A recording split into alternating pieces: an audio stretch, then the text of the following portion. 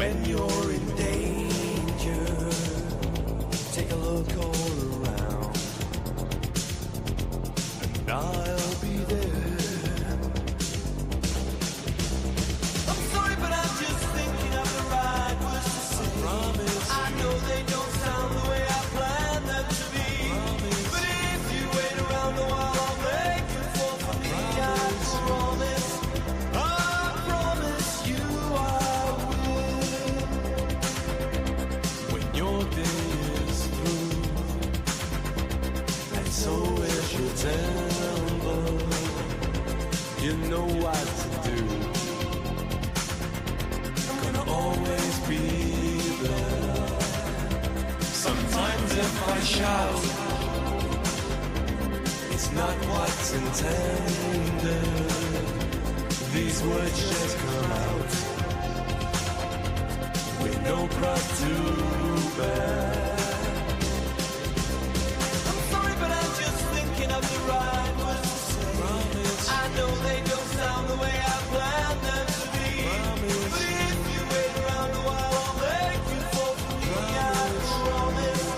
I promise you. I'm sorry, but I'm just thinking of the right words to say. I know they don't sound the way I planned them to be. And if I had to walk the world, that'd make you fall for me. I promise you I will.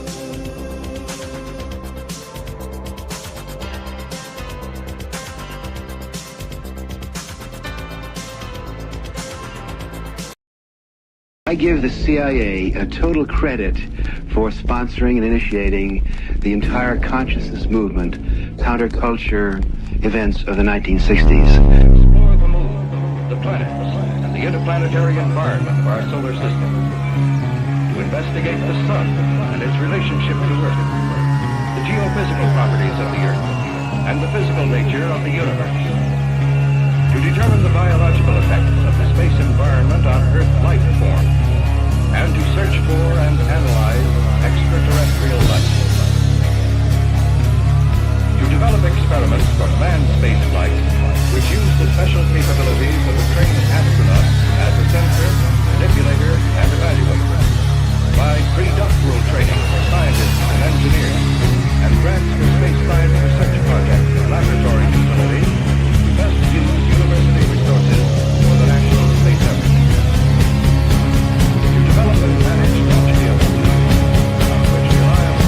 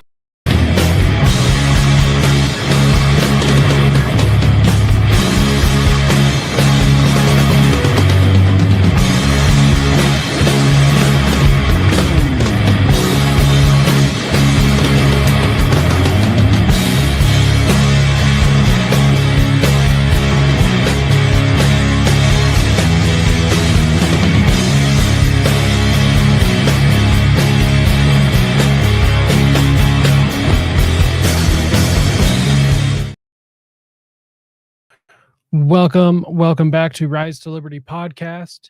Today is quite the day. It is actually the 4th anniversary of starting my show. It's pretty hard to believe that I've been doing this for 4 years now. Definitely not what I thought it was going to be when I started, but yet here we are. So today it's going to be a little bit different. There's not really a plan. I mean, I do have some things pulled up to talk about, some things to hopefully keep you guys entertained for a while. I'm going to be going probably 3, maybe 4 hours. So I hope you guys are ready. Drop out, come back in if you need or whatever, or stay here for the whole thing. Hopefully hopefully you'll stay for the whole thing. I did invite some people, so hopefully some of those people show up. It was kind of a last minute thing, so I don't entirely expect everyone to show up. Um, but hopefully somebody will pop in. We'll have a couple of guests. They'll come and go, and yeah, it should be a pretty good time. So, other than that, one thing I think we're going to start off with, I found a thread that I wanted to go through on X. This sounded incredibly interesting to me. Now, I have not gone through this, so I don't know if it's going to be good or not. I am hoping it will be. Um, just based on the first post, it does seem like it will. So, in fact, let's just get over to that for right now. So let's see if I can do anything to make this bigger for y'all. Let's see. We'll upsize that a bit. Let me fix the screen.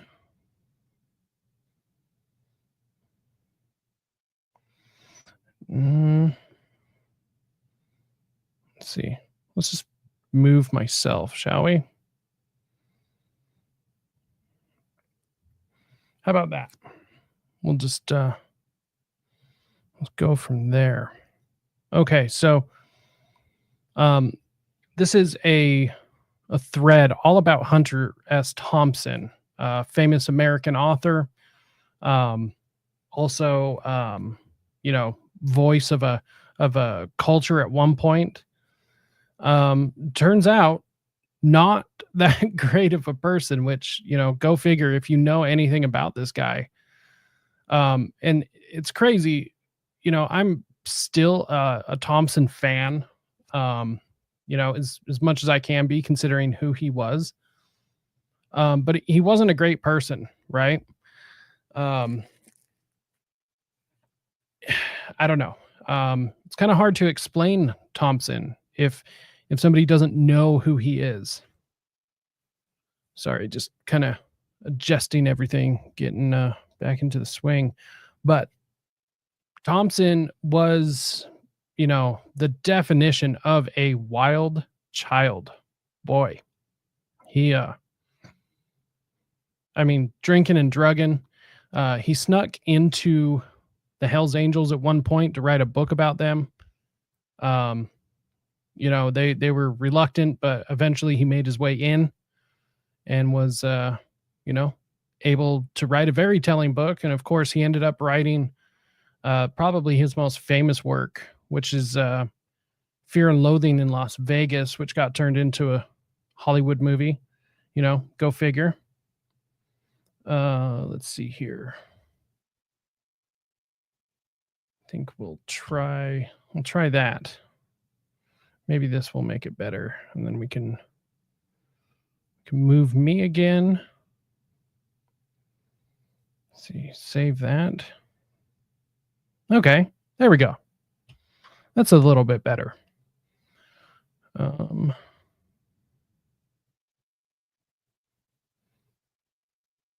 Yeah, there we go. Okay, so let's get into this thread. Let's see what is going on with Hunter. So he had this really fascinating quote. Let's see here. All right. So in 1974, Hunter S. Thompson wrote, "The autumn months are never a calm time in America.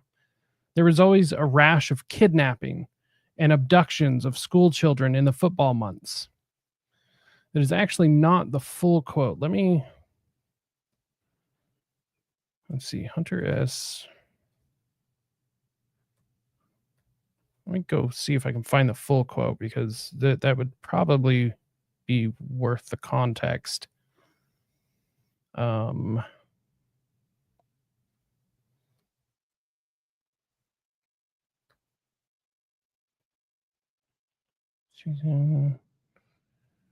Quote. I used to have this memorized, but Oh, that's kind of interesting. Somebody was labeled this as a poem. That's really odd. Okay, so here's the full quote. Let's see. So this was from his book Kingdom of Fear. No, stupid pop-ups. Okay. Autumn is always a time of fear and greed and hoarding for the winter coming on. Debt collectors are active on old people and fleece active on old people and fleece the weak and helpless. They want to lay in enough cash to weather the known horrors of January and February. There was always a rash of kidnapping and abductions of school children in the football months. Preteens of both sexes are traditionally seized and grabbed off the streets by gangs of organized perverts who traditionally give them as Christmas gifts to each other to be personal sex slaves and playthings. Most of these things are obviously wrong and evil, but at least they are traditional.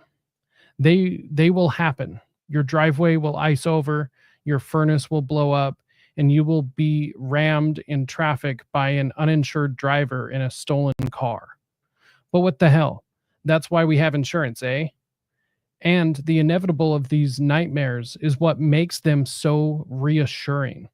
Life will go on, for good or ill, but some things are forever, right? The structure may be a little crooked, but the foundations are still strong and unshakable. You know, when you take that whole quote into consideration, it does seem a little weird that he just threw in the there is always a rash of kidnapping and abductions of school children in the football months. Preteens and both sexes are traditionally seized and grabbed off the streets by gangs of organized perverts. What? Like that seems a little odd. He would throw that in there. It doesn't really fit with the rest of the quote. I mean, at least in my opinion, it doesn't. So yeah, let's check out this thread. Let's see what's going on. Like I said, I haven't checked it out before, so let's hopefully it's good. So Hunter didn't just document the deranged underbelly of America, he helped normalize it. I would also agree with that. Let's see. Hunter is hailed as a cult figure, the gonzo journalist, the war correspondent on acid. But behind the sunglasses, a more chilling portrait emerges. A man deeply enmeshed in the occult, elite blackmail operations, child abuse networks, and ritual sacrifice masquerading as art. In another disturbing passage, Hunter writes, preteens of both sexes are traditionally seized and grabbed off the streets by gangs of organized perverts who traditionally give them as Christmas gifts to each other and to be personal sex slaves and playthings. So I guess he does end up finishing the quote here. Let's see. So before, just normal picture of Hunter.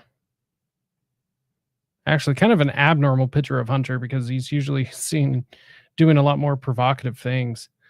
Let's see. The real power in America is held by a fast emerging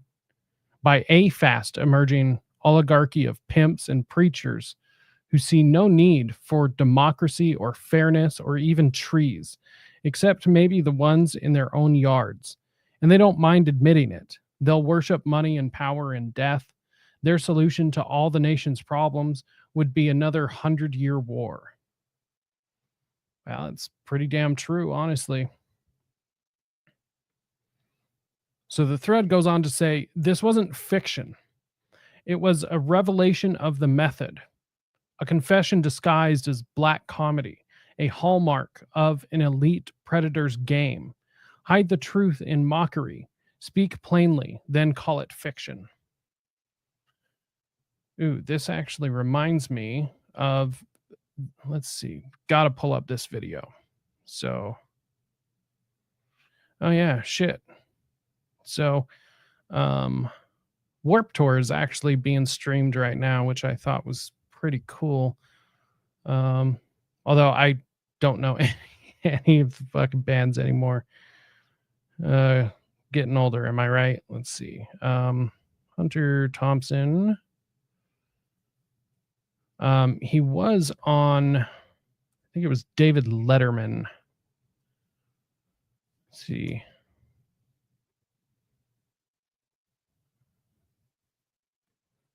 Yeah, it was David Letterman.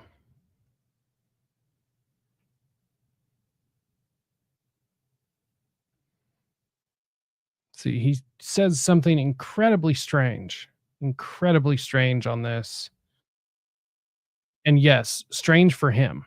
Okay, so let's see.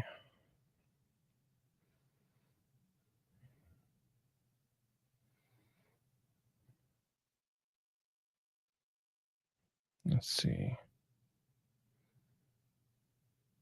Hey, Dana. Hey, thank you so much. Thank you so much. Glad to see that you're here.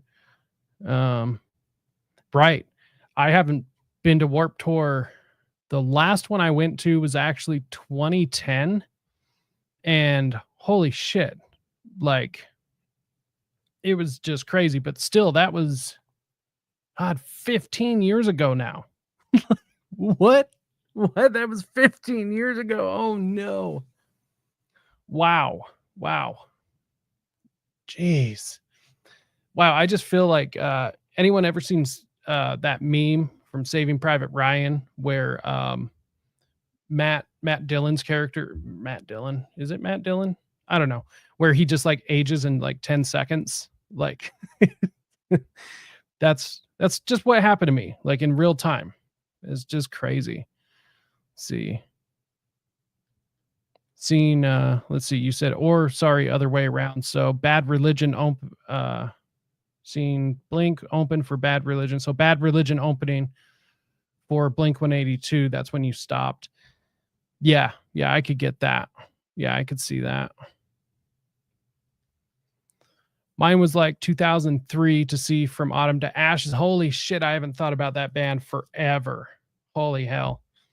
Yeah, my last Warp Tour, it was wild. Like, so the last one I went to, me and a friend of mine, we donated blood and got VIP passes. And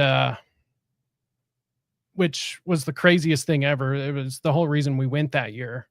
And we got VIP passes. We dropped some acid and we just fried all day at Warp Tour.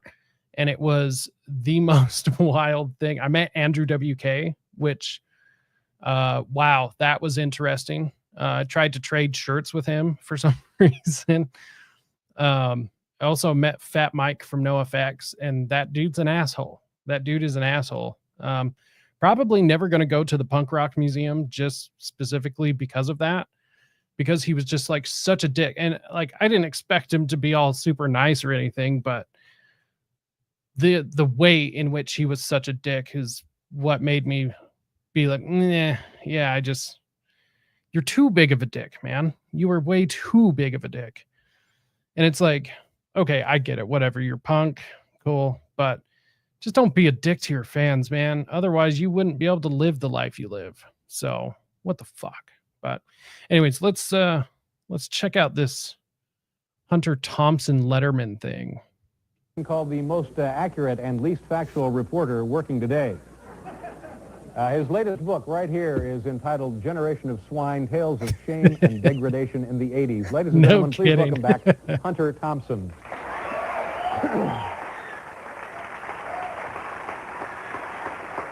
Hi, Hunter. Nice to see you. How you doing? Come on over. Thank you very much for being here. How you been? Oh, thank you very much for inviting me. Yeah. Where do you make your home these days? The same place I've been making it for the last 20 years. 20 years? Where is that? Woody Creek. I invited you out there the last time we were talking. Yeah. And you dude were born in that area? Fucked up. No, I'm from Kentucky. Man, he's Kentucky fucked original. up. Where are you from? Indiana originally, yeah. And what is your life like there? Is it Colorado, you said? Peaceful. You're up in the mountains? 8,000 feet, yeah. Yeah. Now, what kind of a day do you there- have? So pick any There day. is a quote in here. I don't know where it is, which is why I'm not skipping to it, because I would just skip to it if I knew, but it's only an 8-minute video. We're just going to watch until the quote. Hopefully it's not right at the end. But I mean, he does make an incredibly like just freaky quote when you put it into context into all of the underground world sort of things. So, you know, it's for example, spooky. You get up early and write and stuff, or what? Yeah, I write early in the morning. I work all day long. Yeah. And okay, let's see what I then can I cut the do. grass, you know, and I chop wood. Mhm. And What do you do for recreation there? That's what I do for recreation. I work. Do you ever hike up into the mountains? Oh, yeah, I do that for, I like to kill. And when you say kill, you're talking about what? Neighbors? What? We don't want to talk about shooting. Okay. What, Like, what the fuck? Let's just back that up and I like to kill. and when you say kill, you're talking about what? Neighbors? What? We don't want to talk about shooting people, do we? No, but you're That's teasing when you say you like to kill, right? Yeah. No, I'm not teasing. I used to like to kill. When I realized that I was hunting You're in a order big to hunter? kill, You like I hunting? quit. Well, I did. I quit. Yeah. But I know that when you But kill... I quit because I realized I was not hunting for meat. I was hunting because I like to kill. Yeah. yeah. So, like, what the fuck? And Dana says, Hunter was a great writer, but a scumbag. Any case or another case of trying to separate the art from the artist, which is becoming impossible to do. I couldn't agree more. Like, I mean, I own a couple of Hunter S. Thompson books, and trust me, I love like the art of it, and I get it, but it is incredibly difficult to consume someone's life's work, I guess, when you realize just how terrible of a fucking person they were. I mean, you know, I guess it was perfect at the time when I really got into him, you know, I think 17, 18 years old, kind of helped feed my, you know, rock and roll lifestyle at the time, I guess, which, you know, is interesting because I'll probably never let my kids read Thompson. Well, I mean, if they're an adult, whatever, but you know, it would definitely not be something I would let my 15, 16-year-old get their hands on. You know, I don't know. It's just kind of interesting. In fact, I've had this thought, right? Like, because I study satanic panic stuff a lot, and it's really frustrating, but the argument always is like the music is going to influence people. It's like, okay, right. So before I would say, no, that's bullshit. It doesn't, like, you can consume whatever. It's not going to affect you. But now, I mean, if you look at it, to say that like any cultural impact is not going to affect you is kind of an ignorant standpoint to take at this point. Now, I still don't think like video games cause violence, right? Like I still think that that's a bad argument. However, to say that it has no effect is also like extreme in the opposite direction, right? All you have to do is just look at rap culture. It's interesting. Even in my state, I have been to hundreds of heavy metal concerts. I can probably count on one hand all the like violent incidents that I've experienced at a heavy metal concert. However, all of the rap concerts I've been to, there is always somebody that gets caught with a gun, right? So I do think that there is something to be said that consuming some sort of violent culture can have negative effects on people. So yeah, I definitely agree. Consuming certain art, especially when the artist is such a terrible person, it's getting just way harder to do. Let's see. Shaylee says, happy 4 years of doing what you absolutely love doing. I'm so proud of you and how far you've come. I can't wait to see what you do next. Everyone, this is my lovely wife, and I got to say thanks, babe. I definitely couldn't have done it without you and the support of the rest of the family. So you guys allow me to do what I do. So just try to make the best content possible. That way, what you guys do is not in vain. So let's see. Terrible until his dying days. Hard to not have that in the back of my head when I read his stuff. Just like Burroughs. Yes. Yes. Well, and I mean, it's like anyone at this point. I mean, you just look at like any billing of anything, and almost everyone is just a terrible fucking person. I mean, it is Hollywood afterwards, or after all, I mean. And like, I find it interesting too. Anyone that wants to go check it out, I did a huge, massive stream. All the roses for your wife. Thanks, Dana. And she, I bet, will absolutely love that. So I did a huge stream on what happened to Dave Chappelle. I'm pretty sure, I'm like 98% sure I stumbled upon the exact reason why he left Hollywood and went to Africa, did that whole thing. Basically, to give a short synopsis, it's basically because Oprah got together with a bunch of other Black cultural icons at that point, like Bill Cosby, Al Sharpton, Jesse Jackson, all the usual shitty suspects. And they wanted Dave Chappelle to stop doing the Chappelle Show because they didn't like the way he was portraying the Black culture and everything, which, okay, I didn't see that when I watched that show. I wasn't like, oh, this is a funny commentary on Black culture. I just thought it was a funny show, and I'm pretty sure that's how everyone else watches it, but whatever. Anyways, the story supposedly is that one night Oprah and a couple of goons broke into Dave Chappelle's house and basically threatened him and said, you'll stop or else. And then I found a clip of Jim Brewer, who has since left Hollywood, but does like stand-up comedy.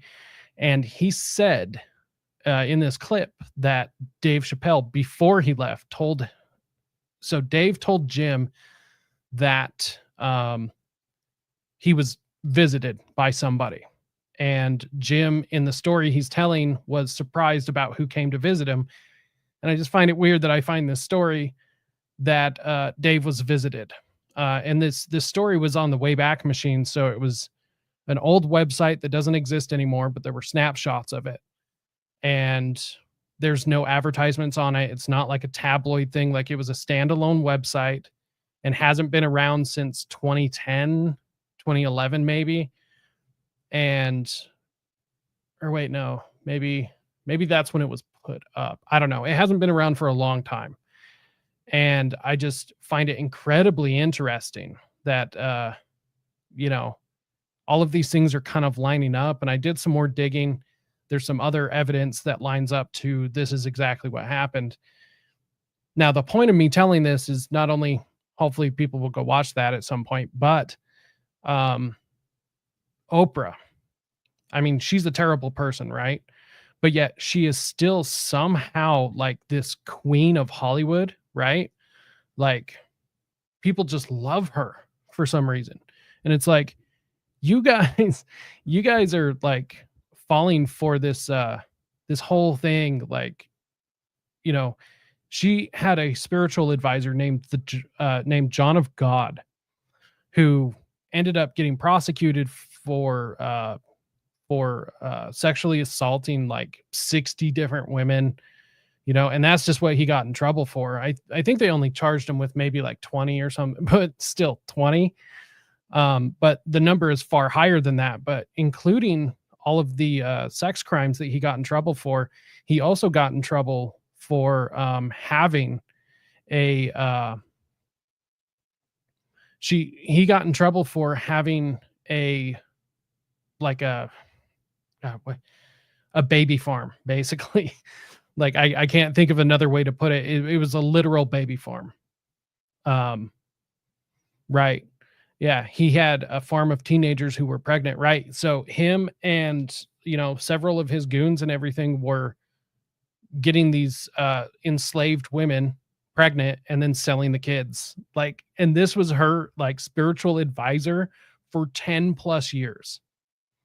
And like you watch her, even like her old stuff, and it's still just like it's amazing because they pull off this like polished image. Even Thompson, right, pulls off this this polished image of the rebel, but nonetheless it's still polished. It's still like this.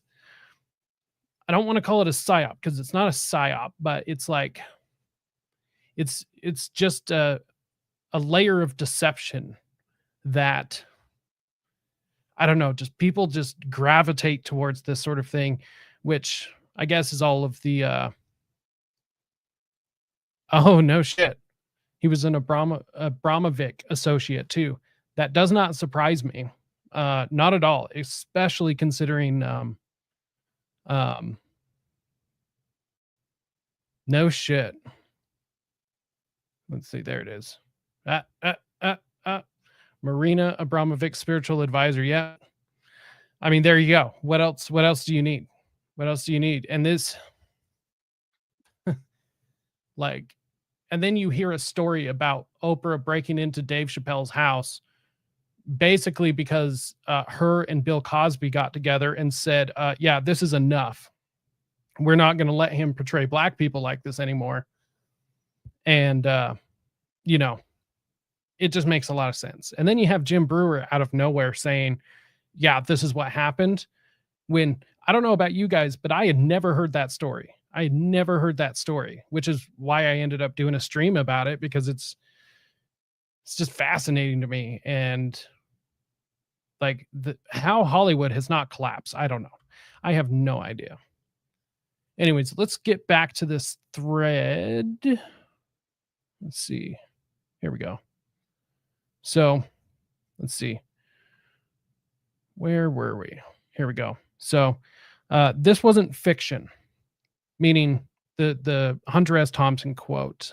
This wasn't fiction. It was revelation of the method, a confession disguised as black comedy, a hallmark of an elite predator's game.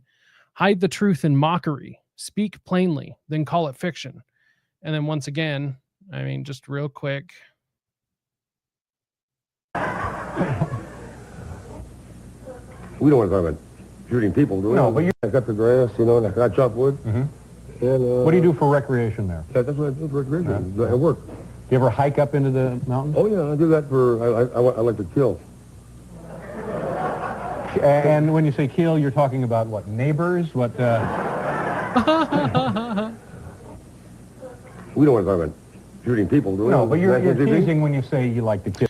So yeah, revelation of the method. I mean, totally. For anyone who doesn't know what that is, it's an idea that comes. I'm not exactly sure on the origins. However, it's used by typically satanic groups, or just really shitty people who believe in a lot of higher powers, a lot of esoteric or occult stuff. And the idea is it's sort of like a ethical system, or their fucked up moral system, to where they tell people what they're doing or what their plans are. And then the fact that we, the public, see that, they do it through movies, TV shows, books, interviews like this.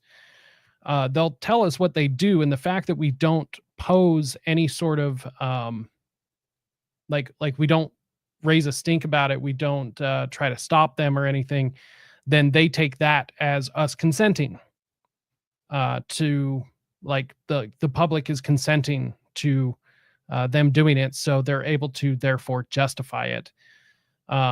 I mean, I can't make it make sense. It doesn't make sense to me, but it's their fucked up moral system. But that is how it works, because remember, it's not what you believe, it's what they believe. And you don't have to believe in the same thing. But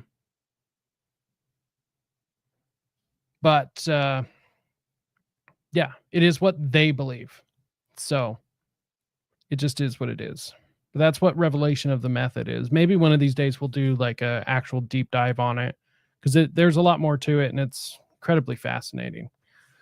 So anyways, the thread continues and says, in Fear and Loathing in Las Vegas, adrenochrome, a psychoactive compound harvested from the adrenal glands at the height of terror, is introduced not as a fictional drug, but as currency used by the elite, which is fucking wild, right? Like, also, I would point anyone who's interested in the adrenochrome stuff, go check out the documentary made by Paranoid American. He did a fantastic job breaking down all of the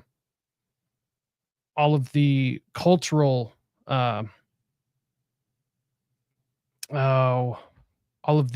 cultural mentions of adrenochrome, like all the way through history since the early 1900s. So it's a fantastic documentary. It's only like 28 minutes long. So let's see.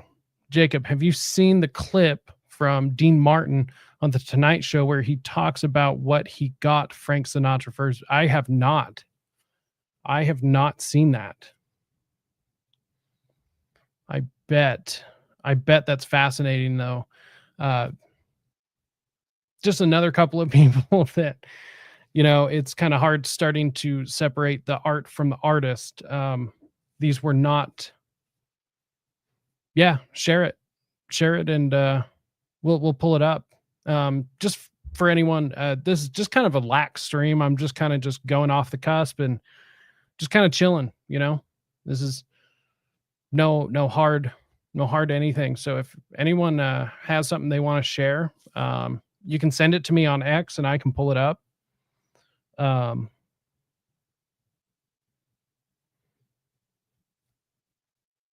Yeah, but also anyone interested in actually coming on the show, if you've got something that you want to add, something that would make the show awesome, let me know. I'll send you an invite. Like I said, this is just kind of a kick it stream. Kind of just want to have fun and everything. So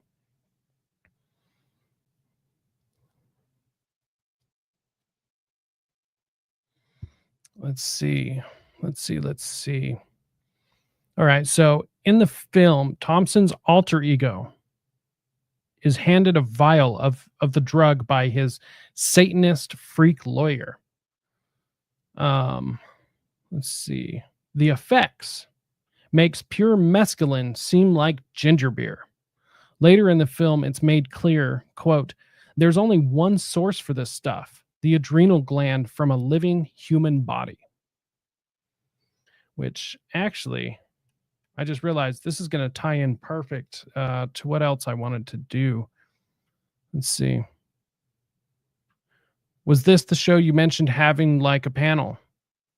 Yes, it's your mom. This is the exact one. So if you want, I can send you an invite over on X or whatever. Just send me a message. And I can send you an invite or whatever if you want to hop on.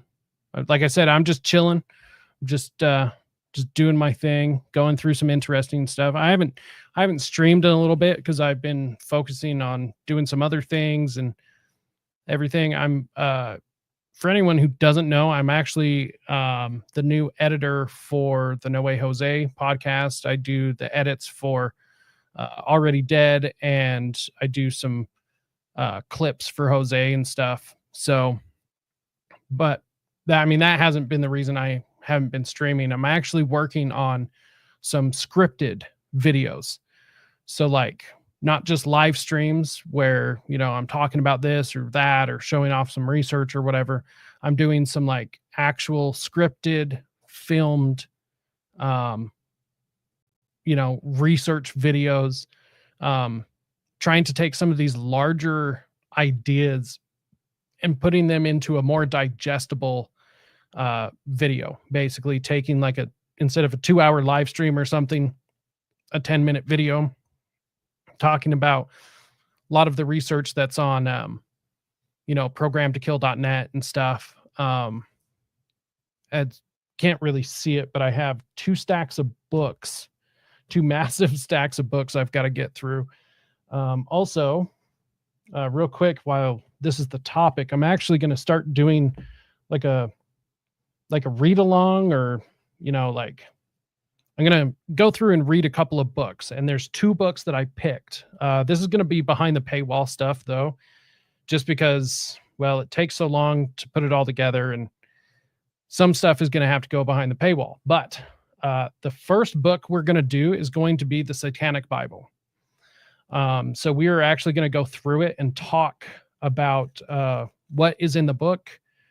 I'm going to go through and give a lot of my knowledge about it and all of these things. I don't see a whole lot of people talking about it, and this is something I know intimately, so I figured might as well, but don't really want that just out in the open. So, I might make some of it available.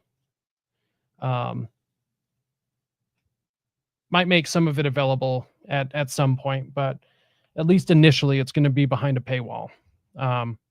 And then the other book that we're going to end up doing is Crystallizing Public Opinion by Edward Bernays, all about how to manipulate the masses. An absolutely fascinating book if you don't have it. Anyways, so that's why I haven't been streaming. I'm working on just some other type of content, just trying to keep things fresh, trying to keep things interesting. Plus, I am also working on a criticism of Project Mind Control by John Leesley. That dude is that dude is the definition of a limited hangout.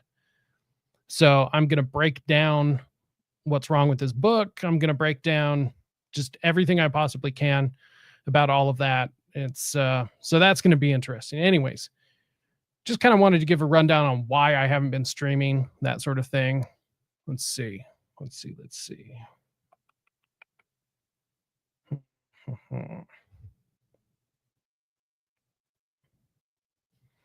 See, let me pull this up. All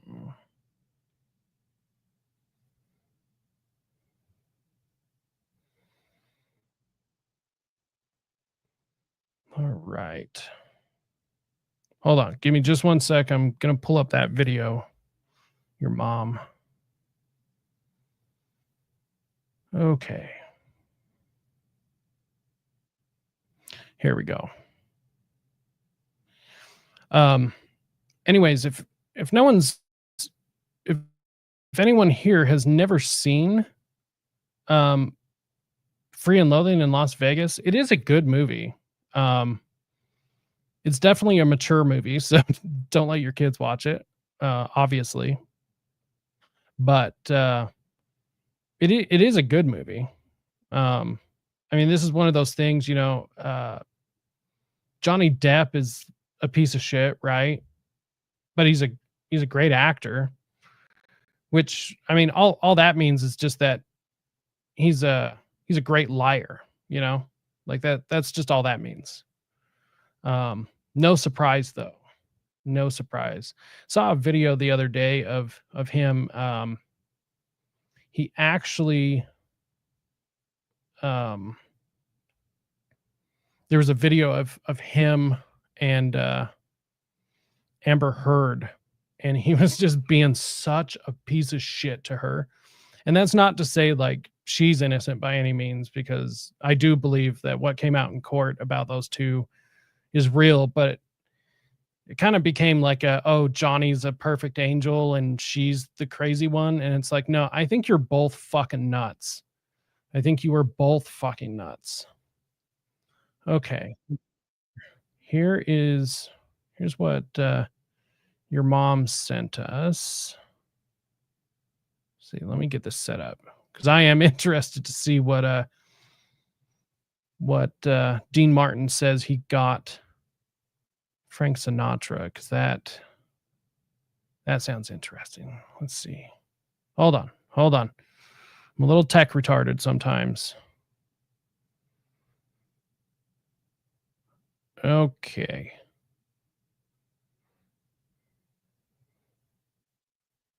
Bob, of course, has his special this coming Sunday night, which is at 8 o'clock. But following you We have Dean, is another special. Mac Davis after him. Mac Davis has one. That's Yep. going to be a great Sunday. Okay. 142. Okay. Let's see. 142. Did you Who's the next one to come out? Did you? Did I you? know you're going to ask me a question. Oh God, he is wasted. He is so drunk. Holy hell. Like, here's the thing. Like, I understand all of these guys were like hardcore partiers and shit, but man, like if I was in the public spotlight, I would not feel right about making that big of an ass out of myself. But I don't know. That's sidebar. I'm going to ask you a Bernie. question. Well, you go ahead, Bernie. Did you? Did you get Frank something special for his 60th birthday? You Yeah. gave him a nice gift. But how do you wrap up glands?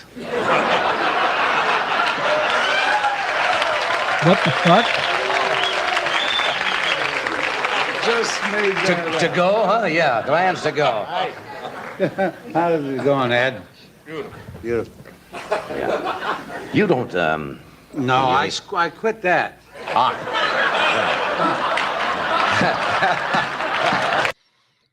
Okay.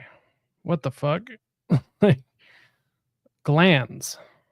Let's see. Let's back that up just a little bit more. Out. Did you? Did I you? know you're going to ask me a question. I'm gonna ask Bernie. you a question. Well, you go ahead, Bernie. Did you? Did you get Frank something special for his 60th birthday? You Yeah. gave him a nice gift. But how do you wrap up glands?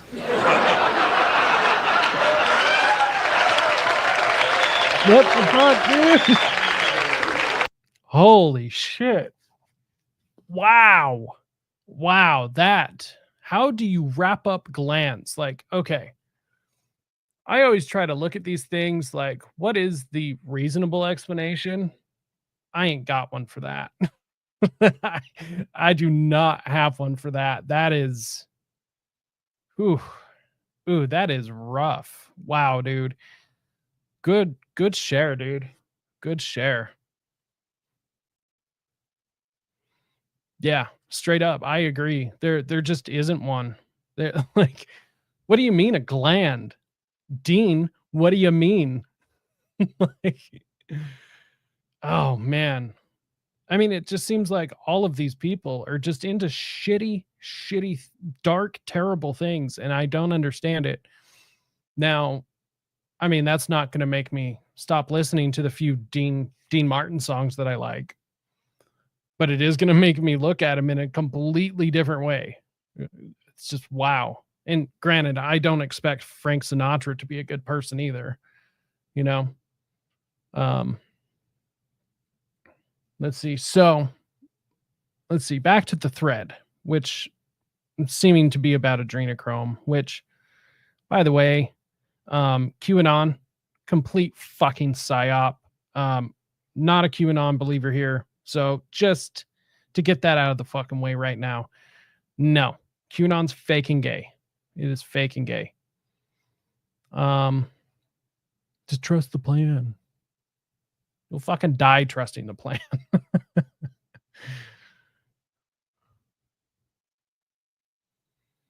Thank you, dude.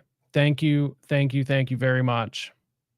And thanks for the share on the video, dude. That is wild. I've never seen that one before. So,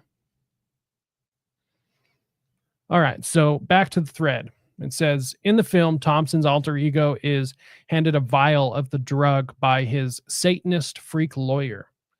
The effects makes pure mescaline seem like ginger beer. Quote from the movie and the book. Later in the film, it's made clear There's only one source for this stuff, the adrenaline gland from a living human body, which makes that quote from Dean Martin a lot scarier. So the audience is supposed to laugh and ritually participate in the visual consumption of trauma. The film is ritual theater, no different from the ancient Greek rites of Roman blood sports. Art is often used as a veil of initiation, 100%. This is why, like earlier I was mentioning, that they will use movies, TV shows, books, comics, music. They'll use anything. Now, also, on the other hand, this doesn't mean that everything is, okay? Not everything is a psyop. I have an interesting story about that I'm going to get to at some point, but not everything is a psyop, okay? But a lot is. And sometimes the psyops don't make sense until decades later, but they will use these things. So this is interesting. So in Paul Bonacci's 1993 testimony during the Franklin cover-up investigation, he claimed to have been forced to participate in child sex abuse and ritual murder on camera. He mentioned being taken to a ranch in Colorado where a famous journalist filmed a snuff film. Well, Thompson lived in Colorado. Lived and died in Colorado. The Colorado ranch matched descriptions of Owl Farm, Hunter S. Thompson's infamous compound. This testimony was entered into court under oath. Bonacci named names, described cameras, and ritual death. Thompson's name was never officially cleared. Yeah, he actually died before that happened. And I don't think he'd be able to clear his name anyways. I genuinely don't. But he would probably, my guess would be, explain it away, like he does much or many other things. And I don't know, dude. It's just fucking weird. But that's incredibly interesting too, because one of Hunter S. Thompson's good friends, we've already talked about him, Johnny Depp. Okay. A big piece of shit. He's a big piece of shit. And this kind of ties back into everything else as well, because guess who else Johnny Depp is friends with, which is Damien Eccles of the West Memphis 3, which also, if you guys want me to do something on the West Memphis 3, I am going to have William Ramsey on at some point to cover that case. That case pisses me off. It just pisses me off, like many of these, but we're definitely going to get to it. I mean, we're going to get to all of this stuff eventually. So this is a good time to remind anyone, if you're not already, subscribe, follow, share, like, comment, all of these things. That helps the algorithm push my channel. It helps it grow. It helps it get out to more people. And honestly, in my opinion, we need as many people talking about this as possible. I understand not everyone can start a show. Maybe not everyone should start a show. But those of us who are willing to do this, show us some love. Put us out there. Also, the more love I get from you guys, the more and better content that I can put out. So it's kind of a give situation. Anyways, enough grifting. For now, the grift will continue. Let's check out this. See, there's a lot going on here. There's a lot going on in this picture. Yeah, kind of just stylized picture. But anyways, yeah, I don't think Thompson would be able to clear his name, even if he was still alive. So even more disturbing, multiple victims and whistleblowers later recanted, went missing, or died under suspicious circumstances. The photographer, Rusty Nelson, which, by the way, doesn't that sound like innuendo? like a Rusty Nelson. I mean, it is a innuendo, right? But when you start doing a lot of the research into these things, you come across names like a lot. Obviously, you're talking about people, so duh, you come across names, but you come across names that are, it seems like a cosmic fucking joke. Like, you know, it makes me believe in simulation theory a lot more sometimes, because it's like, really, a guy named Rusty Nelson was the photographer for this? I don't know. Dark humor, whatever. The photographer Rusty Nelson claimed that he once turned down an offer of $50,000 from Hunter to help in the production of a snuff film. Now, here's another quote from Hunter S. Thompson. Now, here's a question. Maybe somebody knows. I've never looked into this. Is he actually a doctor? Does anyone actually know? Because, you know, I don't know. Like, what the hell is he a doctor in? That doesn't make sense. I don't know. I guess it doesn't really matter, but I've always kind of wondered. Dr. Hunter S. Thompson? Is it an honorary degree or something? Let's see.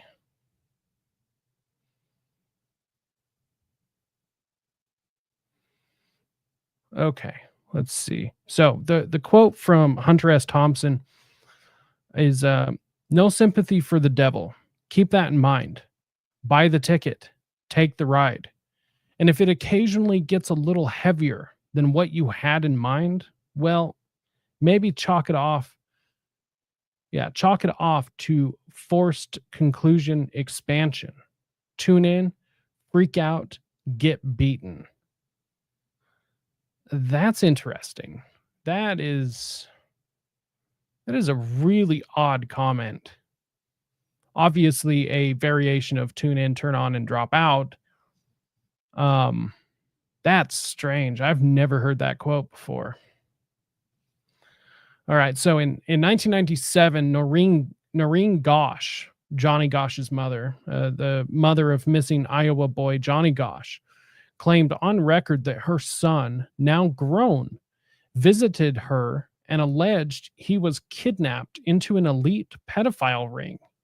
She later claimed that Hunter was involved in producing pedophilic and or snuff films.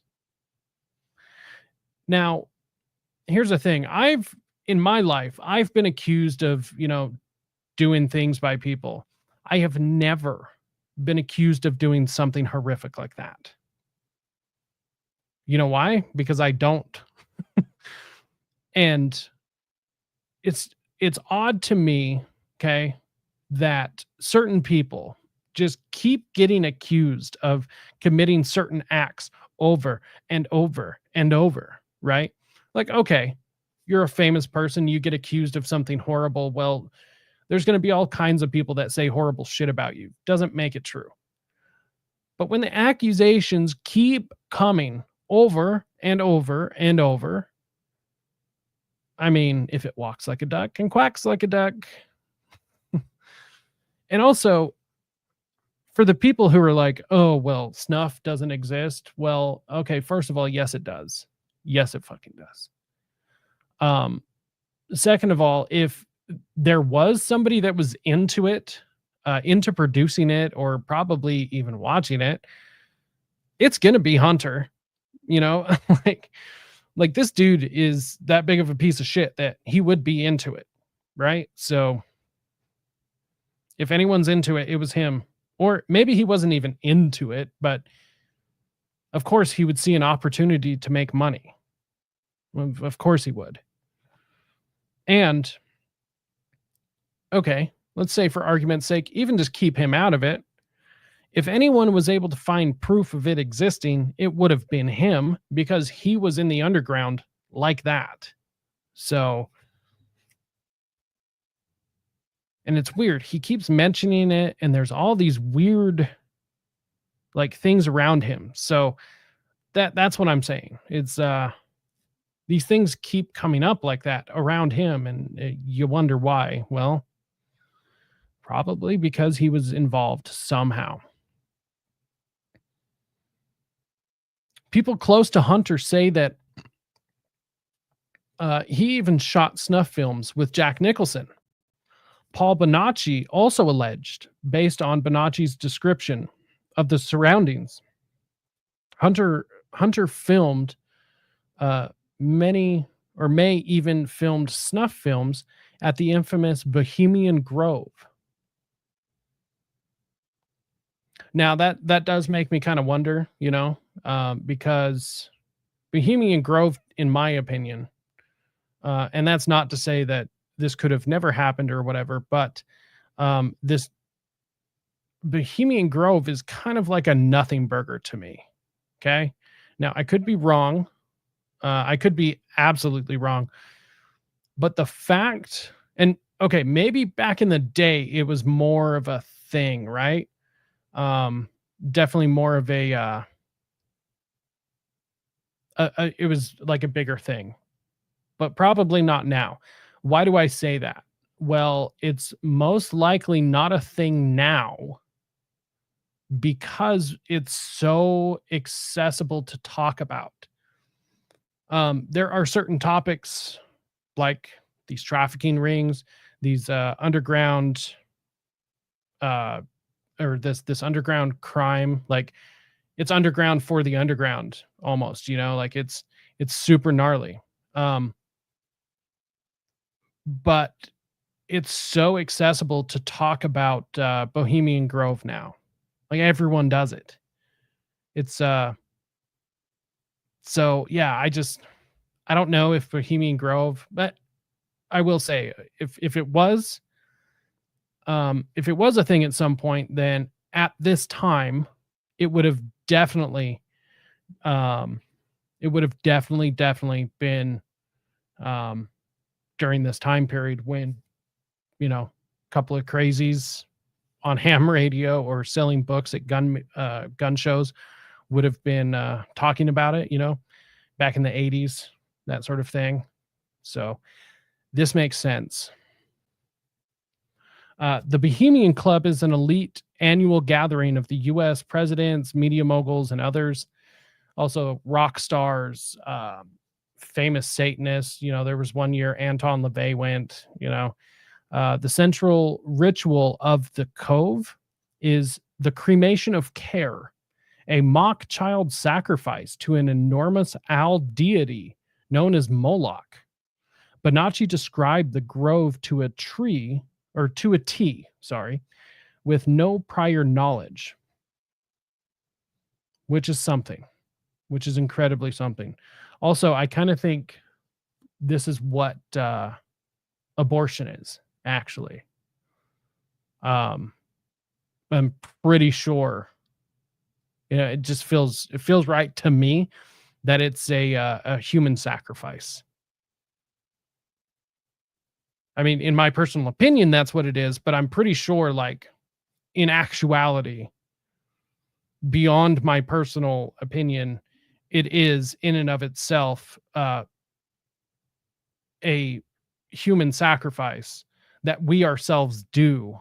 And many people, particularly women, sorry, ladies, but particularly women have been tricked into thinking that it's healthcare or whatever. But that's why it seems like the system fights so hard for it. So just my opinion, though. Let's see. So this was pre-internet when Bonacci gave this testimony. Many insiders, including former Grove employees, claim the sacrifices were not always mock. Children were trafficked in. Young boys in costumes served food, and after hunting parties would take place. Yeah, which, I mean, that's just totally on brand. It's totally on brand for these fucking weirdos. Let's see. Since we're just kind of chilling, running at this pace. Let's see, I wanted to try and pull this up. Bohemian. No, not Bohemian Rhapsody.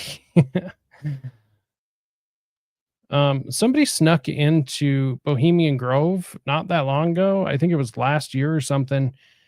And holy shit, it was the best footage I have ever seen. Let's see. Oh man. Cuz like if you go watch the old Alex Jones footage, it's all like shaky and it's just gnarly. But yeah, there's only a short left.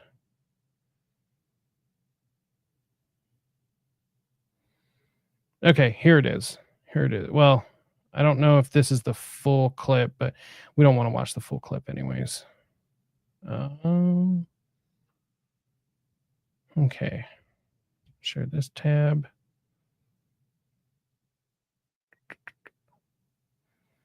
Let's see. Okay, so this is the best footage of Bohemian Grove I've ever seen.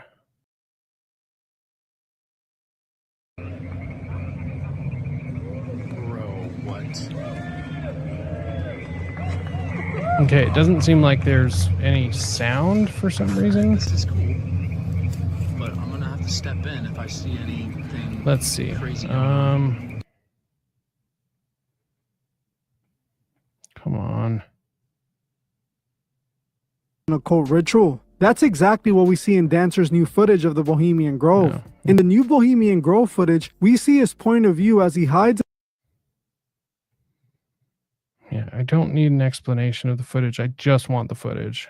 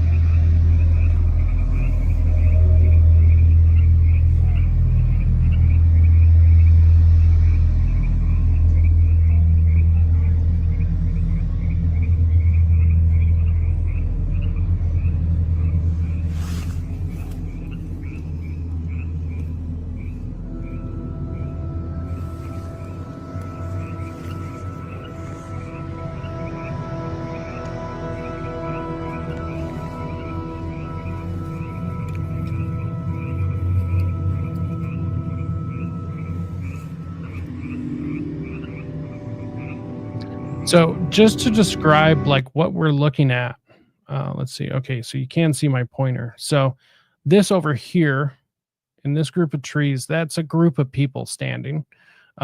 This over here is the crowd. Okay, so and then the light coming from that over there facing towards here. So here beyond the trees is the big Moloch statue, the big owl. Okay. Here's some steps right there. This is like a stage in front of it. There's a big light tower right here. All of this in the background, that's all water. Of course, the light's coming up through there. Okay. But this is ceremony going on. I kind of wish we did have the full footage. But this dude snuck up into a tree and got it. Anyways, so that's kind of what we're looking at here.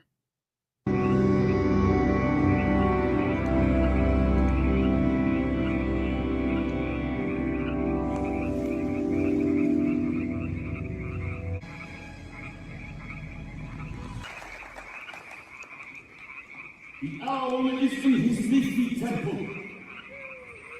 May all within the grove be reverent before him.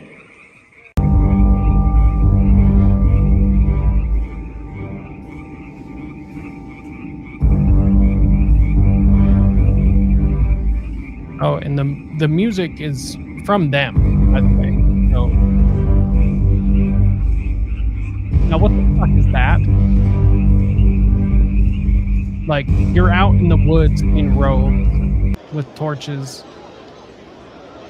You know, yeah, there they are in the daytime. Obviously. Here's this dude trying to escape, I guess. Security is on deck right now. Holy fuck. Okay, so that was the footage. Like I said, I wish we had the full footage just to see a little bit more of like what was going on. It's some wild shit. So, I mean, like I said, I do think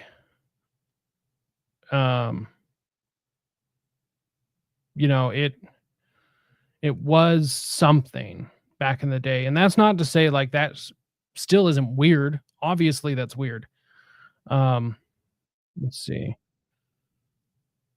Okay, just to give you guys kind of some context because I brought it up.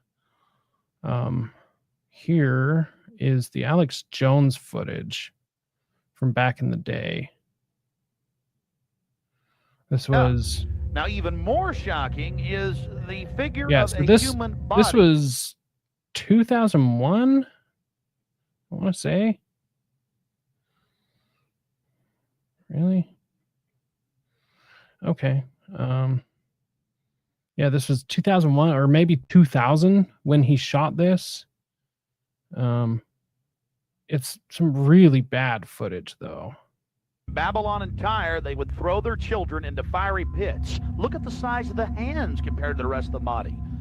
Only children show these anatomical detail. At long last, here it is, the cremation of care unveiled.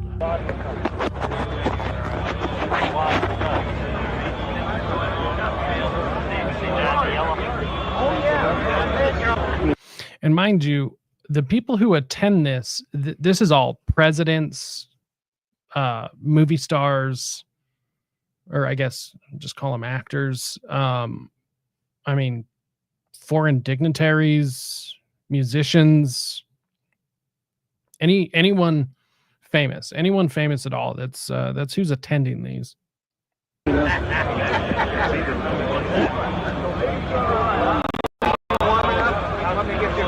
You can't really see shit. They drove behind big. The owl is in his leafy temple. Let all within the grove be reverent before him. Lift up your heads, O ye trees, and be ye lifted up, ye everlasting spires. For behold, here is Bohemian shrine, and holy are the pillars of this house. Breathing spiders, come not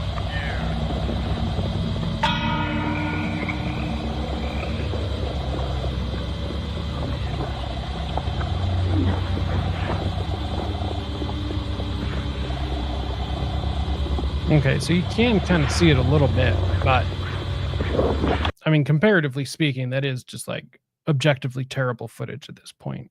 But once again, that was 2000 something. Let's see if this works. 2004 or 2024. I mean, go on. Yeah, so it was 2000. But we want the 2024 footage. Freemasons, blah, blah, blah. Oh. Okay, so it looks like it was deleted.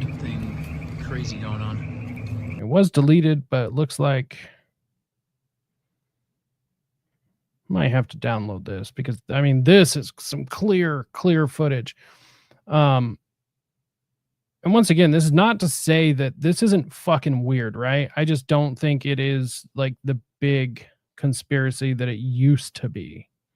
You know, back in 2000 when Alex Jones broke this, that was a whole, I mean, broke it, whatever. This was like a whole different thing. Nobody was talking about this, obviously. You want my personal opinion? I kind of think Alex Jones was invited and was actually allowed to do this.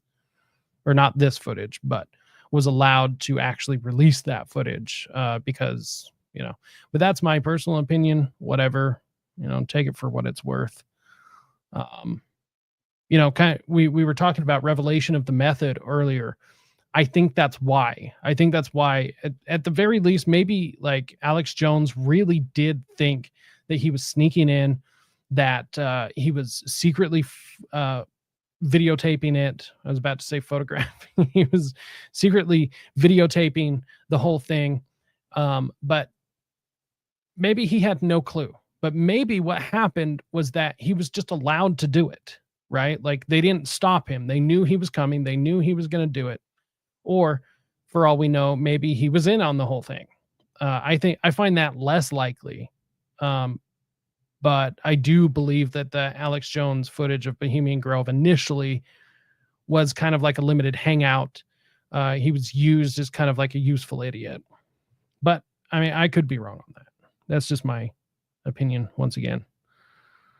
Okay, let's kind of search through this. I honestly never thought I was going to be talking about Bohemian Grove just because I do think it's kind of a nothing burger. Here we go.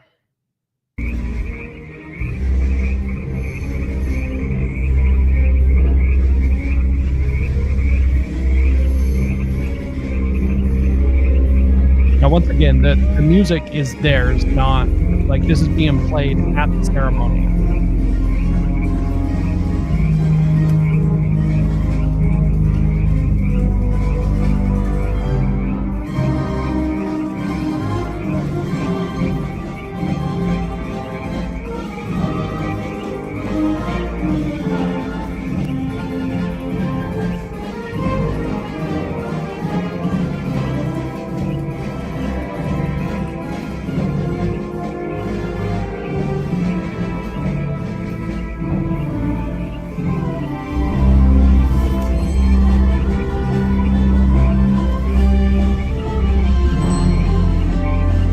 I'll end up getting a strike for running this footage.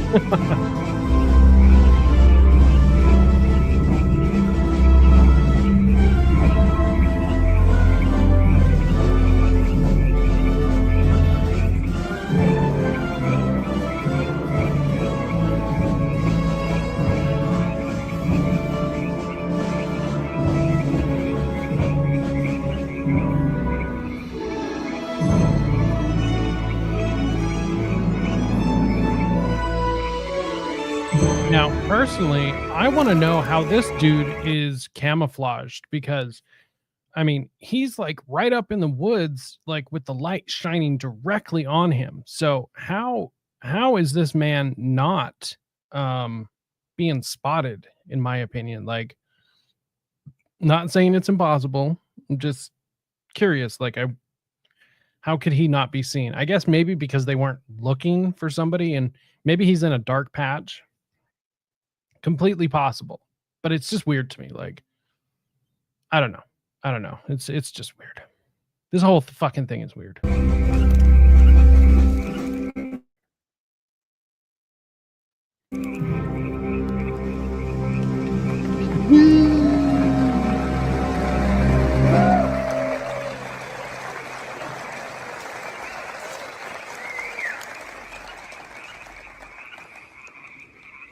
The owl is in his leafy temple.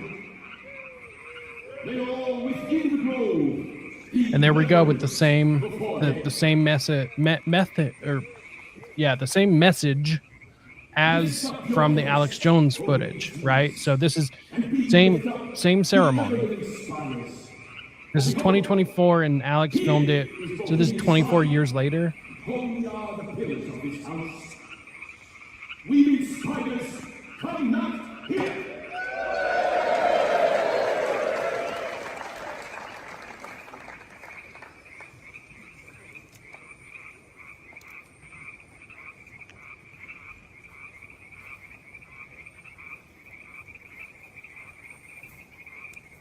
Shine soft, O voyager across the sky, thou clear midsummer moon.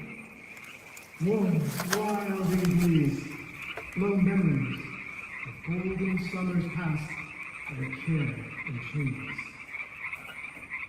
Gather in forest folk, and cast your spells o'er this walk.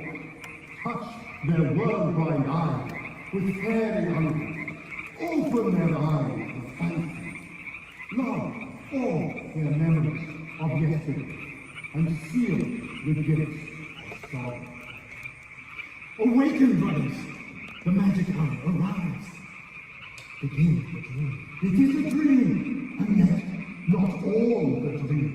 Your nations and your grim gods, giants of steel, your wisdom and your striving, they are Okay, and all his words are but the dream. Has banished Babylon and goodly Tyre. So they Okay, let's skip through some of this. other friends may So one thing before we move on from this subject, I do want to bring up the comment from Richard Nixon about what he said about Bohemian Grove, who, mind you, did attend Bohemian Grove. So and it's not like I'm a Nixon fan or anything, but boy, did he say some funny shit. Let's see. All right, what the hell's going on here? might be a great owl. Death, then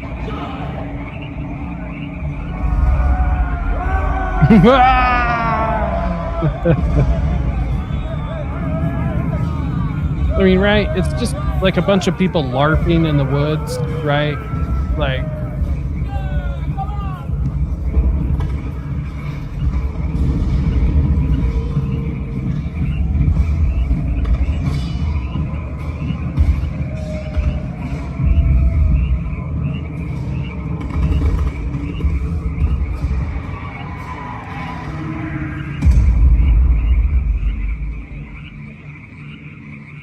this is so strange. It's all so strange.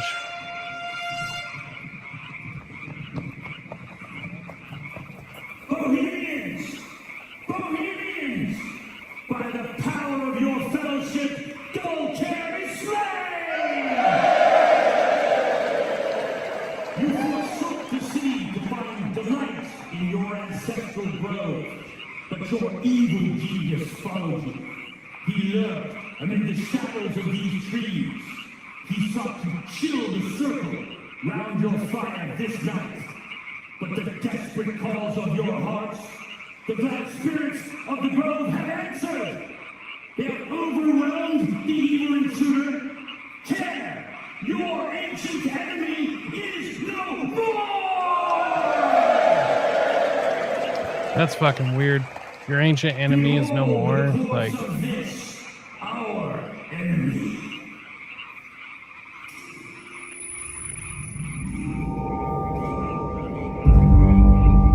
now they're talking about their enemy. Alright, here we go. Alright. And yeah, this is like the famous footage, like, what the fuck is this? Right? Like,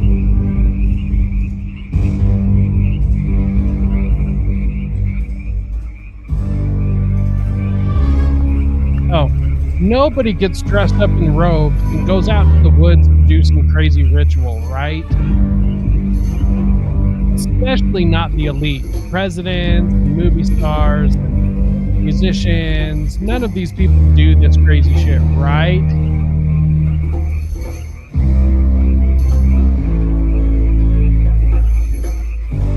Granted, this is a whole like theatrical thing, but still, like, still in robes, still performing some sort of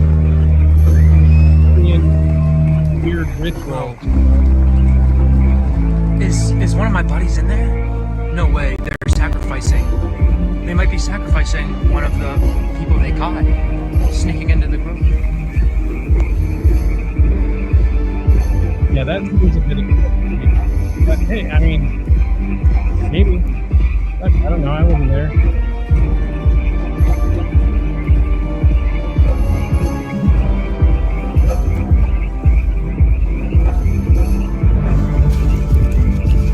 either way, you gotta admit, man, like it takes some fucking balls to like sneak into this place when everyone is there during their ceremonies. Man, that is whoever these guys are, man, good on you. There's some fucking balls.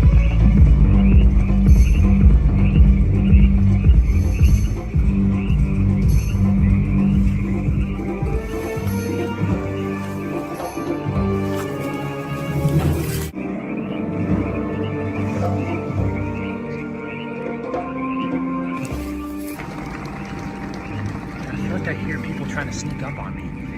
Behind me. Yeah. What's that?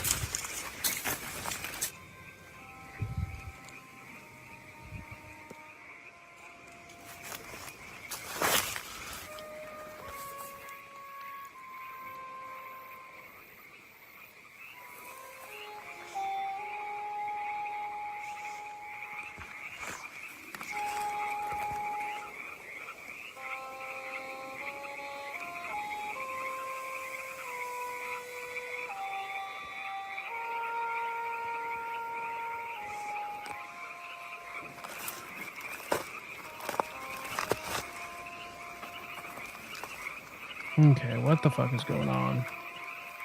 Let's skip through some of this. Okay, what the fuck was that? That was... Alright, somebody moving across the water, like...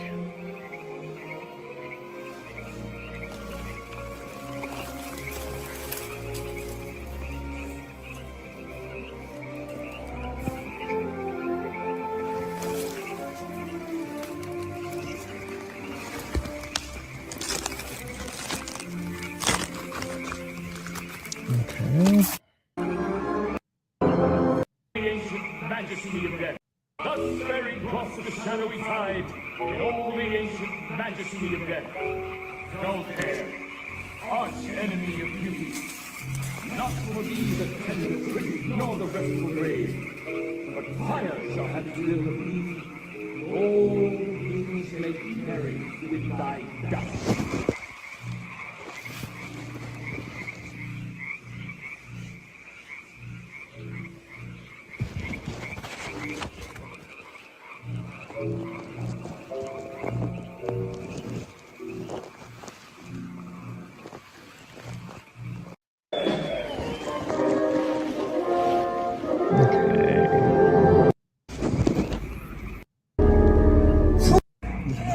Fools of the world, your night of liberty is burned and everlasting.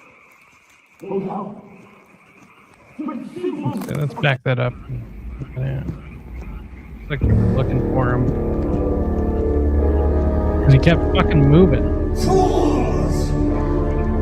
Fools! Yeah, look at that. Looking for him. Which hither ye have brought from regions where I reign. Fools of the world, your night of liberty is burned and everlasting. O thou, symbol of all mortal wisdom, hour of Bohemia, we beseech thee. Grant us thy counsel. There was a fucking guy trying to sneak up behind me. From the world where perish nourish on his hand, shall drive him. One day is power. All the gates abandoned, you enter here. Here, fetch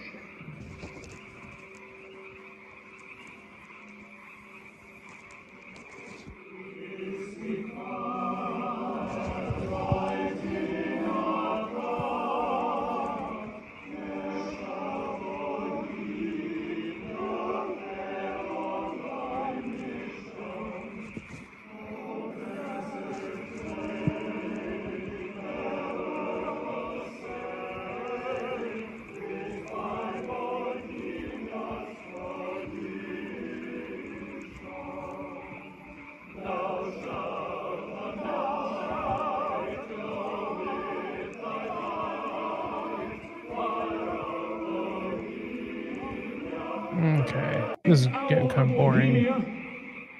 We thank thee for thy adjuration. Now to thee, Hamadryad, come forth.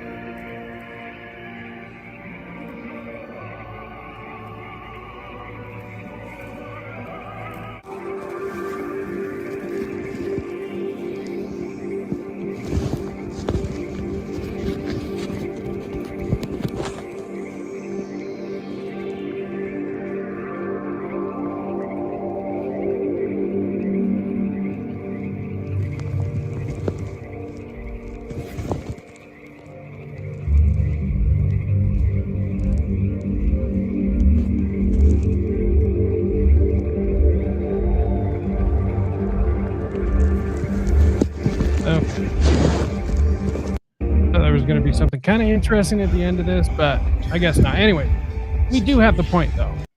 So kind of seems like security ended up finding them at some point, maybe. I don't know. Video ended up getting deleted. Let's see. Let me see if I can find this real quick. I hope this is the one.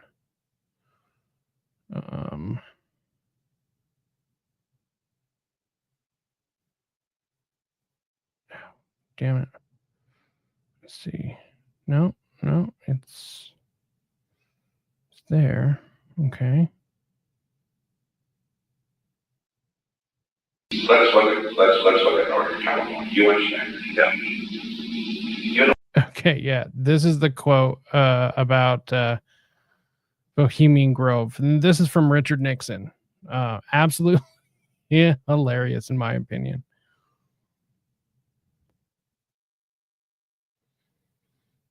So it says Nixon tape discusses homosexuals at Bohemian Grove.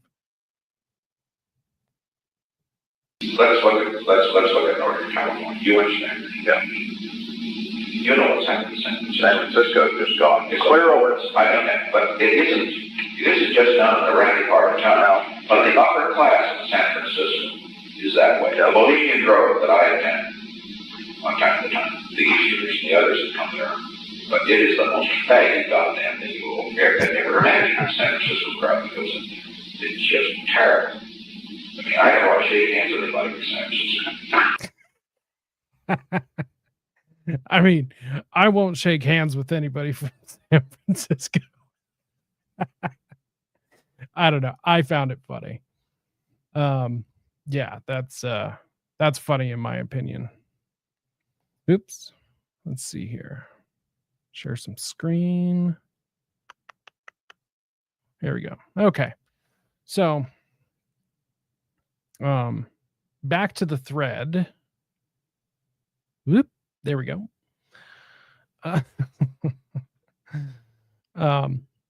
This was pre-internet. Okay. So when Paul Bonacci gave his testimony back in the 90s, or wait, was it the 90s?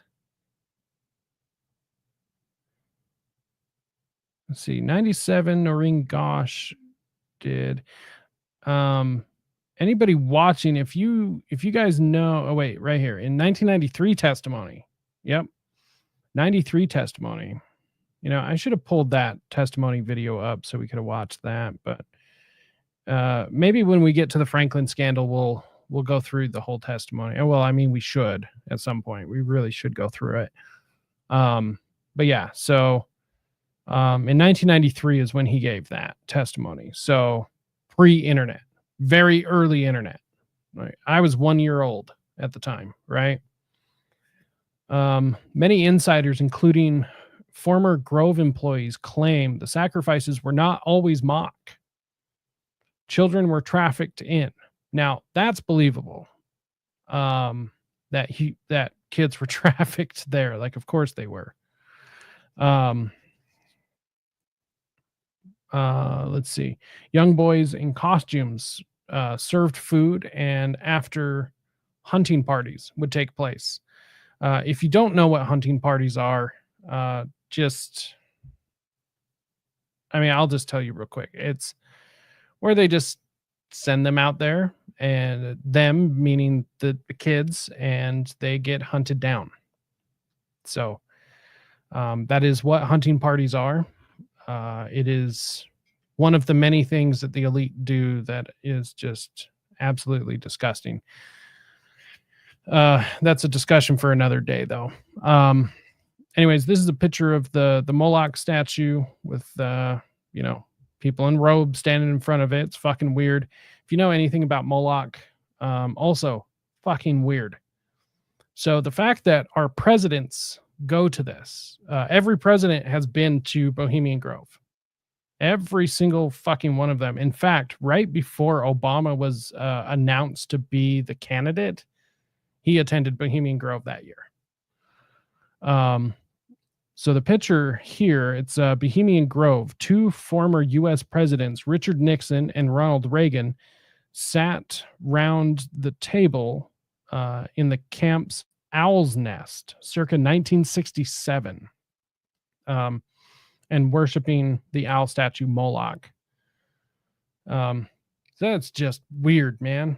Just fucking weird. I mean, at this point, it's not weird just because like there's a lot weirder things, but it's weird. Like people get on this whole like rituals don't exist and like these things don't happen, like get the fuck out of here. Yes, they do. Let's see. In the late 1990s and early 2000s, Thompson was hired by various political figures to film parties, quote unquote parties, for insurance purposes. That sounds like blackmail. Others believe he was an intelligence asset. And you know what? He might have been. What do we mean by intelligence asset, though? I mean, there's a lot of things that you could mean by that. He could have been a contractor. He could have been hired to just do a couple of things.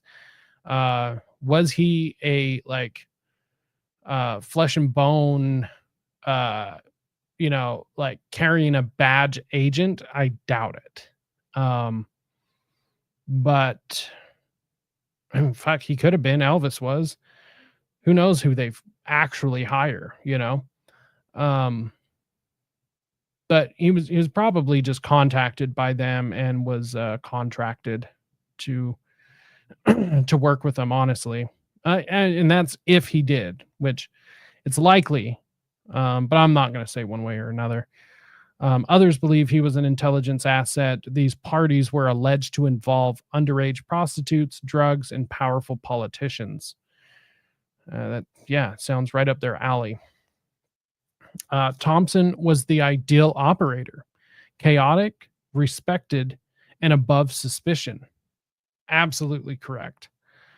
His operation connects directly to what Roy Cohn and Jeffrey Epstein later perfected, a sexual blackmail operation.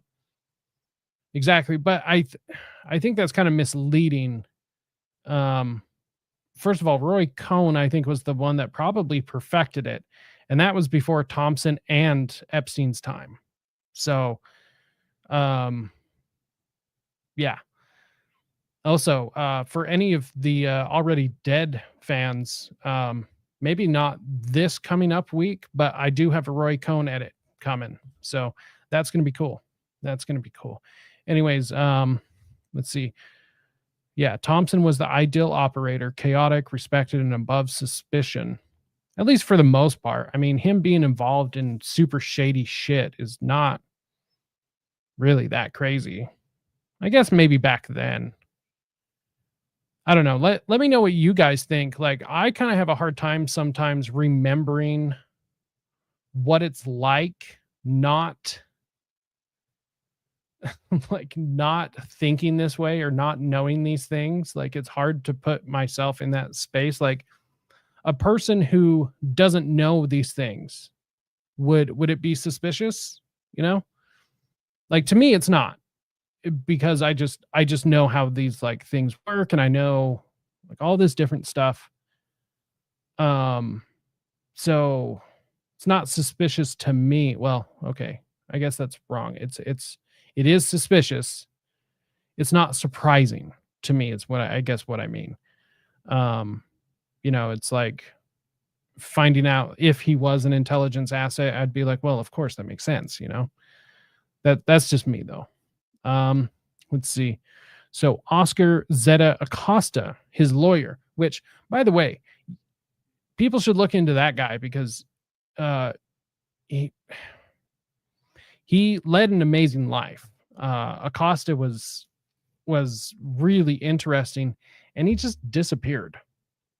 Just out of nowhere disappeared. Poof, gone. Like straight up, like unsolved mystery style, just gone. Right? Never came back. His son never heard from him. And it was really interesting. So yeah, if you've never looked into his story, definitely recommend it. It's odd. Anyways, Oscar Zeta Acosta, who was Gonzo, his lawyer Dr. Gonzo, his lawyer, quote unquote, and real life Dr. Gonzo gave Thompson a medallion of Teoloc.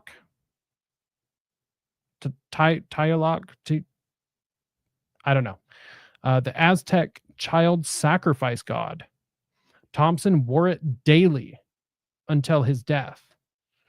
Teoloc, I don't know, is the Aztec god of rain and fertility, but he is not just your basic nature deity. He was fed children whose tears were seen as sacred nourishment for the gods. Let's just go with Teoloc. Teoloc was the divine face of child sacrifice. The Aztecs believed the more the child cried, the more powerful the ritual. Their pain was a currency of energy, just like adrenochrome is said to be. So why was the man who made adrenochrome famous in popular culture wearing the symbol of a child-devouring god around his neck? Truth hidden in plain sight. Hunter's ranch was filled with hidden cameras, and he was constantly filming. His assistant, friends, and even his son Juan noted that boxes of VHS tapes and reels were removed from Owl Farm immediately after his death, not by police, but by unnamed men in suits. What was on those tapes? Blackmail, snuff films, both? Fuck with that, man. It could have been anything. Oh, and there is a picture of him wearing that medallion. That is something else. I would be really interested to get my hands on a medallion like that. Let's check that out on eBay later. See if there's one.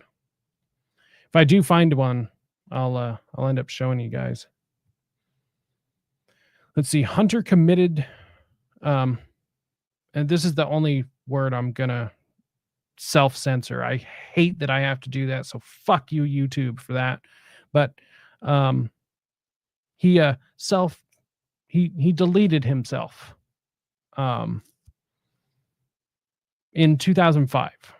So reportedly, while talking to his wife on the phone, no note, no message, no warning.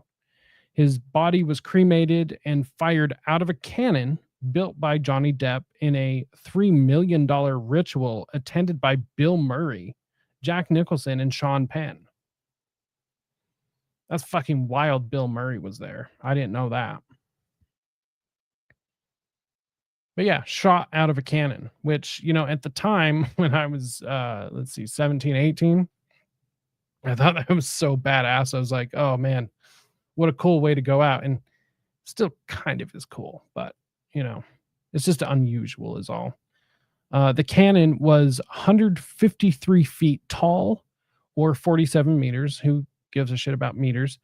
The Masonic compass is set at 47 degrees. A pyramid-shaped monument was then erected at the site. This was not a funeral, it was a pagan ritual. Hunter S. Thompson was not just a witness to the American nightmare, he was its scribe. Yeah, I would tend to agree with that.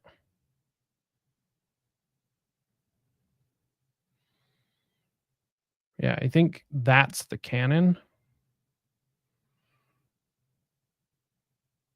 And that's it going off. Yeah, look at, so little itty bitty car down there, you know. Let's see. Hunter revealed the truth, not not to stop it, but to ritually disclose it. Predictive programming is not just a Hollywood phenomenon, it's a magical technique. It binds the viewer. If they do nothing, they consent. See, that's revelation of the method, is we get told that they do these things. In fact, here's one theory I hate when people talk about is, oh, The Simpsons predicted it. No, The Simpsons didn't predict shit. They are just telling you. This isn't a prediction. This is just them telling you. And by the fact that we do nothing about it as a culture, as a country, that is what makes them say, well, society must be okay with it, so I can keep doing these terrible things. It doesn't make sense to me. It's not supposed to make sense to anyone who feels as though that's an insane way to live, because that's not normal morality. That's not moral, in my opinion. They would argue different, but once again, it's not what I believe, it's what they believe. And this is what they believe. This is what a lot of people believe, actually. And they do try to get society to believe these things. You know, a lot of atheistic culture pushes this kind of shit. And, you know, even if I wasn't on my own spiritual journey, or I guess religious journey, you know, when I was an atheist, I hated this shit. Like, you know, for anyone who doesn't know, I was actually a practicing Satanist for, 10 years or so. And it just, the do what thou wilt worked for me, or at least I thought it did, but it worked for somebody with good intentions or whatever. But for somebody, who's a piece of shit, it's going to allow them justification to be a piece of shit. And that's kind of what this revelation of the method is. It's just a way for them to justify, well, I told you, and you didn't say anything. You didn't stop me after I told you, so you consented to it, You weren't able to say no, so I was able to do some horrible thing to you. Like, what the fuck is wrong with these people?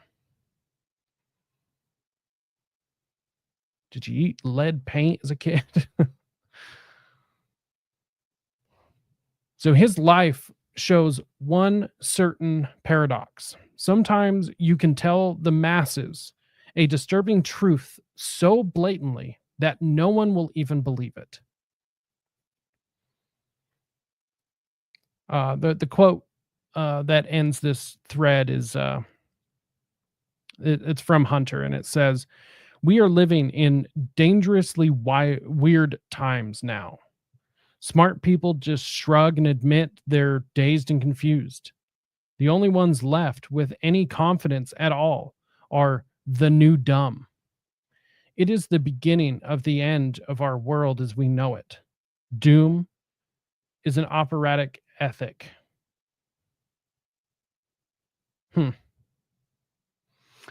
That is incredibly interesting. All right, so we are going to switch gears here. Yes. I know what I wanted to do. So to wrap up on this, there's a video I found on Instagram. Let's see. Hopefully I'm still signed into my account so I can play it. I hope so, because this kind of wraps up the adrenochrome discussion nicely. Aha, I am. Let's see.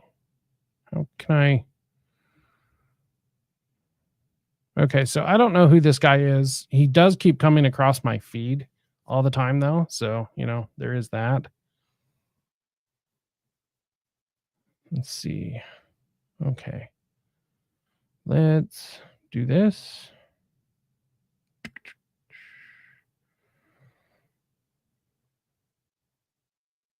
Okay, so it looks like I'm not logged in, but I'm still able to watch it for some reason, which is fine. Okay.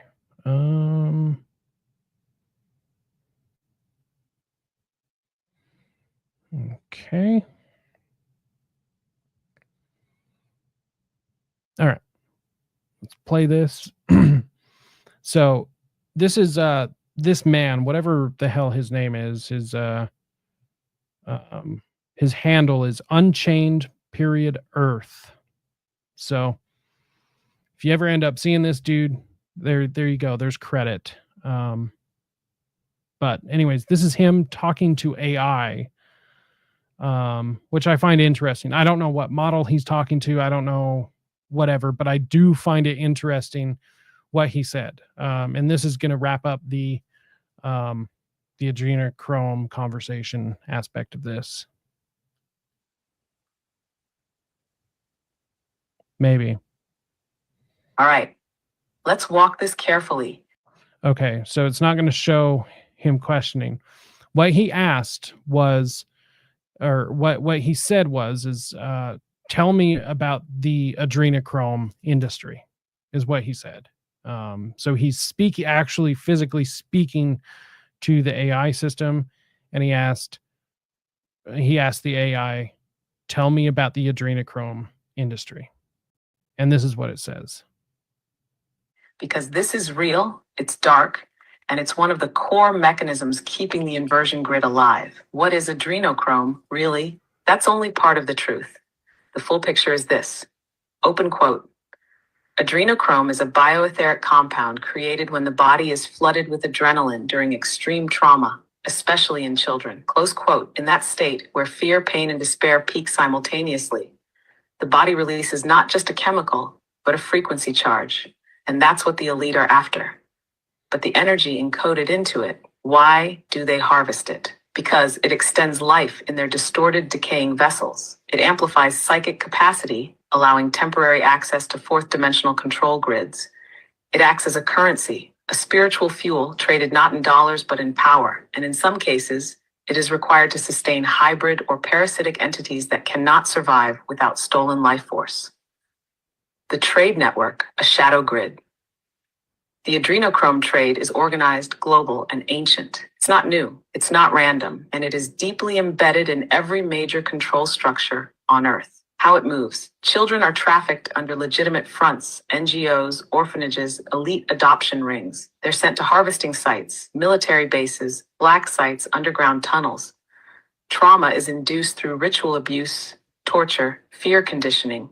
The substance is extracted, sometimes with tech, sometimes manually. It is processed and distributed like any other elite commodity. The buyers, high-level elite families, satanic ritual groups, certain interdimensional hosts or vessels, and yes, the Antarctic throne node of Yahweh's current vessel. This is the part no one wants to hear. Open quote. It's not just backroom deals in dark alleys. It's systematized, sanitized, hidden in plain sight. Close quote. There are hidden supply chains within legitimate organizations, encoded shipments disguised as medical cargo, offshore transactions routed through shell corporations and NGOs, and deep involvement from factions of intelligence agencies. And then there's the astral layer, where the fear energy of victims is siphoned during extraction, not just physically, but etherically. That's how the false light grid is powered. Hash why this matters to you. So that's interesting. That's incredibly interesting. You know, take that for what it is, you know. But interesting enough, it just came across my feed today, so I thought that was kind of a interesting tie-in, you know. And let's see. Last thing before we move off of this, let's see. Just want to give this a shout out one last time. Let's see.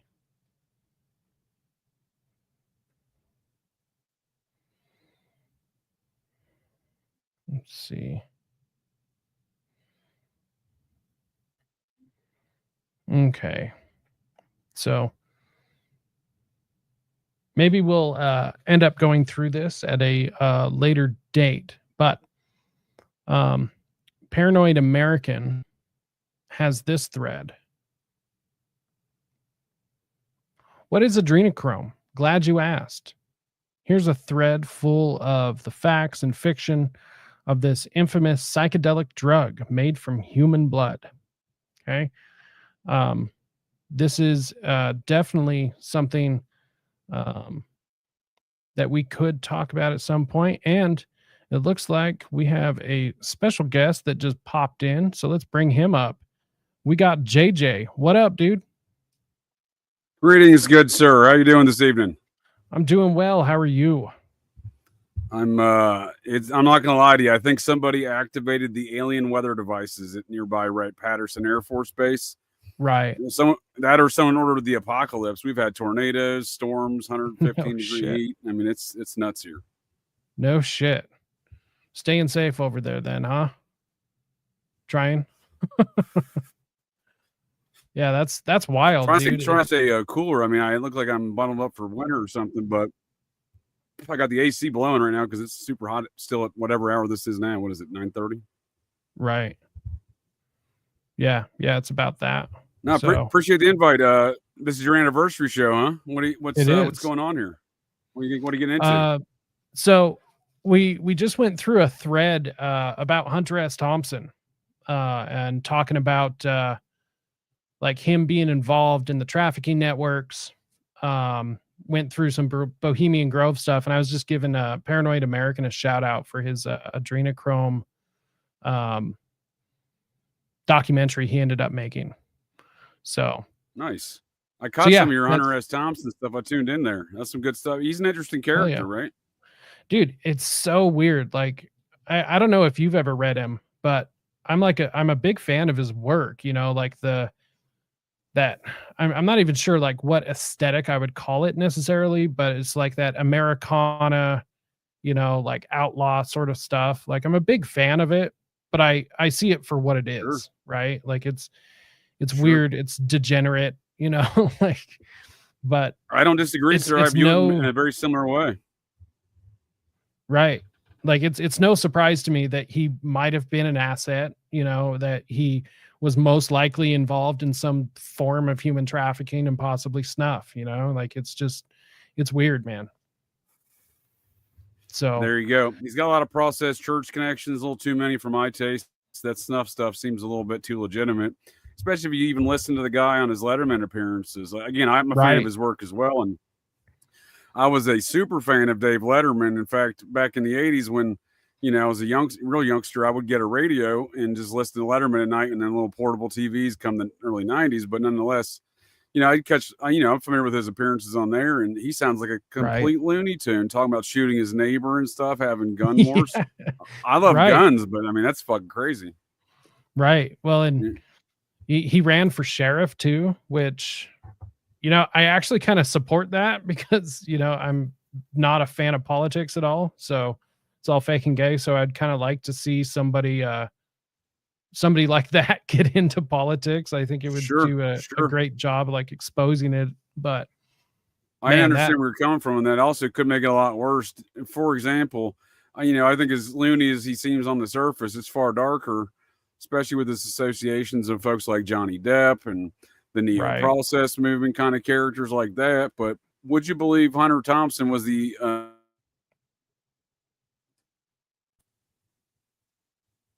so he's running around the Esalen Institute with his 45 or whatever, chasing hippies off. Right. And that doesn't surprise me. It's kind of, it seems like he's kind of been in the mix of a lot of things over the years, right? Right. Well, and God, the Esalen Institute, I mean, then he's like tied to David Crosby and a lot of the Laurel Canyon people, like, For sure.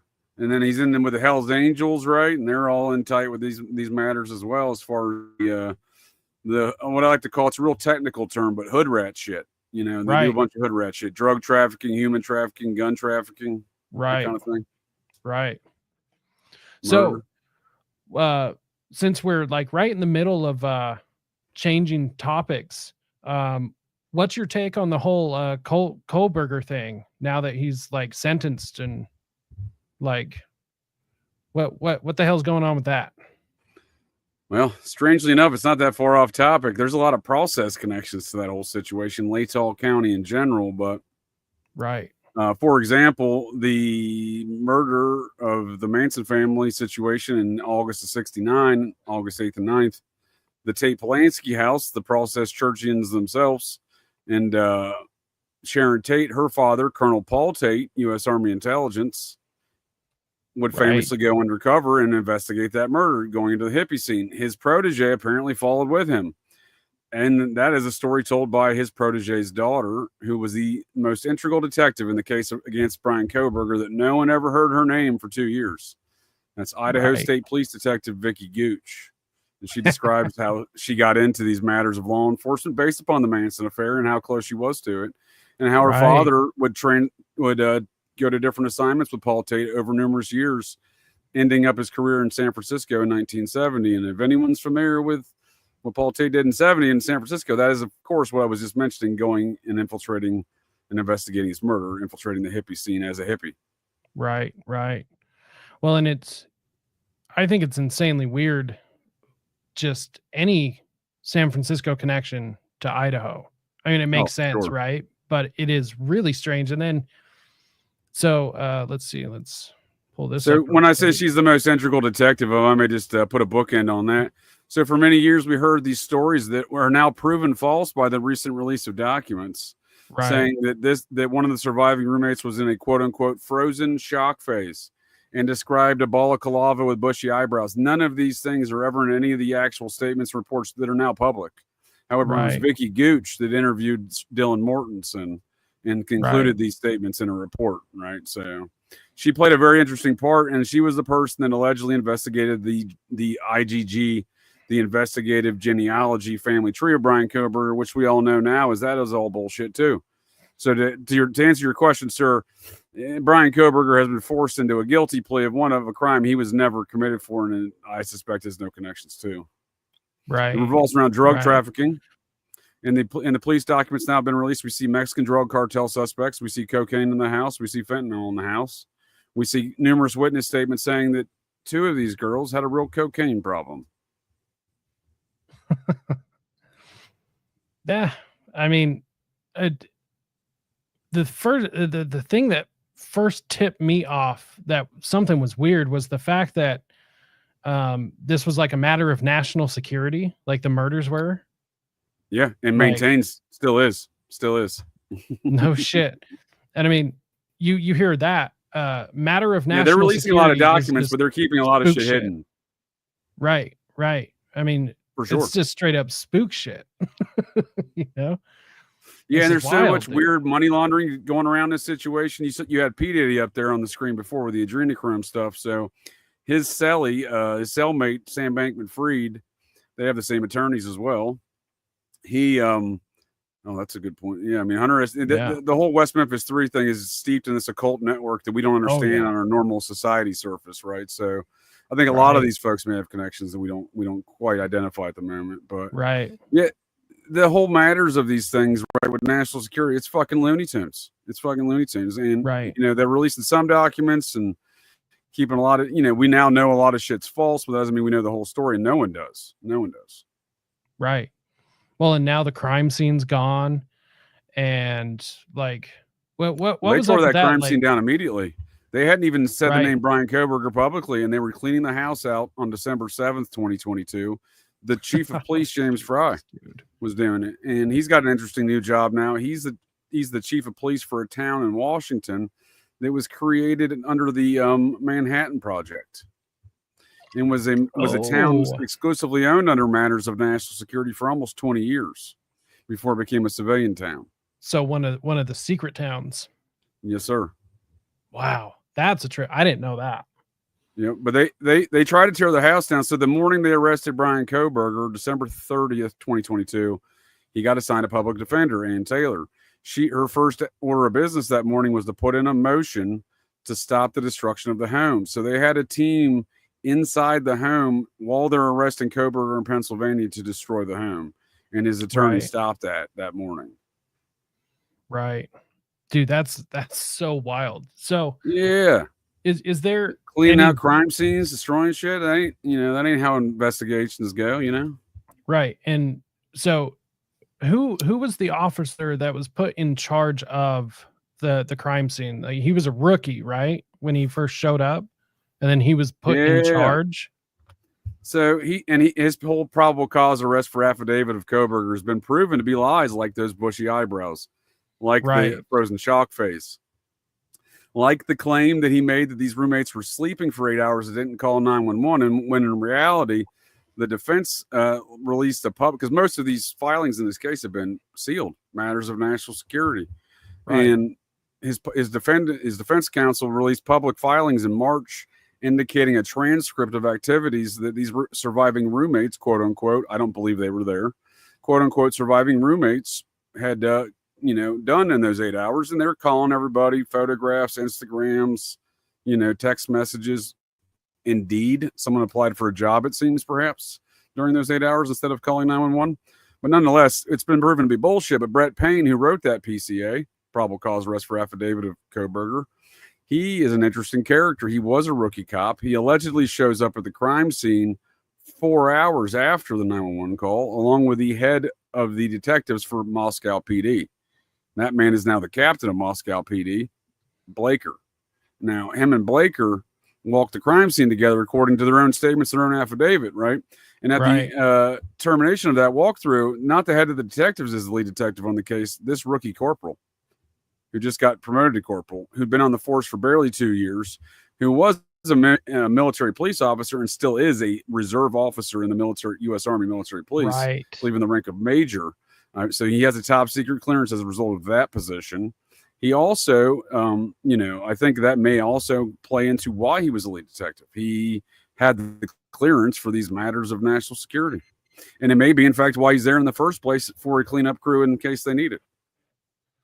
Dude, that's so wild. And it's crazy, dude. And of course, none of this is getting reported.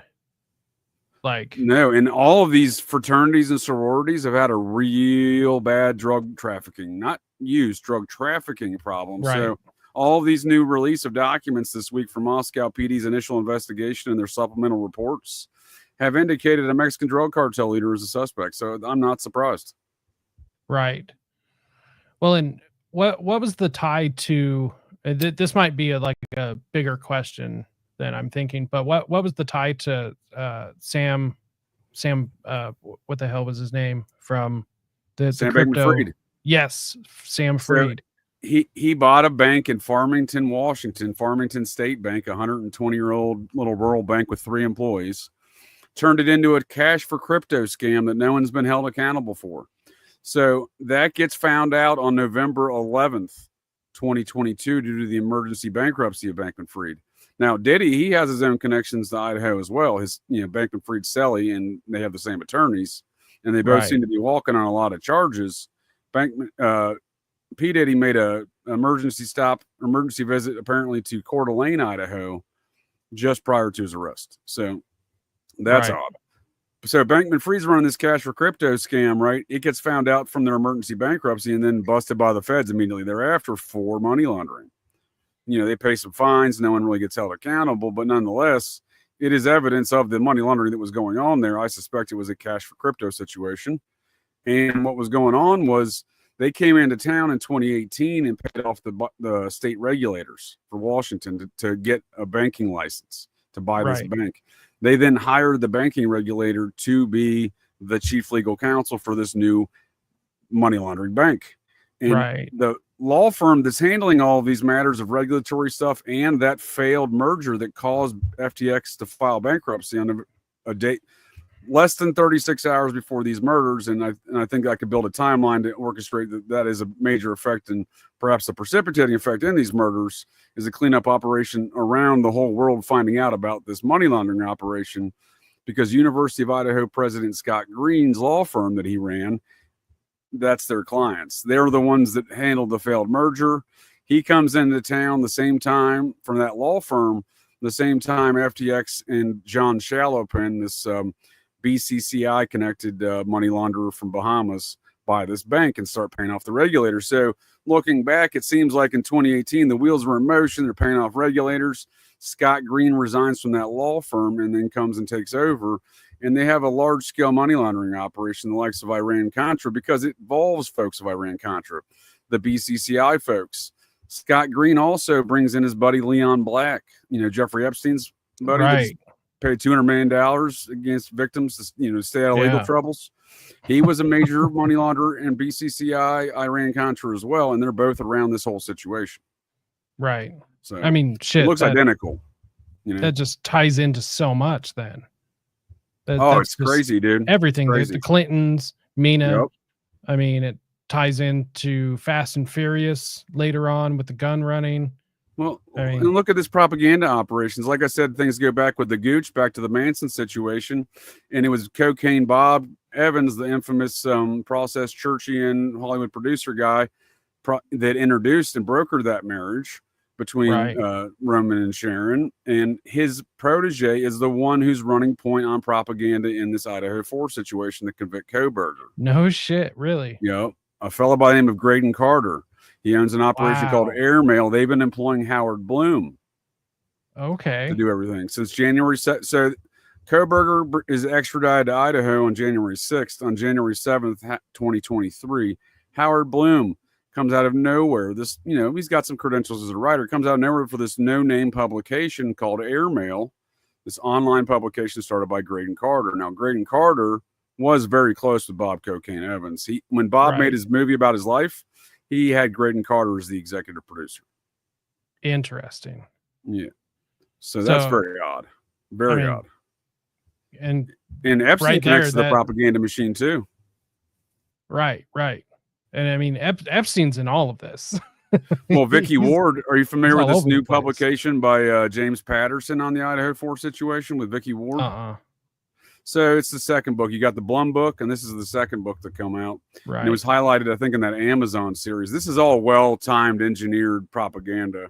Right. And Howard, what's his name? Patterson lived next door to Jeffrey Epstein in West Palm Beach. And Vicky Ward has already been caught running Epstein cover-ups before. So what are they doing involved in the situation? Yeah, no kidding. That... Oh, geez, that opens up the possibilities for just everything, dude. I mean, this is exposing a level of corruption that I don't think most people are able to handle. I think you're correct, sir. I think it's exposing a level of corruption and network that has existed in this country since the National Security Act of 1947, when 3 folks could stamp things matters of national security. And 2 of those folks are deeply involved in these elements that we're describing here, such as the Process Church. Old Cocaine Bob and his buddy Henry Kissinger, no one could ever explain why those 2 were such close friends. And Henry Kissinger's right-hand man, he just would have an assistant named J.J. Bryan that would start be a cult leader in the Neo-Process movement. So these matters of national security have really what caused us to not know these things, but it is a long-term network of corruption. Right. Well, and so being tied to Bob Evans, that pulls into the Cotton Club murders. Yes, sir. There you go. I mean, and that's just all. I mean, that's Son of Sam. That's everything. That's true.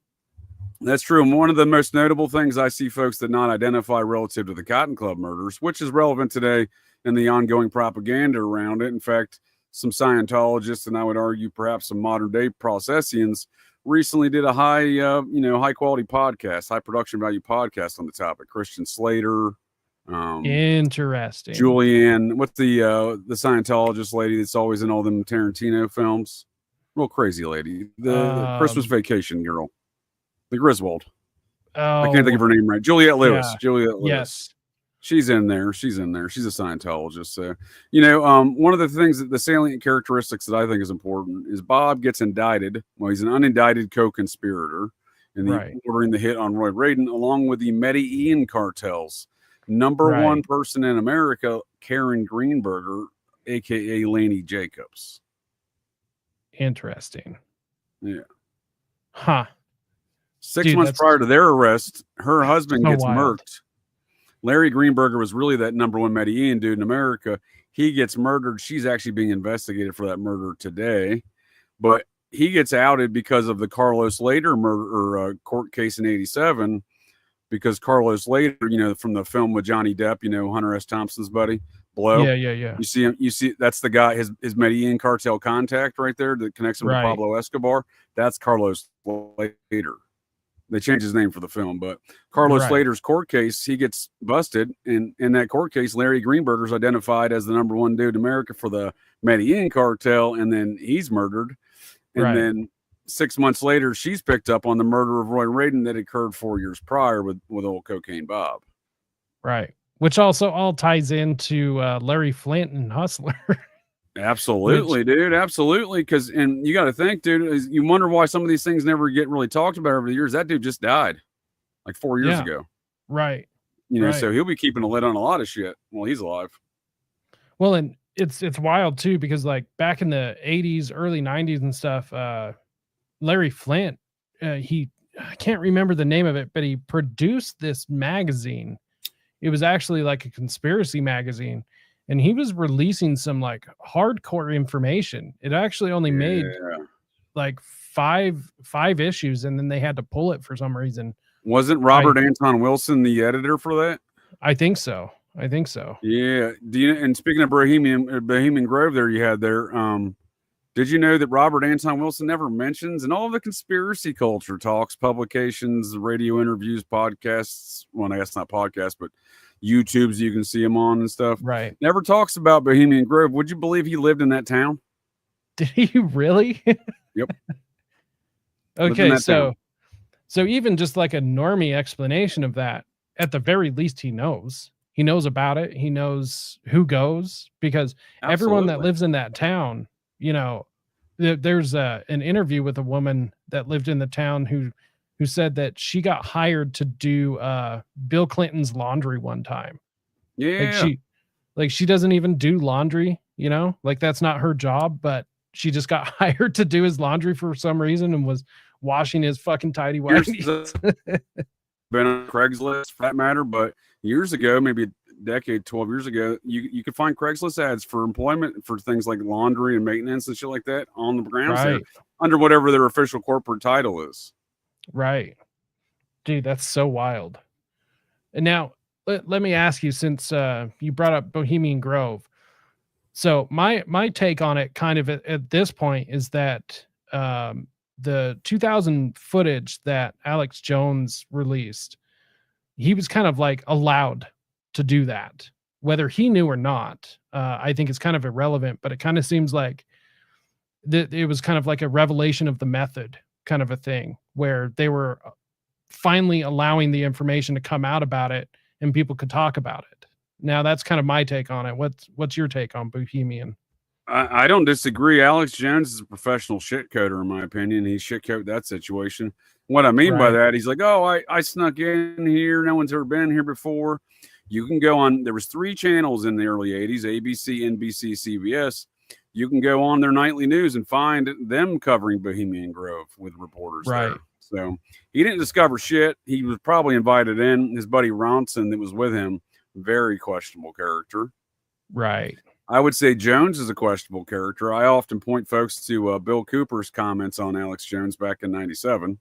he had nothing nice to say about him, calling him a charlatan, and he knew him personally. So, right. You know, and I tend to think, if you want my honest opinion on Alex Jones, I tend to think he is Bill Hicks. I haven't quite adjusted for the height difference yet, but there's so many aspects, including he jokes around with Bill Hicks' best friend, his best friend, Kevin Booth, about being Bill Hicks. Kevin Booth has made public statements saying he's funnier than Bill Hicks. Alex Jones has accepted an award in Bill Hicks' name for comedy. It's videotaped. I mean, these things have happened, you know? Right. So he's either Bill Hicks or he's the most just disrespectful individual to joke about those things on the air with Bill Hicks' childhood best friend until his death. Now, we see Bill Hicks and Kevin Booth in 95 covering the Waco thing, and then he allegedly dies, right? And then like a year later, we see Kevin Booth back on the scene with Alex Jones covering the same Waco thing at the same place. Right.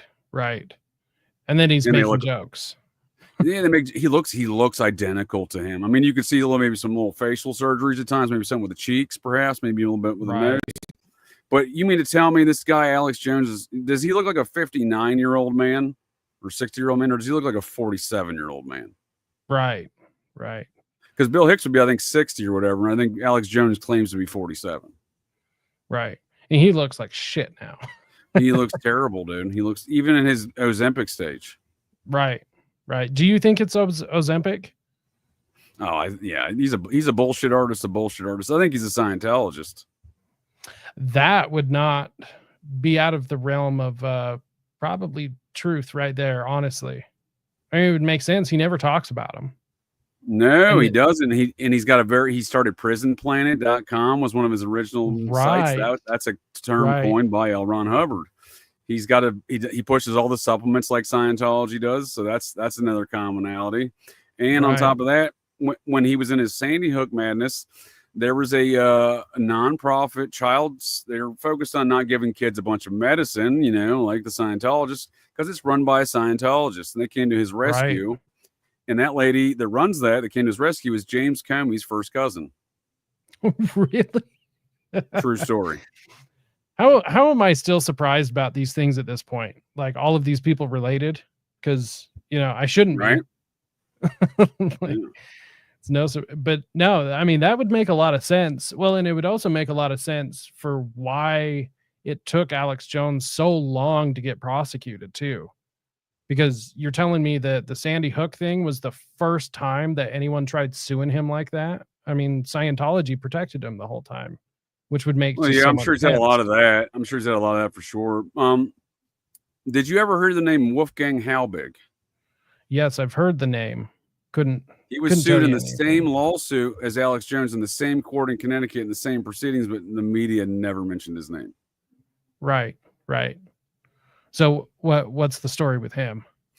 He was a legitimate character that went on Alex Jones and told some of his stuff, his analysis of the situation. And I think a lot of that was to bury him, because he never stopped. I mean, he was arrested and charged with nonsense over the years, and stuff that never stuck. But he reached out to Alex Jones's attorney, who wouldn't represent him in the same case that they're involved in, and the pretense of which Alex Jones is being sued for is for having this dude on the show. Interesting. So it was actually what Wolfberger, right? Is he Wolfgang Halbig? Yeah, he was a school safety expert. So he's the one that actually brought the topics up that got Alex Jones in trouble.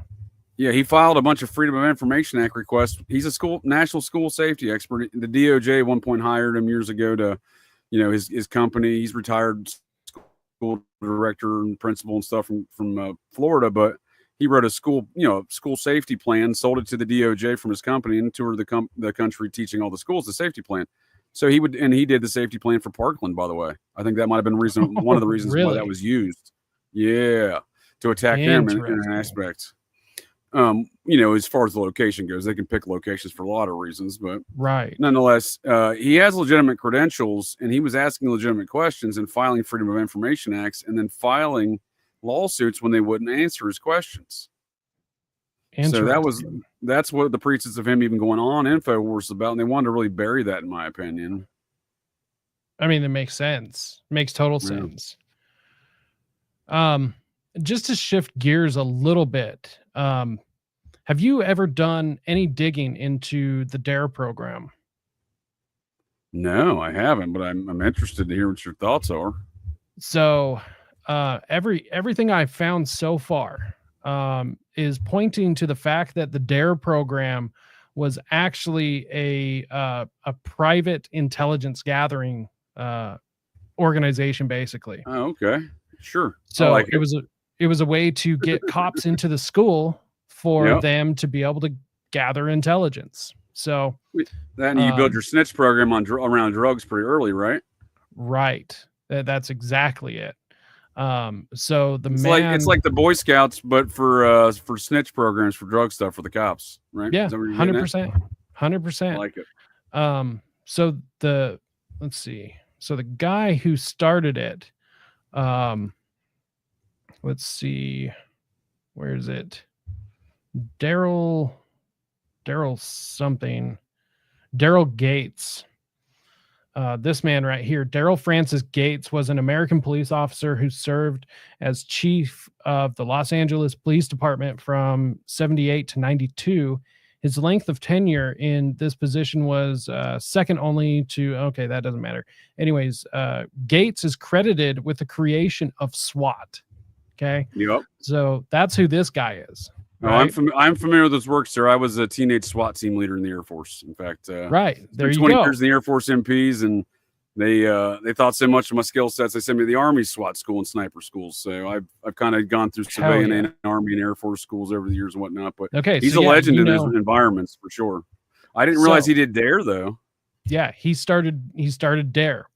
Now, another thing he did when he was at the LAPD is he started running like COINTELPRO, MH Chaos operations, because he created two different like agencies within the LAPD. So he started running intelligence operations inside the LAPD, outside in the city, and eventually all over the world. So he had LAPD police officers running literally all over the world to collect intelligence. Well, what ended up happening is the CIA picked up on this, because you can't run like legitimate intelligence operations without drawing the attention of the FBI or CIA. Like, you're going to run into spooks. I was going to ask you, who's he running them for? He's running them for somebody. Daryl Gates didn't do that on his own accord. Right. But he was the one ordering it through the LAPD. Sure. Well, that's what a great taxpayer financed intel operation that no one's going to pay attention to. Right. And then eventually the California Supreme Court ends up getting wind of this, because he created, by the time he got busted and this California Supreme Court found out about this, he had 1.9 million dossiers on people. So, I mean, that's pretty impressive. Right.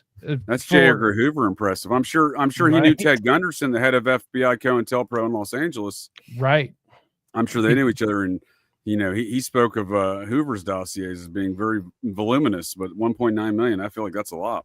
Right. And so he was using this just for intelligence gathering. From everything I've been able to, see as far as the people who would talk about him like openly, people, use words like paranoid, tyrant, megalomaniac, like these sorts of descriptions, which, I didn't know the guy. Maybe he was, maybe he wasn't. But when you have a bunch of people saying this, it's got to at least be half true. And well, I mean, the guy's got 1.9 million folders in a network of unauthorized intel operations around the world. I would say some of that sounds pretty accurate. Right. And so what ended up happening, the California Supreme Court got a hold of him, said, you can't fucking do this. You can't. Right. And he said, well, okay, well, I guess I can't really do this, but I'm not going to give up all of these dossiers. So he paired with the John Birch Society to turn around and create another public organization. I can't remember the name. I was hoping to find them in here. That's not a shock, but right. Well, my first two questions come to mind, sir. Who is his daddy, and what did he do? And did homeboy work for Bill Colby in Vietnam? Those are the first two questions that come to mind. Right. Well, let's see. Daniel Early life Gates and military service. Let's see here. right. Let's see. Because it sounds like he served in Vietnam, given his age and all, you know. So Gates was born in Glendale, California, to a Mormon mother and a Catholic father. Ooh, interesting. Okay.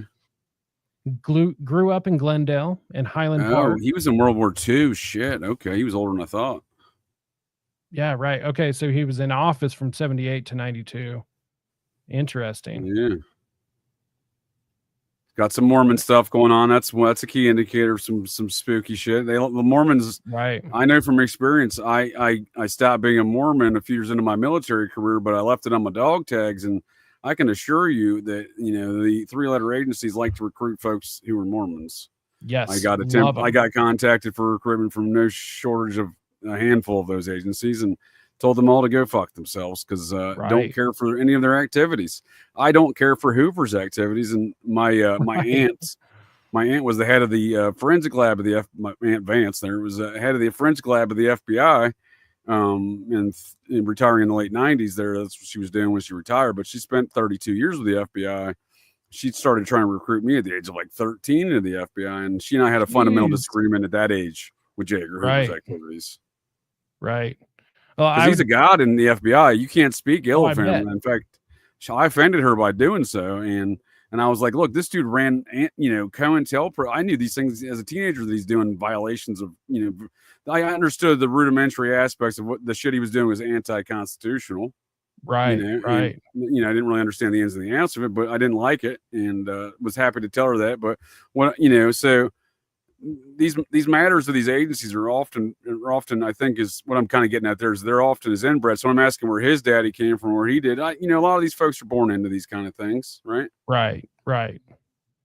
Remember, there's the Mormon stuff. Maybe they got him on that list, or maybe who's her daddy, right? What did he do in the Mormon Church, right? You see what I'm saying? Like how far up is her family within the organization, right? And let me give you an example of that with Idaho, as we were discussing. Scott Green, Coomer Scott Green, University of Idaho president, ran that law firm of Sam Bankman-Fried situation with the FTX business. His family is a pioneering Mormon family, all the way back through his daddy's daddy. That surviving roommate that made up all them stories with the bushy eyebrows and whatnot was completely fictional via the Gooch. Her father's father, all Mormons, pioneering. The Greens, the Mortensons, and the Gooches, all pioneering Mormon families on the same wagon trains across America from Europe in the 1850s. So why those three characters pop up today as major figures in this Idaho situation, I couldn't tell you, but I have to imagine there's more to that story. Now, Vicky Gooch, that's her husband, is the Gooches. But nonetheless, he's a Mormon. His father's a Mormon. You get Mortensen, her father's a Mormon. That's interesting. Back to the 1850s, right? They're all on the same wagon trains. So these things, I think, are relevant to the matters we see at hand, because how else would these three folks be so closely associated with perpetrating this propaganda and fake, Patsy case on Koberger, right? Gooch, the surviving roommate Mortensen, Green. Their families have known each other for 170 years via pioneering Mormon wagon trains, right? So, I'm saying Gates might have found himself in that position by virtue of birth, right? Right. Well, and it makes sense, like, why the intelligence communities want Mormons. I mean, they're usually straight-laced, and there is this not culture only that, yeah. There's the culture of keeping things within groups. Like I was raised Mormon, still live in Utah. No shit. Okay. So, yeah. You're in the beehive. You're in the beehive state. The mothership, as I call it. Exactly. so yeah, there's the culture of in-group solving of problems and stuff, like they make perfect candidates. It totally makes sense. For sure. There's a little bit of a secrecy already embedded into the culture, right? Right. So, one other note on that before I ask you, when did you escape the mothership? But as I didn't realize you were Mormon at all, or grew up Mormon. If you think about it, in 1854, I think it was, the nation of Deseret was officially established. They had missionaries around the world. They had spies around the world. They had a fleet of navy around the world. No other nation state in the world had all of those capabilities and were as well financed. They just didn't have those capabilities. And the Mormons were a well-financed nation state known as Deseret, run by Brigham Young, who had all those capabilities. They had when Joseph Smith was murdered, he had the second largest army in America, the Nauvoo Legion. So these folks were not to be trifled with, militarily speaking, or spy wise. So no other state had their kind of spy network established in the 1850s as Deseret did. Right. And then you can still see that today too. Personally, sure. it kind of seems like there was like a deal made between the federal government and the Mormons, basically to prevent them from being wiped out, So there's a lot to that. I mean, they helped finance the Union in the Civil War. If it wasn't for the Mormons, in California, then that could have gone a different way. And then really the Mormons are an offshoot of the secret society that started America, the Society of Cincinnati.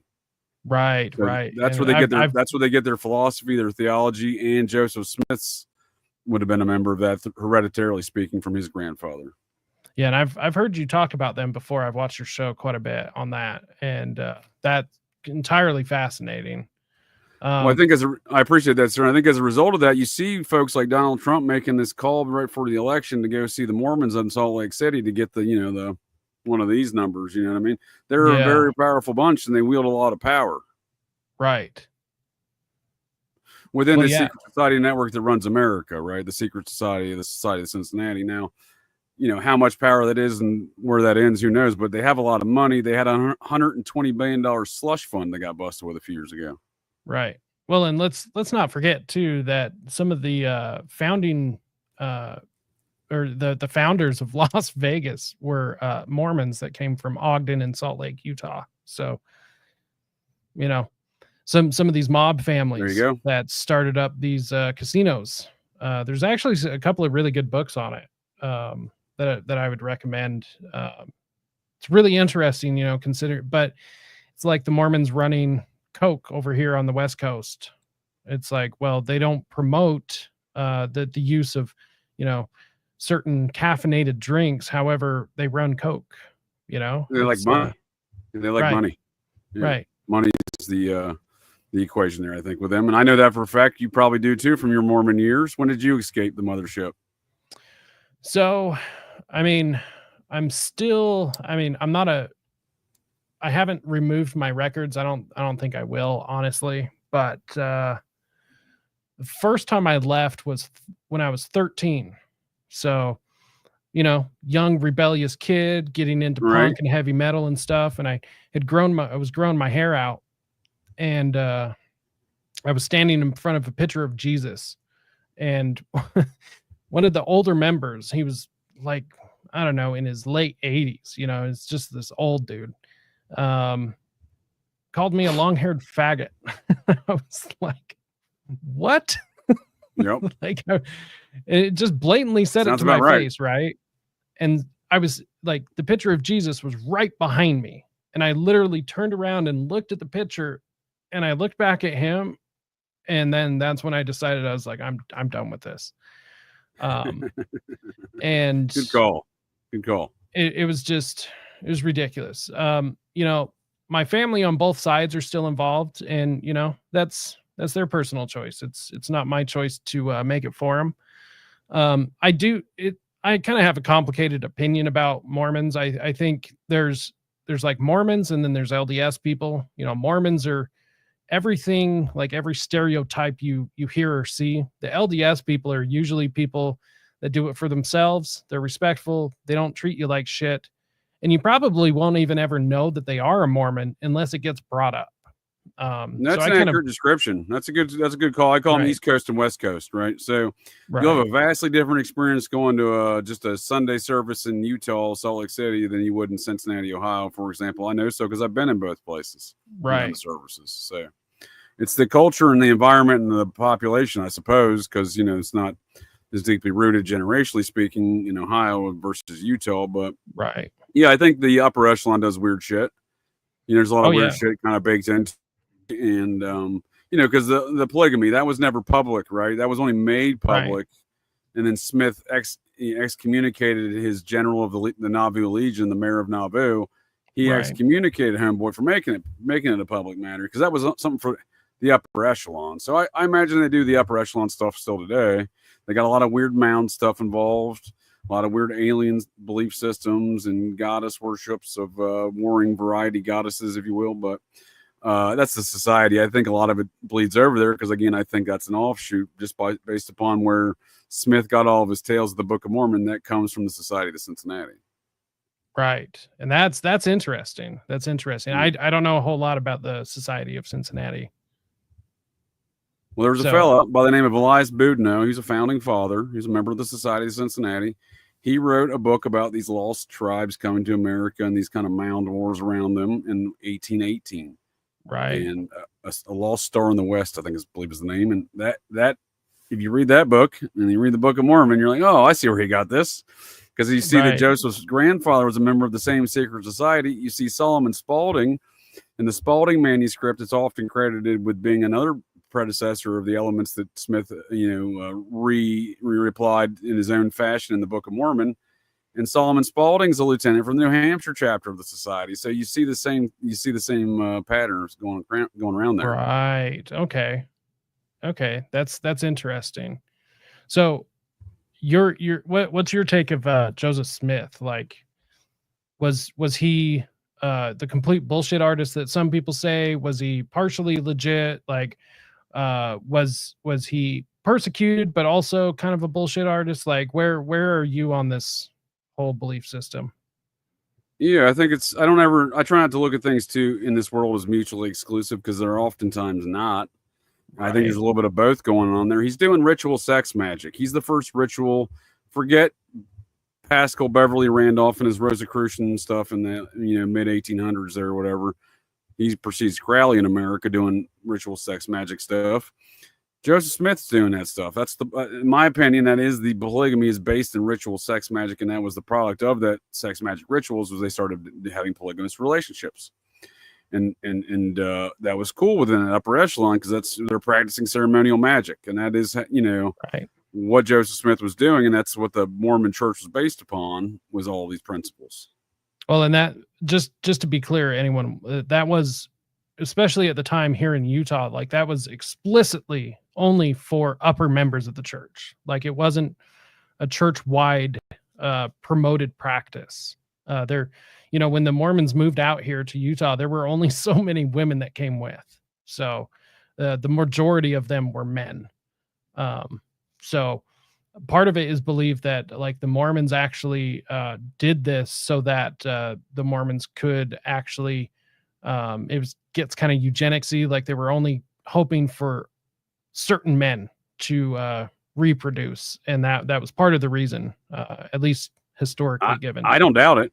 I mean, there's probably an element to that. I mean, just looking at my family tree, it's an Appalachian family pole. It lacks the requisite branches in which to call it a tree. I'm shocked I don't have web feet, a recessed chin line, and a 70 IQ, but nonetheless, these what I'm getting at is these families are the families that do these activities, right? They keep it within the family, so to speak. Right. And, once again, I do think it's just like almost like anything else. Like, of course, you're going to have your shit people, you're going to have your good people. But the people at the top are just fucking strange. They are strange and I don't trust them. And, ever since I got older and learned more that the one issue I have, because I don't really care what people believe, right? I usually try to hear people out, but there is one teaching, and it's a newer teaching within the church. But it is that you cannot question the leaders of the church, which is insane to me. And the belief in it's actually not even, you just can't question, but they even excuse away that you cannot question the leaders. And even if the leaders are wrong, then you'll still go to heaven because God will understand that you were following the leaders, which to me, even just having like a basic understanding of, well, I have more than a basic understanding, but just having an understanding of Mormonism or just any form of religion, like that's so just not okay. Like what? Yeah, dude, they've lost the plot line in my opinion. You know what I mean? Right. And honestly, I wish more Mormons would speak out against it. Although I have seen a lot of a rise in people saying that they still believe in a lot of the teachings, but they don't like the mainstream church, especially after the whole vax thing. That's what Scientology does, man. All these ancient alien cargo cults do the same thing. They do it with right. They do it within all of these Thelemic practices as well, within the ceremonial magic aspects of that, where they're like, "Oh, I'm a better magician. I can do it better than they do," and they're telling me how to do. And you get these offshoots, you get these independent variations. That's how the process starts. Right. That's how these process offshoots go on. So we keep seeing things process. That school shooter's mom in Texas process, the Idaho shooter's firefighter shooter's father process. Well, he's a Church of Satan werewolf. He's part of the werewolf sect of the Church of Satan, it seems. Okay, so like the radio werewolf crowd. Yeah, and that all's rooted in Aquino's love affair with the Nazi werewolf group, this mercenary guerrilla tactics outfit. That's where that's rooted in. That's literally Aquino's own words. I've been unpacking Aquino's own words around these psyops surrounding the anatomy of the satanic panic. And yeah, I've been watching that. Yes, sir. And it's interesting because, again, you start, you unpack his words and you can start understanding a lot of this environment we're dealing with regarding these matters, and on the notion of Dave McGowan's theories of, building upon that with the Phoenix program Come Home, right? Because he, listening to Aquino describe his activities, the Phoenix program, setting up all these cells, weaponizing folklore, using the nation's population's religion against them, right? Whether it's Buddhism over there or Christianity here. Well, how do you weaponize Christianity? Well, Satanism. Yeah, right. And I mean, that makes total sense too. Also, I mean, that gives them the layer of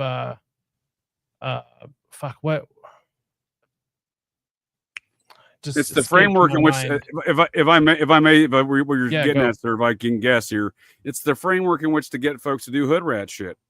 Yes, with deniable plausibility. There you go, plausible deniability. So you have folks doing your drug trafficking, your gun trafficking, your human trafficking under these auspices of Satanism, right? And you can chalk it off at that and bury it all under these things, under matters of national security. So, in December of 2022, the United Kingdom tabloid publication, I forget, maybe Star, one of those, I don't know, whatever that is over there. One of those tabloids over there ran a front page article: new Manson family cult murders 4 in Idaho. Right. Scott Green, the University of Idaho president, would later brag that he's the one that got that removed. It cited law enforcement sources in a very nationally known private detective who's a retired police captain from Chicago, who I don't think was bullshitting. So he describes a Manson family cult style murder situation in that home, and the words pig written on the wall, like in the Manson family or the McDonald case, right? And lo and behold, before anyone heard the name Brian Koberger, Moscow PD removed portions of drywall from one of the rooms of that home. So I do suspect that article was correct. Well, it makes you wonder, is that sitting in a evidence locker somewhere? Oh, no. No. Can't have that. Got to burn that. Yeah, dude, it's just wild that, like, they tore down the house before they even had a suspect, Like... It's even more wild. So December 7th, 2022. Ever fucking happened? Right. No, you're right, dude. You're right on. So that the same day they told everyone they needed help looking for that Elantra, the infamous white Elantra that Brian Koberger didn't drive and I don't think was present at the scene in the first place. The images they use are a mismatch of cars, one of which is an undercover car driven by Moscow PD. It's in some of those videos. So it's a silver Ford Focus that they're trying to pass off as the Elantra at times. And this has been fought out in court. Because the defense has argued against certain images and asked for other images and photographs and videos. And the state hasn't been able to prove it. And the images they've proven false have been excluded from their future arguments, leading up to the point of that guilty plea. But Right. December 7th, they asked the whole world, we need help finding this white Elantra. Right, suspect white Elantra. They may have faxed that out as a press release and then drove the U-Haul over to the murder scene and emptied it out themselves the same time. That publication came out at the same time news cameras are picking up the chief of police driving a U-Haul into the driveway of that home on December 7th, 2022. So not only had they not known a suspect, none of these things, even in their own documents now, they had no suspect. They didn't get Brian Koberger's name until December 19th. That's been testified under oath by the lead detective. How the hell did they tie the knife sheath to him? Because like, what was it? Because he was seen in a Walmart buying a similar knife or something? I'll do one better, sir. Prove there is a knife sheath. They never did. Oh, boom. Wow. Yep. Because it's like the DNA test they did? Right. Go ahead. Well, that's like the big thing, right? Like, oh, it was his knife sheath, and that was how they tied him to it, really. So good point, though, because I've never seen a picture. There's never been any crime scene photos leak or anything. There's no chain of custody on this knife sheath. The evidence they yielded from the DNA evidence from the Altham Labs and the FBI, there's no lab reports. There's no chain of custody. And the FBI said, oh, well, when we got it, it was double the size sample than when Altham got it. And that's documented. Documented. So when it left Altham Labs, who did all of these tests with no reports and, no chain of custody, which is these are vital things, especially in a capital murder case, right? But no kidding. Then they ship it to the FBI, and it's like 0.82, and the FBI gets it, and it's 1.64. No one has an explanation for how this DNA sample doubled in size. Well, I don't know. I mean, they do have connections to all of these genealogy sites that have been doing the DNA stuff, so they could have just scooped up anybody's. Oh, they could have done a lot of things. I just don't think there is a knife sheath. I don't think there was ever any DNA sample. There's a voluminous amount of blood and other DNA under the fingernails of victims and everything else that tested not to Brian Koberger, but they didn't care to find out who it would test to. Right. Did you happen to see the there was, I think the medical examiner was on one of those fucking Joe Rogan ripoff shows like Julian Dory or Danny Jones or something? Kathy Mabutt? No, it was a guy. Let me see if I can find it real quick. No, I did not see that. She's the coroner, but she's not the one who did the actual autopsies. The guy that did the autopsies in Spokane, Washington. It might be him. Yeah, I think it's him. But he went on. Let's see, Julian Dory. I'm pretty sure it was his channel. Yeah, so death investigator on Koberger. Let's see. Oh, I saw that. I just figured he was making shit up. You think is that a legitimate guy that was involved? So I think it's a legitimate guy involved, but the problem is that he was just like straight running propaganda. So I think I assumed it was propaganda. Yeah, it's been all propaganda on this case. Mark Furman, the felon Nazi from the LAPD, has been running propaganda on this case. Right, and I do think Clark, the high-ranking Scientologist LAPD prosecutor for my O.J. Simpson case, she's been running propaganda on this. No shit. Jeez, dude. Like, it is so wild at this point that it's amazing to me that they're able to keep this a secret. Like, so the one thing that he did say, because I didn't watch the whole thing, I've watched a couple of clips though. I'm not going to sit through 3 hours of a propaganda podcast. Like I said, Julian Dory, like Danny Jones stuff, just seemed like spook cover to me. Oh, dude, Diet Joe Rogan for sure, dude. Right. Not to be confused with vegan Joe Rogan, the guy in all black. Yeah, vegan Joe Rogan. That's funny. But this guy did say one thing that was interesting. He did say that the truth could change. And it was just a tiny little snippet. It took like 2 seconds for him to say this comment.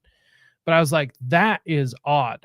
Why would you, like, if you're running propaganda, why would you even suggest that the story could change like that?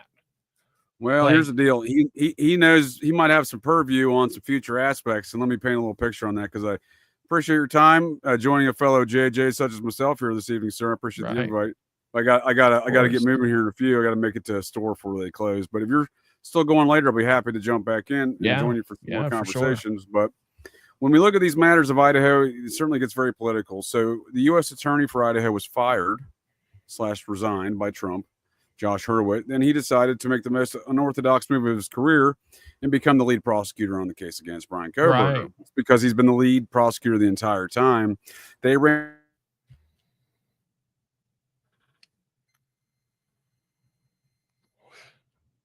Oh, he froze.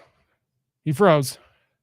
Cut out for a second. The state of Idaho would only ever produce a PowerPoint describing this evidence and say the FBI got it through a federal grand jury. What up, Toad? What's up? So, I thought Hurwitz's been involved from day one. Because Even JJ Vance, sir, nice to meet you, Toad. What's up, man? Nice to meet you too. You're the vice president? Wow. I'm not. I'm right there, sir. Not the vice president. No bombs here. No bombs here.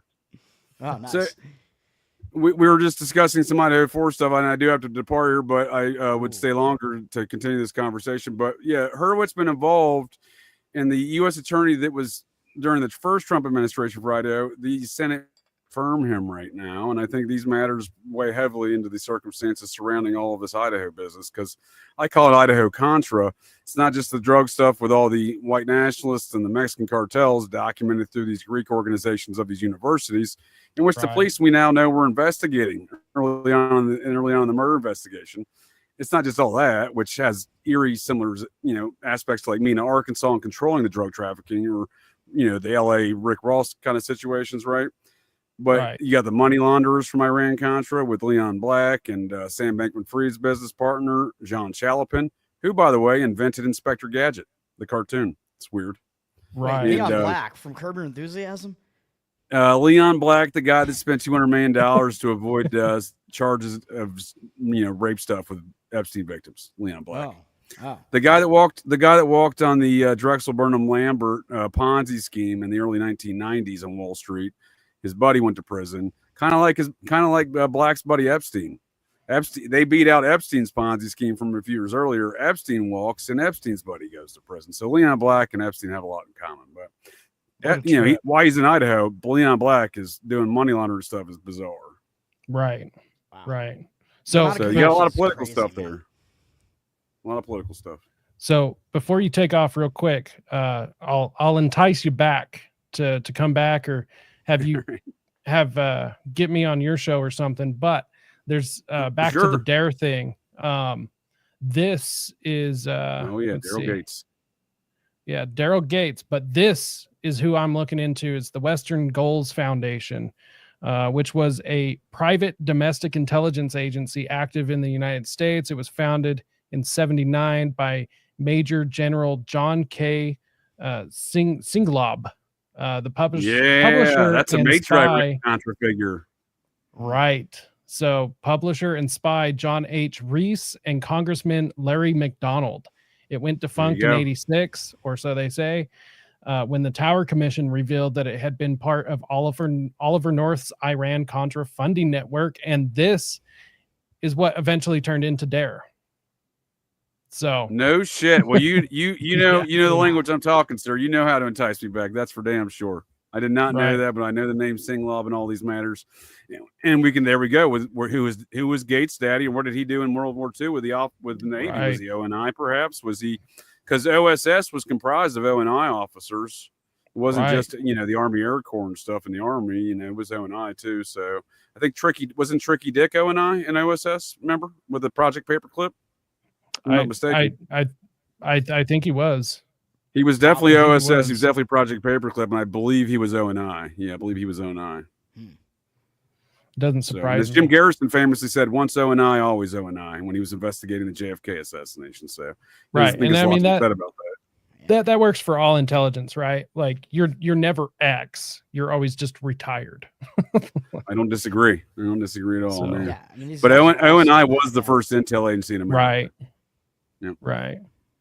Well, cool, dude. Thanks for coming on tonight, and I really appreciate it. We'll probably be going for a little bit longer, trying to do at least 4 hours for 4 years, So, well, there you go. Well, I'll check back in. I appreciate it. I definitely enjoy the conversation. I just got to make it to the store before they close here this evening. And no, you're good, dude. Thanks for coming on. It was a lot of fun, and we'll definitely have more conversations.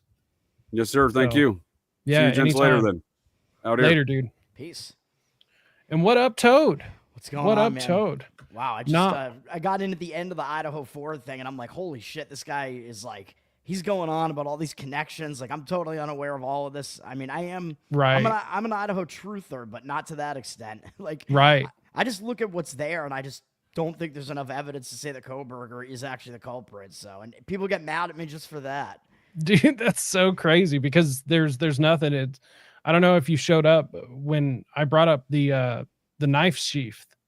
They've never even they never even proved that it exists. Like, what do you mean? Like, there's no evidence of it ever existing, and there's also no chain of custody with it leaving the crime scene if it does exist in the first place. Wow. And where it ended up. Yeah, because everybody talks about that. That's the main piece of evidence. It's like he's got his DNA on it. But I'm like, even if it does exist, it's one piece of touch DNA on a very movable object. So it's like that isn't very convincing to me. Like, I know how DNA works, and you can get your DNA on something in many, many different ways. Right. Like if it's going to be DNA evidence, it's got to be like your blood is at the crime scene, or the victim's blood is on your shit, or your cum is at the crime scene, or something like that. Like, then, all right, yeah, then I'll believe it. Or your DNA is under the victim's fingernails. But even that, maybe not, because I actually heard about this case. I don't remember the exact details of it, but I think it was some spousal dispute thing. And I think the wife hired somebody to kill her husband, if I'm not mistaken. It was actually a group of people that committed the murder. And one additional guy got convicted of the murder as well because they found the victim's DNA underneath his fingernail, and it was because the same EMTs, the same ambulance used the same, like the pulse meter that they put on your finger, the same ones that showed up, to help the victim when he was found dead. Right. They put that thing on his finger, and then so it transferred. It transferred from that to this guy that had nothing to do with it. This guy was like a drug addict who had like OD'd that same night, and they used the same pulse meter on that guy. And then I don't even know how they started looking at that guy as one of the suspects, but he wasn't. He had like no connection. Right. And he was, I don't know if he was convicted of anything. I think if he was, it got overturned eventually, but that was like crazy that your DNA could transfer like that. I'm like, holy shit. Right. But it makes sense. I mean, that does kind of point to the fact that DNA evidence is actually just kind of faulty, Yeah. Like, and in that case with the, you remember it was the case of like a Yale student, like a female student who went to Yale, and she was found like murdered in like one of the science labs. Yeah.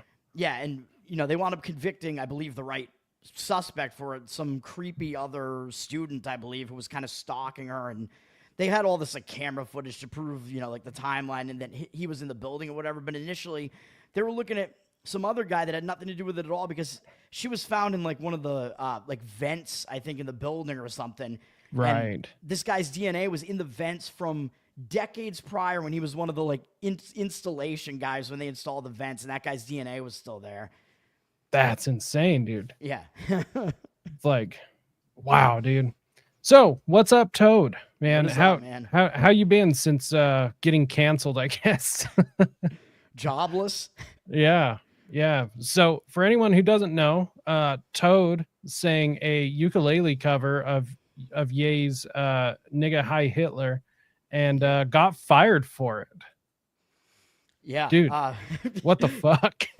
Well, yeah, I mean, as people might know if they follow me, I post a lot of ukulele covers of all different varieties, offensive or not, whatever, and that song just hit like the cultural zeitgeist basically like really hard. And it was like the Tower Gang guys were like, you got to do the song, man, especially Clint. So I blame Clint for this, obviously. It's all his fault. Like, dude, when are you going to cover this? I'm like, all right, fine. So I just made up like a bullshit cover of it. Like, I didn't even have the right rhythm on it and whatever. I just made it my own.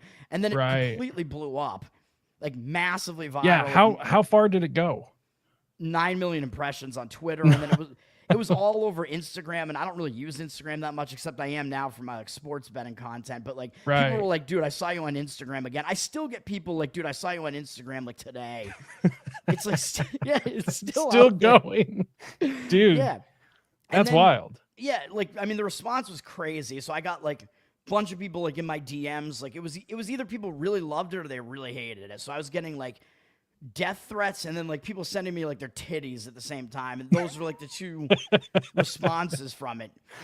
But somebody, and I'm gonna guess that it was somebody in the libertarian sphere, because those are the people that have enough hate towards me and vitriol towards me that they would actually be like, I'm going to intentionally ruin this guy's life, or try to. So somebody, probably Fakertarian type of people. I have some suspicions about Karen Ann Harlos. Somebody kind of in that vein. Somebody, never going to figure out who it is, unfortunately. Maybe multiple of those people figured out who I am, where I work. I'm not exactly sure how they figured out my job, because I thought I like kind of left enough of a separation there that wasn't that easy to find, and my name is like pretty generic as well. But they figured out where I work, called my company, and then my company, I posted it on like a weekend, and my company waited the entire week to fire me. And I see, like, while I'm working like that week in the office, I see like, oh shit, like the head of HR is like talking to my boss like behind closed doors in my line of sight, and then like the CEO was like talking to him. I'm like, oh my fucking God. Then they wait until I'm remote on Friday. Because what are they, like, seriously, I've worked at this company for 9 years, and what, they think I'm like, what, gonna like shoot up the office or something? Like, let's wait until this guy is not in the office anymore. Let's wait till he's remote. Because we don't know how he's gonna react. Like, we can't have him going postal. Yeah, and then that Friday, they ambushed me, basically. They set up a Zoom call like it was an engineering meeting. Right. And then I'm in there, and it's CEO, HR, and my boss. Like, we've been informed of a video, and we're firing you. Oh. And that was basically it. Like, they don't even, so it was an ambush. It was pretty deceptive. They don't even allow me to explain myself, really, like, whatever. And then that's just it. Nope, we're cutting you off. You're not going to be able to come into the office anymore, which at this company, it's like kind of this thing where, like, people that leave the company or whatever, like, I guess if they leave voluntarily, at least they always like kind of come back, like, and hang out, you know, they're welcome back in the office, whatever. It's kind of this thing.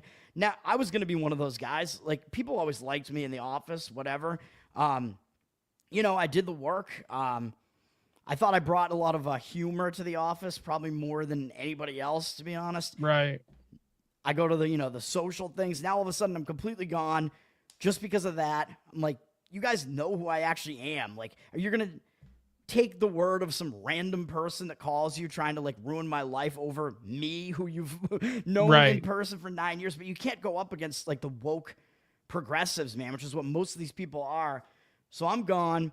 And then they also gave me, they only gave me 1 month severance, which I'm pretty sure when they like get rid of anybody, even for like performance reasons or whatever. Right. I think they always give 2 months. For me, no, it was 1 month.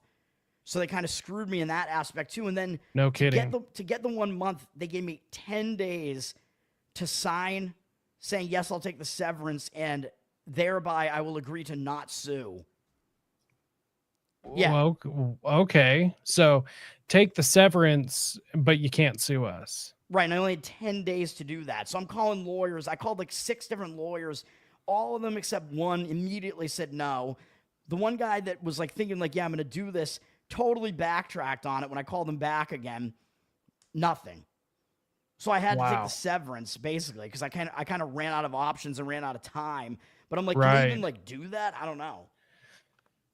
I don't know. I mean, that's like holding you hostage. I mean, I'm just an armchair lawyer, so who the fuck knows? But dude, that's fucked. I'm pretty sure they can't do that, because I mean, especially from my experience, I had a wrongful termination as well, and I actually won my case.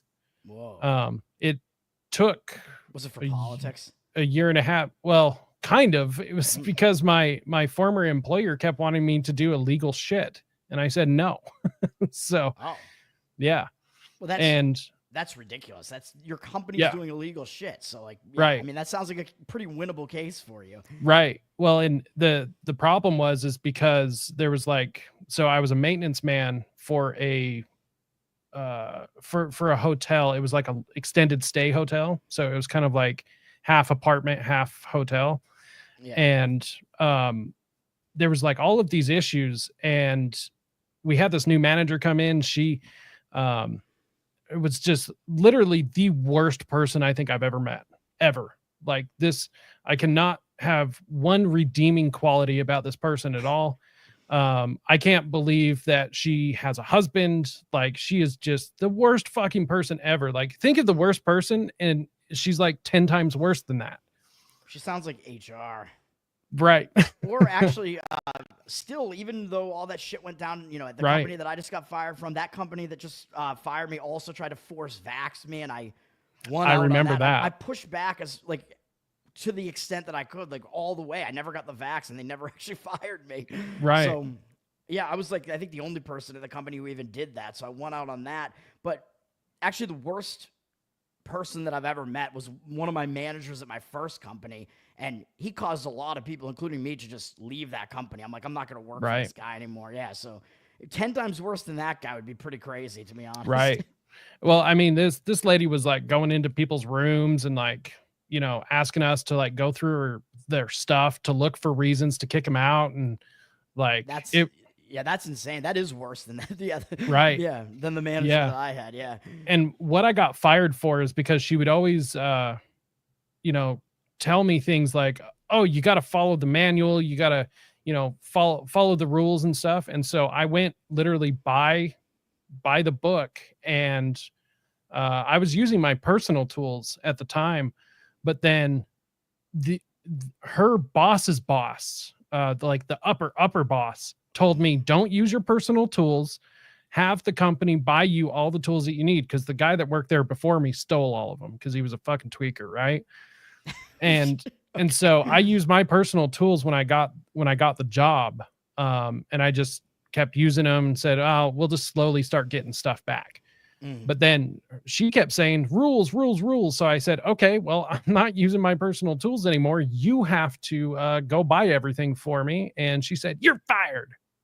So yeah, that's pretty ridiculous. Yeah. Right. Yeah. So, but I'm pretty sure that they can't hold your severance above you like that, because they owe that to you as part of the employment deal that you would have had with them. Yeah. Because that would have been one of the benefits. So pretty sure they can't. And I might not have a case anymore. I don't know. Maybe, I don't know. I have no idea. Right. And as far as you can't sue, I'm pretty sure that's probably legally binding, although you could probably still do the wrongful termination, because that's not exactly suing. That's that would be through it would be OSHA, actually. So is occupational safety, whatever. Yeah. I forget. Yeah. Occupational, safety and hazard administration, maybe. Or yeah. That's who handles it. Right. So that's who handles it in my state, because it's all occupational stuff. And that's who handled my stuff. So interesting. It might still be worth looking into, because I think you have, of course, depending on state to state, you have up to 2 years after.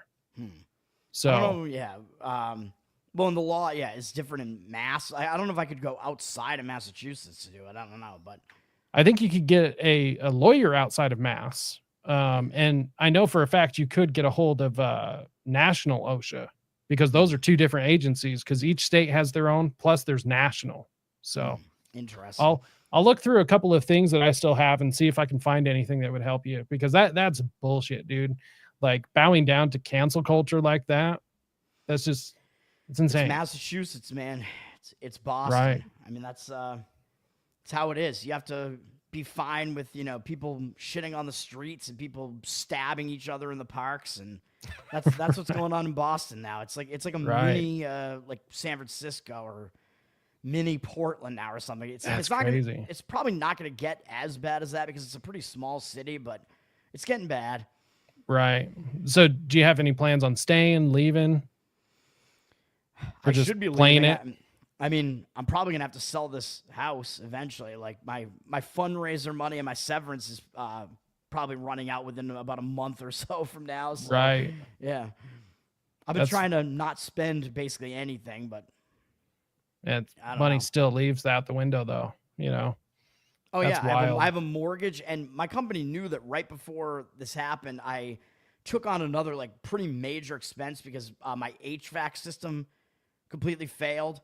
So I had the refrigerant in the downstairs system was leaking down into the furnace. So I had to, they were 19 years old. They were here from when the building was built. So I was I'm in a townhouse, condo I own, but I was all right, so I have to get that thing replaced. But I actually have two systems, because my place is 4 stories. So I have 2 separate HVAC systems.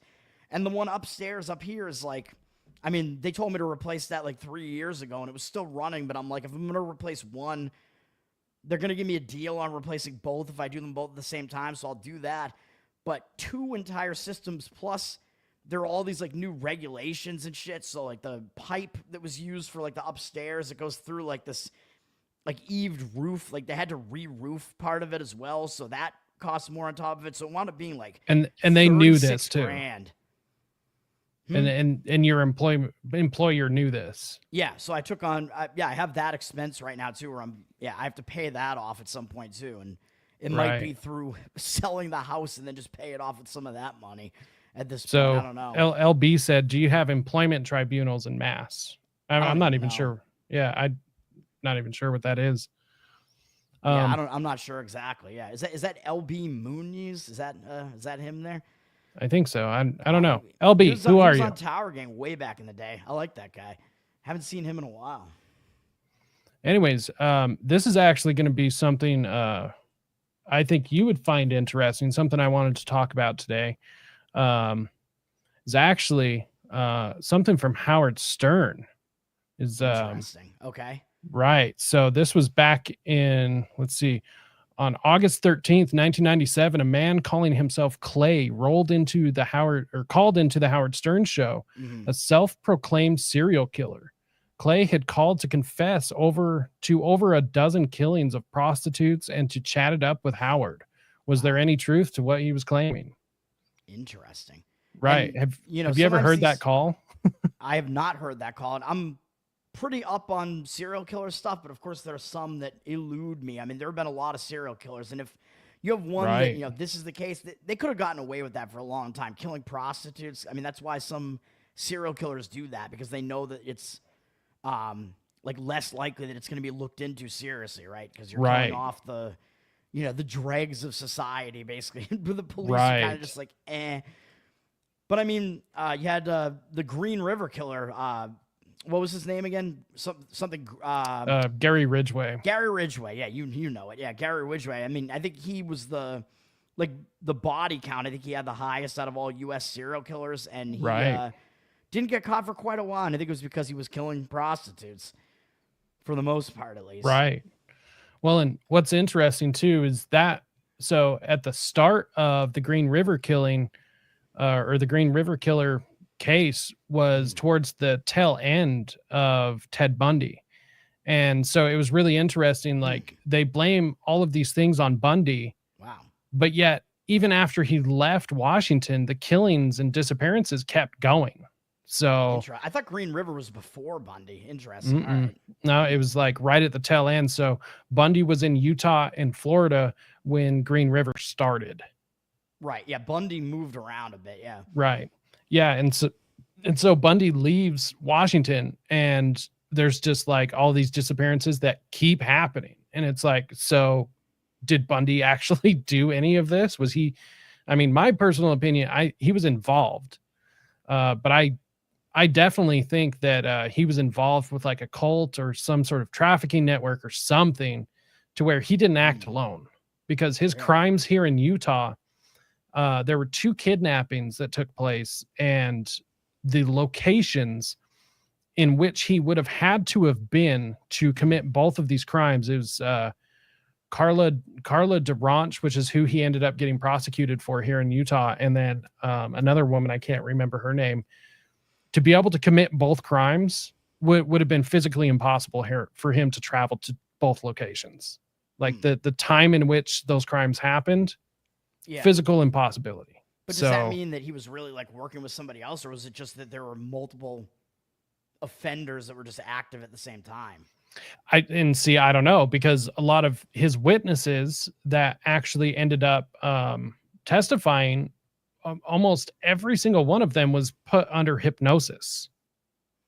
I don't like that. Right. And it's like, so there is no physical evidence that he actually ever committed a single crime. So it's like, at all, or just no, at all. What? Right.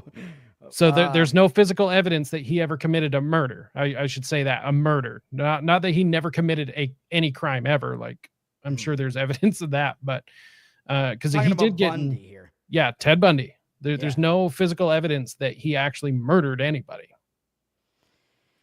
Wow. So, All right. right. It's been a while since I've looked into Bundy. He wasn't one of the ones that really interested me that much, but maybe I'll have to look into him a little bit more. But I don't know. Yeah. The truth of Bundy is what gets me, because I'm with you. He's like one of these serial killers that's like overplayed. There's like so many documentaries and books and just everything. Yeah. It just, you know. I mean, I sick kind of like some of the overplayed ones. So the ones that I like are the ones that are like unsolved, basically. I like the ones that are more mysterious. Yeah, so. Right. And that's what's interesting to me, is because in my opinion, most of these Bundy murders weren't attributed to him.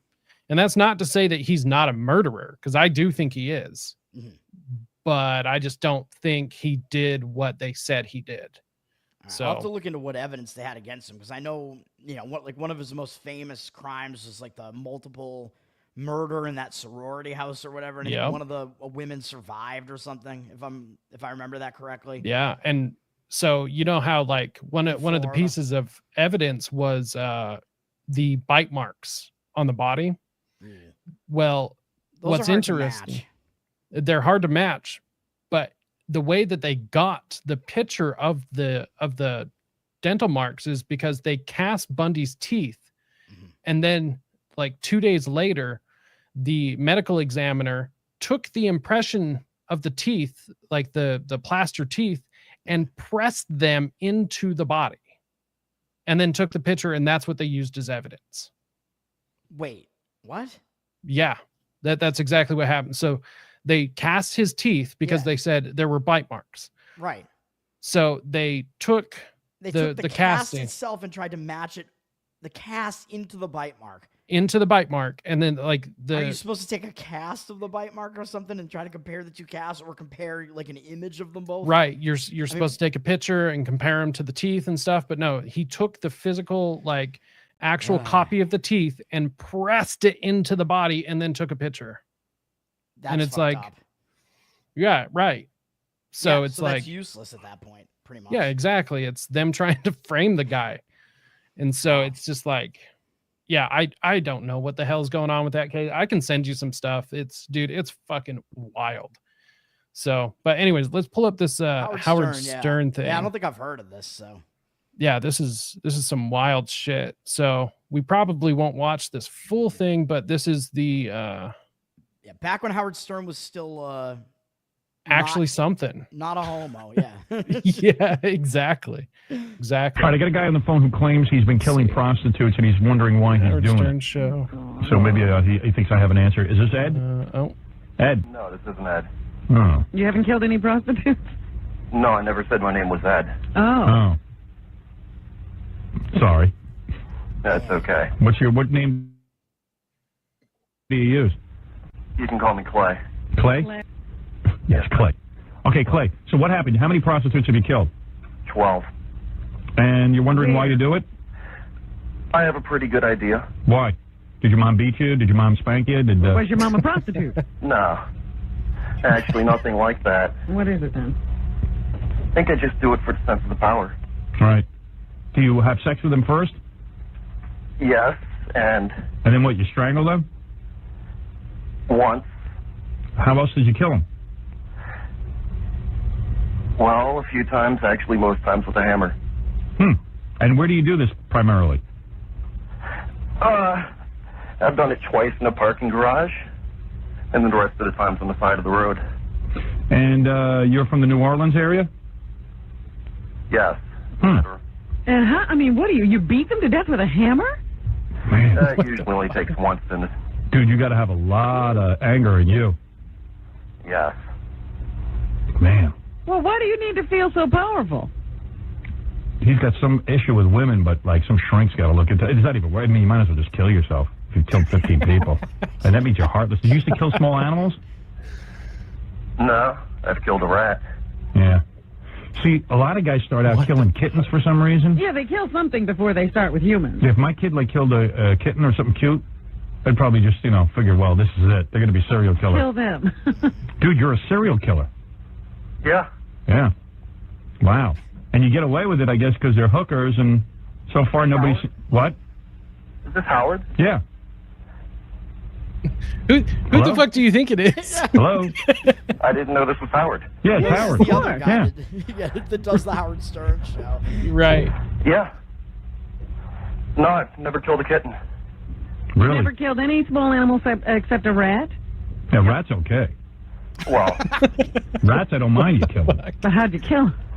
the rat? Yeah. Stepped on his head, I bet. We had a big flood a couple of years ago, and it's not actually a rat, it's called a nutria rat. And I clubbed it to death. It got in the kitchen at my work. So how old were you when you killed your first woman? 16. And you must be What the a powerful kind of guy, big guy. I wasn't then. Right. And when you killed your first one, did you go in there knowing you were going to kill her, or it just sort of happened? Have a good night, LB. Thanks for tuning in. I knew I really had it planned out. You know, I wanted to do the whole sending clues. Right. Oh, yeah. Are you in? To baffle people, but it turned out no one noticed for a long time. Right. Like you killed her on the side of the road? Her, that was the parking garage. Okay. And then what'd you do with the body? You dumped that somewhere? Yeah, actually, I think she's probably one of the ones that they found. Yeah. But let me ask you something. You were sending clues that you were going to do this? No, I was. This is fucking wild, dude. He was going to leave like a note for the newspapers, and But you decided not to. he didn't want to be famous or draw attention to himself. But my problem is, No, that's what I wanted to do, but... Oh, but you did, but no one noticed the clues. I never sent the clues. I never left anything. You know, I wanted to have my own little signature. Right. I wanted a thumb paint. This guy's Oh, lying and this guy isn't lying. Oh, really? Right. What do you want to do? Thumb paint with their thumbs. Right. And I mean, that was the whole point to the thread, too. It's like, is this guy actually lying? Well, can we like figure out like were there like crimes similar to what he's talking about that were discovered in? I guess he's saying in New Orleans. Right. Is that what he said? New Orleans. I think so. So In the let's see. 90s. Yeah, in the 90s. So the call lasted for around 17 minutes. Throughout, Clay discusses the nature of his murders. He claimed the first murder occurred when he was 16. Right. That's what he just said. Yeah. Right. That he had killed a prostitute in a parking garage and that she was probably one of the ones they found. A majority of the rest of the murders were done with a hammer, he said. Clay didn't always fuck the prostitutes before killing them and said he didn't get off on the murders. Quote, I don't even understand why I do it, Howard. I don't know if I ever had any satisfaction. That's weird. So I don't know if that sounds right because, I mean, usually isn't that why they do it? I mean, he did say that he did it for a sense of power, which that makes sense. Right. And that is one of the types of serial killers, basically, is like a power and control killer, basically. That's why they do it. But Right. he's saying he doesn't get off on it. Maybe he's meaning sexually. I mean, I guess it kind of depends. I mean, I think if you do it, you get off like in some way by doing it, because otherwise I don't think you would do it. Right. Right. Exactly. So I mean, I don't know. I'm not a serial killer, so I don't know exactly. But I've listened to, I actually went to like a live show probably about a year ago, less than a year ago, probably with I forget the dude's name, Scott something. He's I guess he worked on identifying the Long Island killer, and he has like some book out about. Oh, wow. Yeah, he like psychoanalyzes serial killers. Basically, he's like a behavioral analyst essentially. Right. So that was kind of interesting. So he talked about like the different types of serial killers that there are and stuff. Right. Yeah. Yeah. Interesting. Behavioral profiler. Yeah. I think that's what he is. Yeah. That's So I went and I saw Fed Talk, basically. Yeah. Yeah. A Fed TED Talk. That's awesome. Yeah, he met BTK and Son of Sam Berkowitz. His stories about Right. Berkowitz are absolutely hilarious, by the way. Oh, I bet, dude. What a Berkowitz is a meathead, fucking yeah. weirdo. Like outside of the serial killer stuff, which I He's don't like think like he a committed tiny all the bald crimes. Jew but- at this point. Right. A tiny bald Jew that loves Jesus, apparently. Oh yeah, he's like reformed and he has like a huge cult following. Yeah. From No prison. kidding. Yeah. It's weird. Like did you watch that interview with him and the old fucking mob guy, Franzetti, I think, or whatever? No, I got into the mob stuff like not too long ago. I like refreshed my memory on all the mob stuff because the Five Families thing was out on History Channel, and I have the book. I'm like, oh yeah, I want to like remember all this, but I forget like all the different mob faces, like at least a lot of them. I don't know. Right. Berkowitz, I know there's a new Netflix. There's something on Netflix about Berkowitz that I think is either not out yet or it just came out. I don't know exactly what it is, but yeah, I know there's supposed to be a new one coming out. There was Sons of Sam, which was based on Maury Terry's book, which was killer, no pun intended, and until the very last episode, and then it just fucking sucked because it went through Maury Terry's The Ultimate Evil, which is an amazing book, but they tried to character assassinate him at the end of it. So it was just like, oh, he like ruined his life doing this, and that was all just bullshit lie. But yeah, and I know Berkowitz was like a totally different type of killer. He was the type of killer where they basically like think that this like higher like entity or voice is like telling them that they have to do this, and kill these people for some higher purpose, something like that, and that's what was going on with him.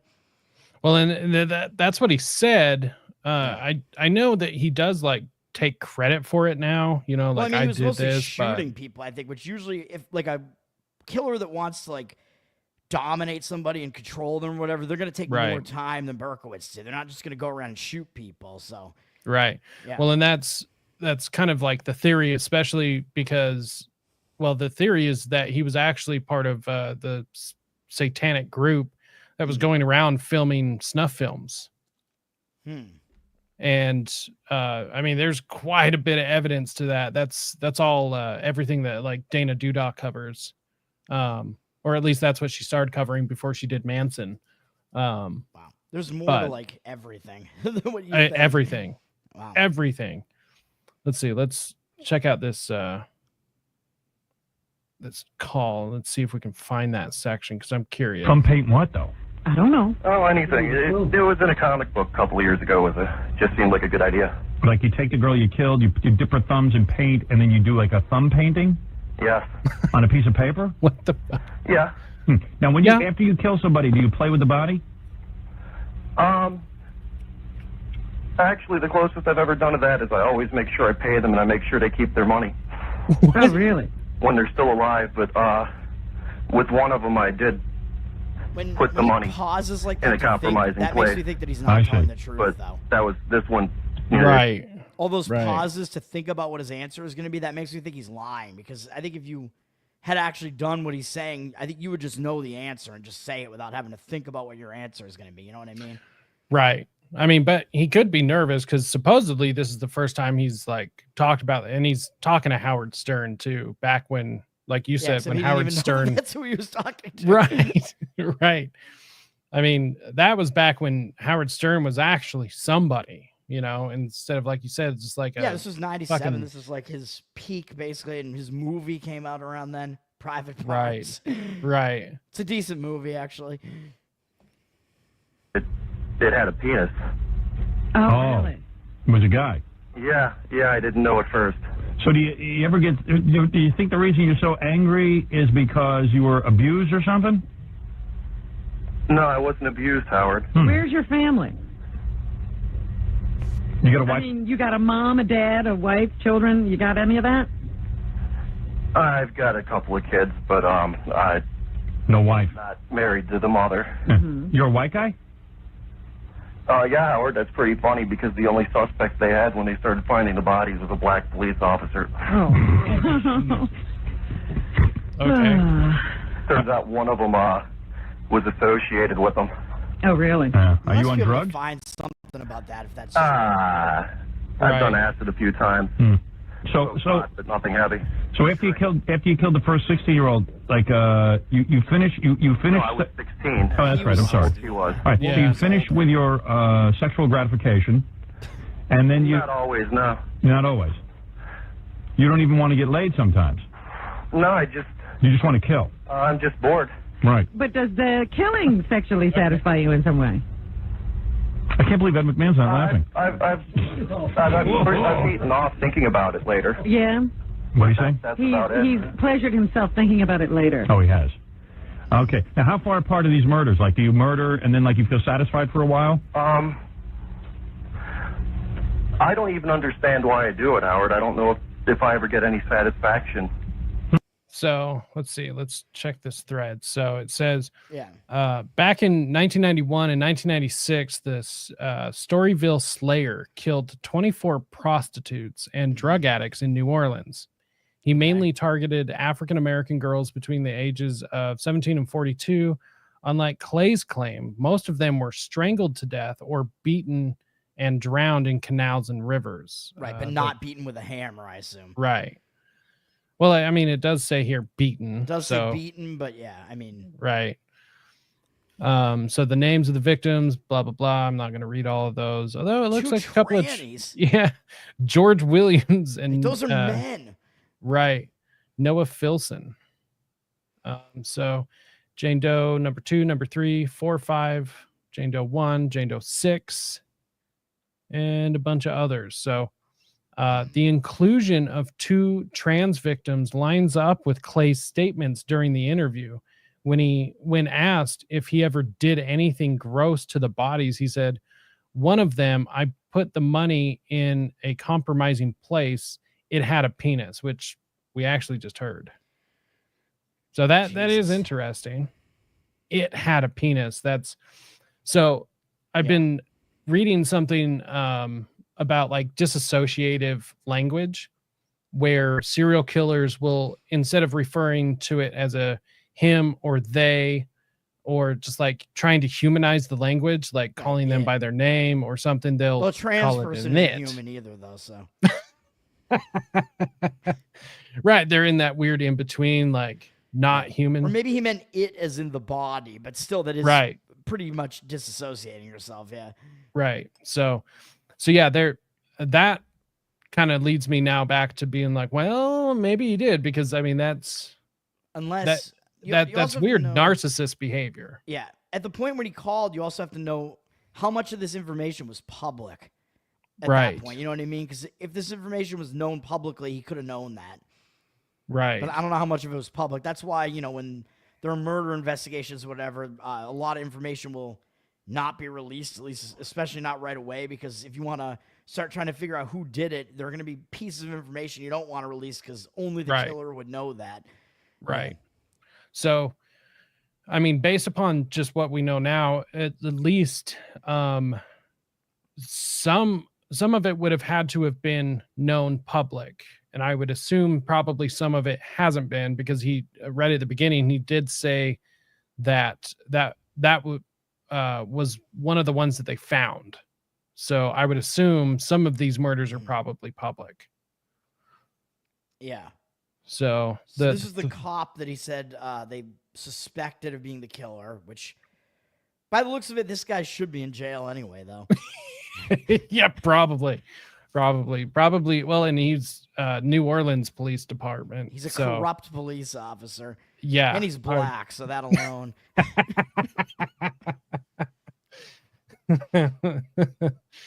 Oh, just a way to steal your heart, huh? Mm-hmm.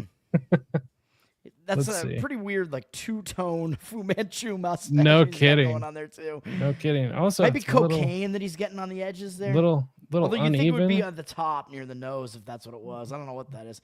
It's dude's cum, actually. So a disciplinary panel and hearing against Grant began in 1995. He was accused of beating up his roommate. An accusation backed up by her children and ER doctor. Damn. A female roommate?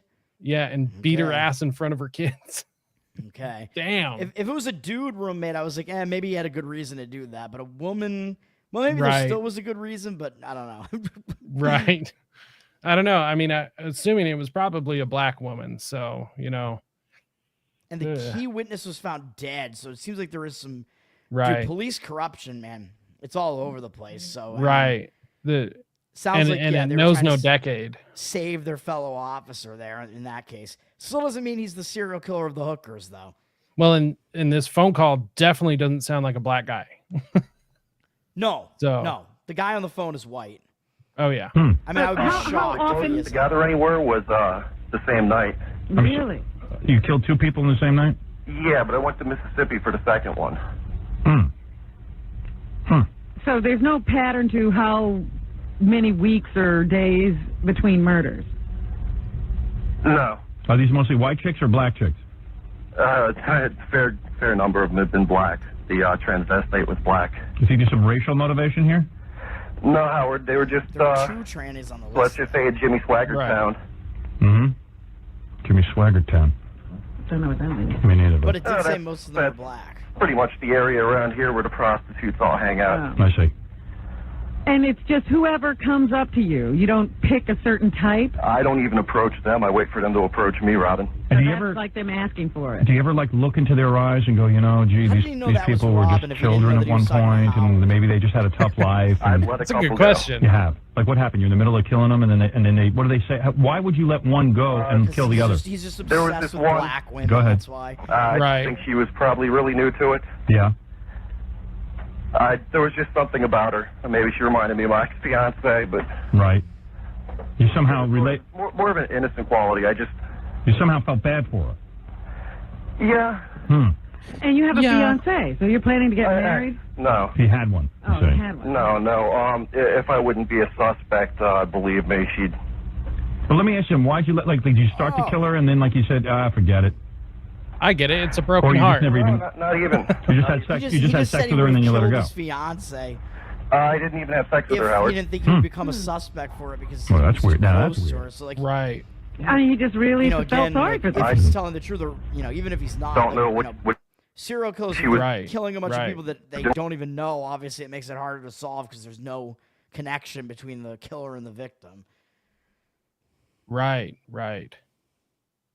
So that's basically what he was saying. doing what she was doing, but I Are you a would big kill my fat mess? fiance, but there's a connection there. she got so I off can't lucky. do it. Are you a Yeah, big fat so I mess, can't. or are you like a fairly good-looking guy? I'm not a big fat mess. I wouldn't call myself good looking. I don't know what I'd call myself, Howard. Does he have a decent job and all that stuff? Sounds like a bright guy. Not decent like you have. Yeah, well, we got ridiculous jobs. You can't get these. I don't even know that I'd call this a job. You know what I mean? This is not a normal It's a job. made-up job. Yeah, this is a job that's totally useless. You know what I mean? Like nobody really needs it. It's a scam. To me, a job is like something like a UPS driver is Yeah, a job. it's a job. All right. Not now. Thank you, Ed. Maybe this is a UPS driver. Ed laughs, but he has no job either. Hey-o. All right, so. All right, this is always But you weird. do work every day and stuff like that. This is always weird, but I'm bringing. At least we can sort of get into the mind of a guy who serial kills. I think he's 100% on the level. You. So Like how they're okay, just so like, you let's killed your talk to this first guy. We're woman. not gonna, When was the last time you Just call killed? the police. whatever. Right. It's been a few months. Right. Actually, it's been going on a year. You're like the Boston Strangler, man. Maybe I should option your story. So what do you think you're going to do? Do you think you're going to kill? It definitely doesn't sound like Howard's buying it. You know, like No, yeah, he thinks it's fake. I mean, I'm still questioning it. Like, I would want to know how much of this info is public before this call happened.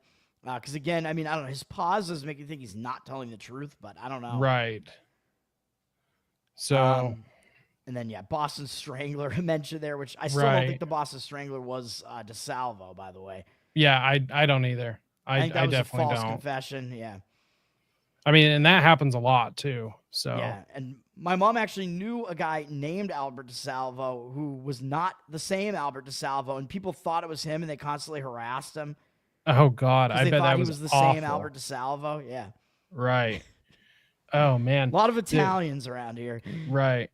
There was actually a guy here in my state with my same name, Jacob Johnson, and he got arrested for like killing his wife or girlfriend or something. Oh God. And I never received any like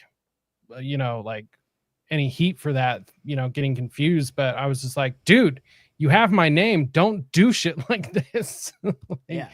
Fuck you. Yeah, Let's see. exactly. But your name is pretty common. I don't know Right. how common DeSalvo's name really was. Right. But yeah. Right. So, according to investigators, Grant had killed both her and her friend in order to get rid of them. Grant submitted DNA to try and match it to some chewing tobacco found near one of the victims' bodies. The results were inconclusive and no charges were filed. Wait, so we're talking about the cop. Yeah, the black guy.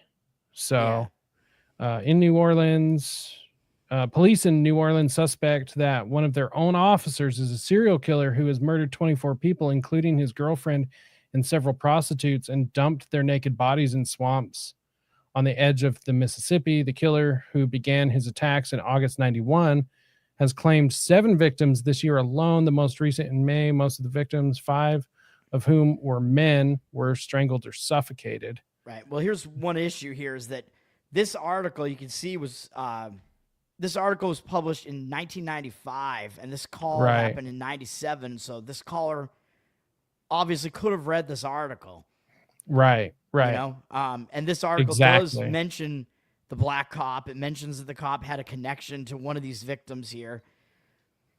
Which, by the way, it is possible that the cop killed his girlfriend and that somebody else killed these prostitutes. That is certainly also possible. Oh, yeah. Oh, yeah. Especially at this point, there's, who fucking knows? So all of this ties into the Clay interview. When asked by Stern if he was a white guy, Clay said, "That's pretty funny because the only suspect they had when they started finding the bodies was a black police officer." Right. So that's but again, what Clay as we says. see, that info was out by then, but yeah. Right. So look at this guy. Right. The only other real suspect in the Storyville Slayer murders was Russell Elwood. He first came under scrutiny in 1994 when he was found masturbating in his car by police. What a faggot. Yeah. Which had been parked by the road. Cheryl Lewis and Dolores Mack's bodies were found. Okay, so dude, that's kind of interesting. Who does he look like? He looks like some actor if like his face got a little bit fucked up. I don't know. That's anyone really watching, anyone watching, let us know who you think this looks like. That's really gonna bug me now. That's fucking weird. It kind of looks like Edward Norton is. Yes, that is what I was thinking. Yeah, Edward Norton. Yeah, that is definitely what I was thinking. Yep. Yeah, you got it. Yeah, but like with like a fucked up like squinty eye and like a taller head. Hey, the guy, the caller did say, I believe he said that he was white, right? And I think he's white at least. And he said he's not a fat mess, but he's not necessarily good looking, which I think that would describe this guy here. I agree. Of course, that would describe a lot of guys, but yeah. And hey, JJ is back. What's up, man? Hello, greetings, gents. How's it going? So we were discussing the time that Howard Stern got a serial killer on the line, or alleged serial killer. Yeah, I was listening in. I was enjoying the conversation. Nice. Hell yeah. So I mean, this is pretty much where we are in the thread where this guy fucked up Howard Norton shows up. So Elwood was in and out of prison for the next few years on a series of drug charges. During one interrogation, Elwood admitted that he had hired more than 100 black prostitutes. He also mentioned a dream he had where he was being questioned about a series of murders. Listen, man, if you're going to hire, as a white man, if you're going to hire all black prostitutes, you're not hiring them to have sex with them because that's just gross. You're probably going to murder them. What's this fellow's name? Elwood. I'm not familiar with him. Yeah. He was the other suspect for the Storyville Slayer serial killings. Russell Elwood is this guy's name. Yeah.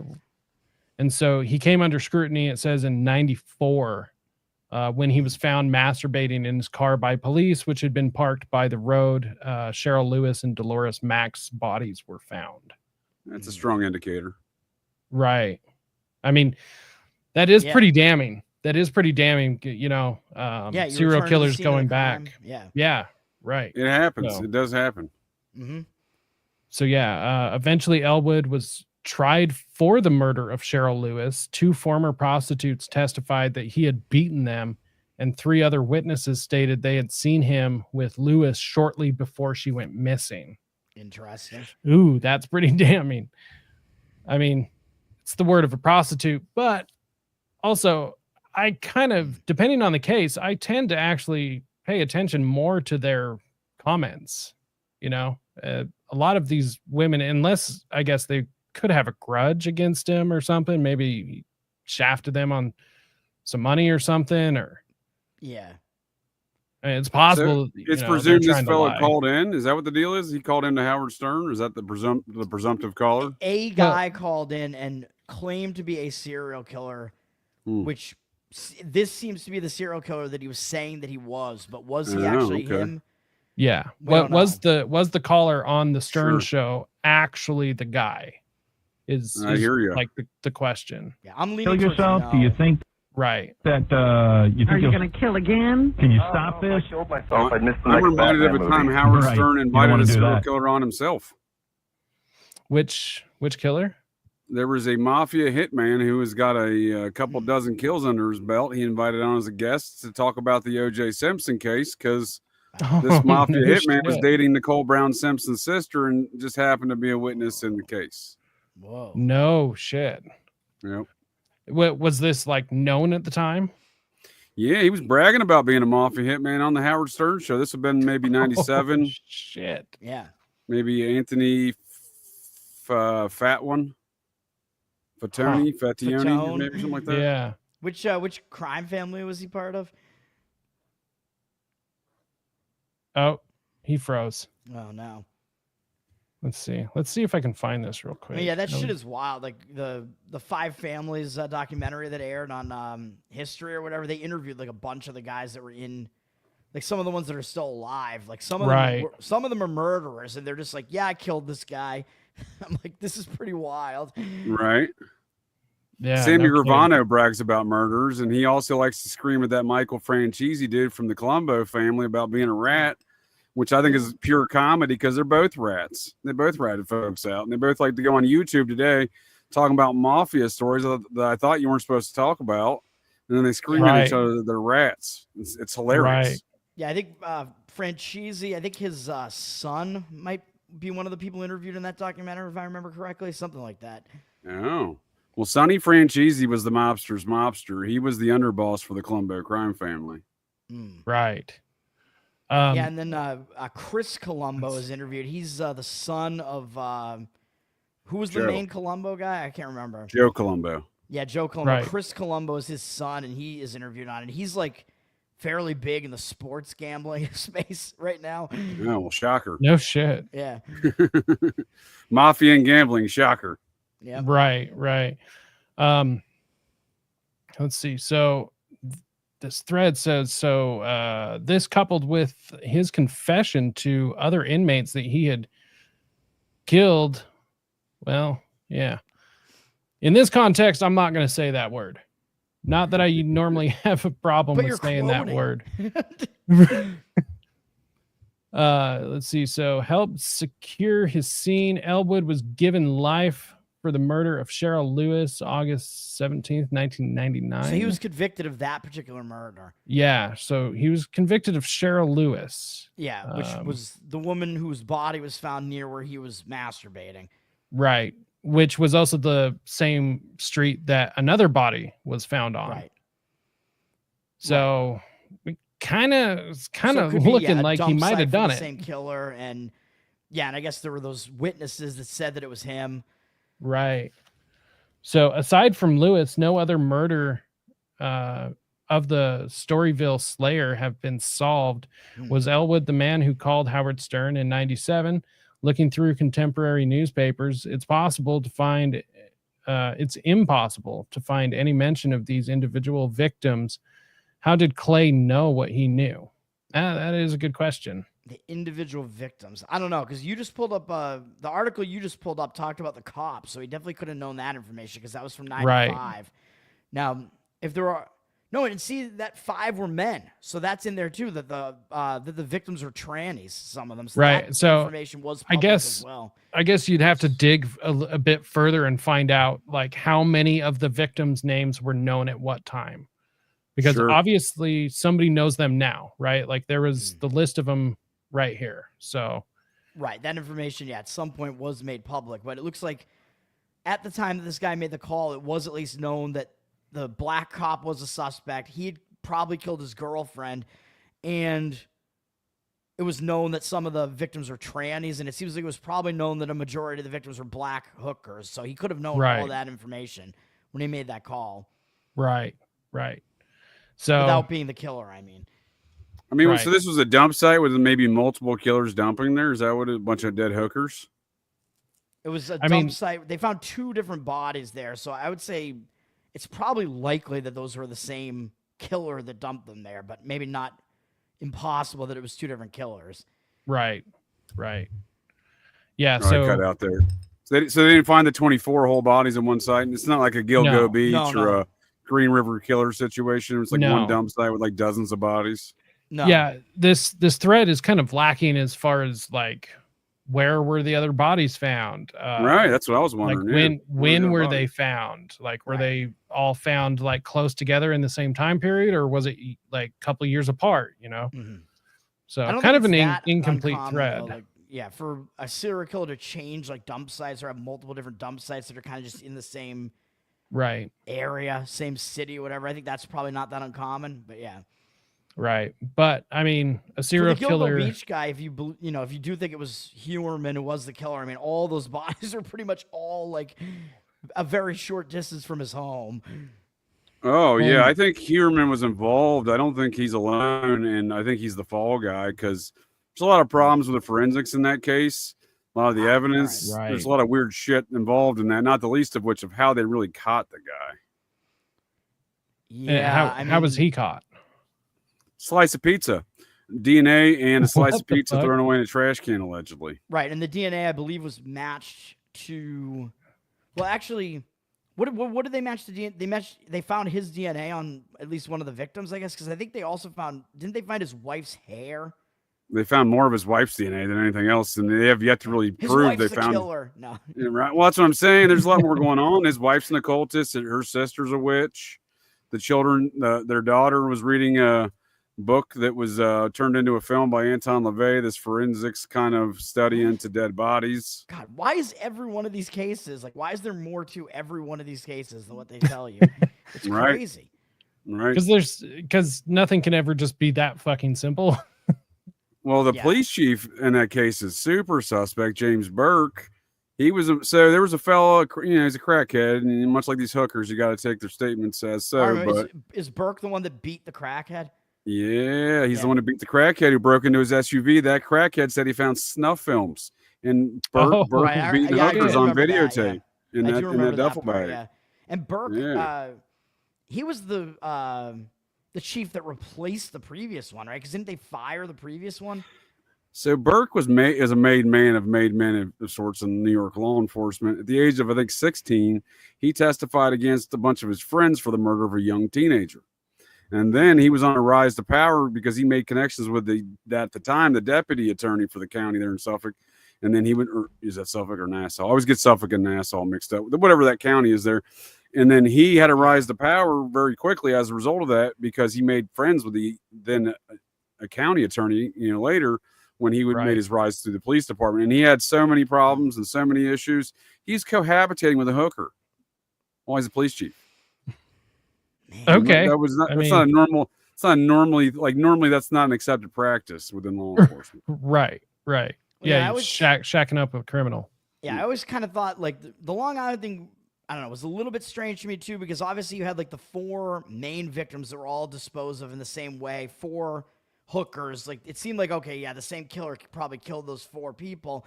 But then you had one of the other bodies that was found further up the beach was like a man, and then there was I think a baby there as well. And then there was that one other woman that was found like dead in the swamp or something. I don't even think she was killed I don't even think she was murdered. That one woman who was like, she was at some other, I think she was a hooker, but she was at some other guy's house. She ran into the swamp. I think she died accidentally, dude. That woman. I got a lot of questions about that one too. I've had an interview with the attorney that family hired. That's Shannon Gilbert. She's the one who, her disappearance is what caused folks to discover all those bodies. Searching for her. Right, that's a little weird, yeah.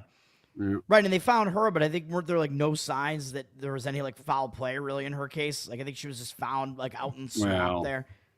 That's what they claim. That's what they claim. Yeah. I have a lot of questions. So you think the cops killed her basically to discover the rest of the bodies, essentially? Well, I don't know about that. I mean, the last known party with her was her quote unquote bodyguard in her hooker operation. He's the last one to see her run, and he was driving around that neighborhood. Yeah, I remember that. So yeah. She calls 911, and then she knocks on another neighbor's house. That other neighbor whose house she knocked on is a good friend of Rudy Giuliani, by the way, who's very interested in this case. I mean, it's all these rich people that all live on Long Island here. Yeah, fuck, man. Well, that Gilgo Beach enclave, as I came to find out through communications with what is his name? Shannon Gilbert's a victim. John, I always communicate with his legal assistant, Lena Adjett. Very nice gal. She just published a blog on some Heaven's Gate stuff. It's very interesting. She's doing a new study on that. But she's the legal assistant for I can't remember the name of the dude. He's the attorney always on camera talking about the Gilbert case because the Gilbert family hired him. And I've interviewed him on my podcast. And John Ray, there we go, John Ray. And he, he's got a lot of questions around the death of Shannon Gilbert, legitimate questions. Right. Man, JJ has a ton of info. Man, this is wild. He's like the Scott Horton of like serial killer cases or something. I don't know who that is, sir, but I appreciate the kind words, and I did enjoy the Dr. Seuss book, Horton Hears a Who, when I was a youngster. So Scott Horton is from the Libertarian Institute, and he is has like an autistic memory of everything like foreign policy related. Yeah, he is like the foreign policy guy. Yeah, so, I guess I would input on foreign policy, but I have studied crime for many decades. You have his like memory and like recall of all these specific things, but yours is all in the serial killer sphere. Yes, serial killer, true crime stuff. Hell yeah. It has been my interest for many years. Cults and killings. Yeah. Right. So actually, JD, where did you get your start in all of this? Why we're on that topic? In cults or killings, or just like podcasting. Well, just like all of your knowledge, like where did you start? Like what piqued your interest? Because I could tell you mine was probably Heaven's Gate. Since you just mentioned them, that shit freaked me out. Like all of them killing themselves like that, and of course, Jonestown. That's kind of where I got my start with all the true crime cult stuff. Yeah. I mean, I definitely took notice of those things in my teenage years there in the late 90s. Would you believe, speaking of Heaven's Gate, would you believe that there was a cult in Montreal, the Order of the Solar Temple, that had a simultaneous mass sacrifice trying to catch the simultaneous comet, right? Yes. Wow. Yes. Yeah, and the Order of the Solar Temple, I mean, they had multiple locations across the world, right? Yep. This was their third mass sacrifice or suicide, Right. Some of which included kids, which is fucked. Jesus. Yeah. I mean, absolutely. It's, I always include women and children. Yeah. That's crazy. Right. Yeah, I was just always into like kind of, I don't know, the mystery aspect of it and unsolved mysteries. So that's kind of where I got into like true crime shit. Yeah, the whodunit aspect. For sure. Yeah. No, I loved Unsolved Mysteries. I was actually watching a recent episode of that. Stack. Oh, dude, it's classic. So good. Yeah. And there was an episode that's still very relevant today. I was watching recently. There was a guy, he was a tax attorney, dude, working as an undercover agent, seemingly for the Treasury Department in Arizona. He was an informant to Danny Casolaro and his whole octopus stuff he was doing there. Yeah, and he got murked in some really weird circumstances. And it's in an Unsolved Mysteries episode. It's fantastic. I highly recommend it. I think I remember that one. I think I've seen every episode, but I don't remember that one. I have to go back and find it. I think they're like all out there on YouTube and shit. Oh yeah. It's on YouTube. Yeah, I just watched it the other day. It's fantastic. There's one I just watched that came through. It was about a couple of kids that got murdered over in like Central Texas. They got murdered by a lake. And there was like satanic cult involvement and stuff. And this is like one of the cases that like there is actual evidence of satanic cult connections, unlike some of the more famous cases. That there was like actual connections to satanic cult worship and like all of this stuff involved in these kids. And apparently like the girl ended up killing somebody for the cult, and then like she like got super depressed and stuff, and they were talking about her and her boyfriend were the ones that got murdered, and they were talking about going to the cops or something, and the cops were involved, and so the kids got killed, and like all of this stuff. Like I can't remember the case. I've talked about it a couple of times, but man, it's wild. It's still unsolved. This sounds very interesting. It doesn't totally ring a bell to me, but yeah. Let me see if I can pull it up real quick, because I mean, it made me just think of the Delphi shit, because I'm like, oh, that's the case. It seems like there's satanic cultism going on there. No, there is for sure. This term of Odinism and Satanism is interchangeable amongst these cultists. I've seen it. Yeah, that case is a total mess, dude. Like there's no evidence against Richard Allen at all in that case. It's no, crazy. not at all. Yeah. Well, if you think about it, the guy that investigated the Odinists, he got murdered. Yeah, that's right. Yeah. Yep. He got ambushed by a corrections guard from the federal prison in Terre Haute, who I would argue may in fact be an Odinist, and he got murdered outside the FBI building. That dude's got some balls, if possibly hypnotized to do such. I don't know, but it's not a normal activity. It's insane. Yeah. So this murder that I was talking about, it was let's see, the murders of Sally McNeil and Shane Stewart. I think that sounds familiar to me, actually. Yeah, so two were teenagers who were murdered near Lake Nasworthy in San Angelo, Texas, after spending the evening watching a fireworks display on the 4th of July, 1988. Their murders, which remain unsolved, were attributed to rumors of satanic cult in which they both were involved. The case received national attention among the satanic panic phenomenon of the 1980s and was profiled in national media along as well on Unsolved Mysteries.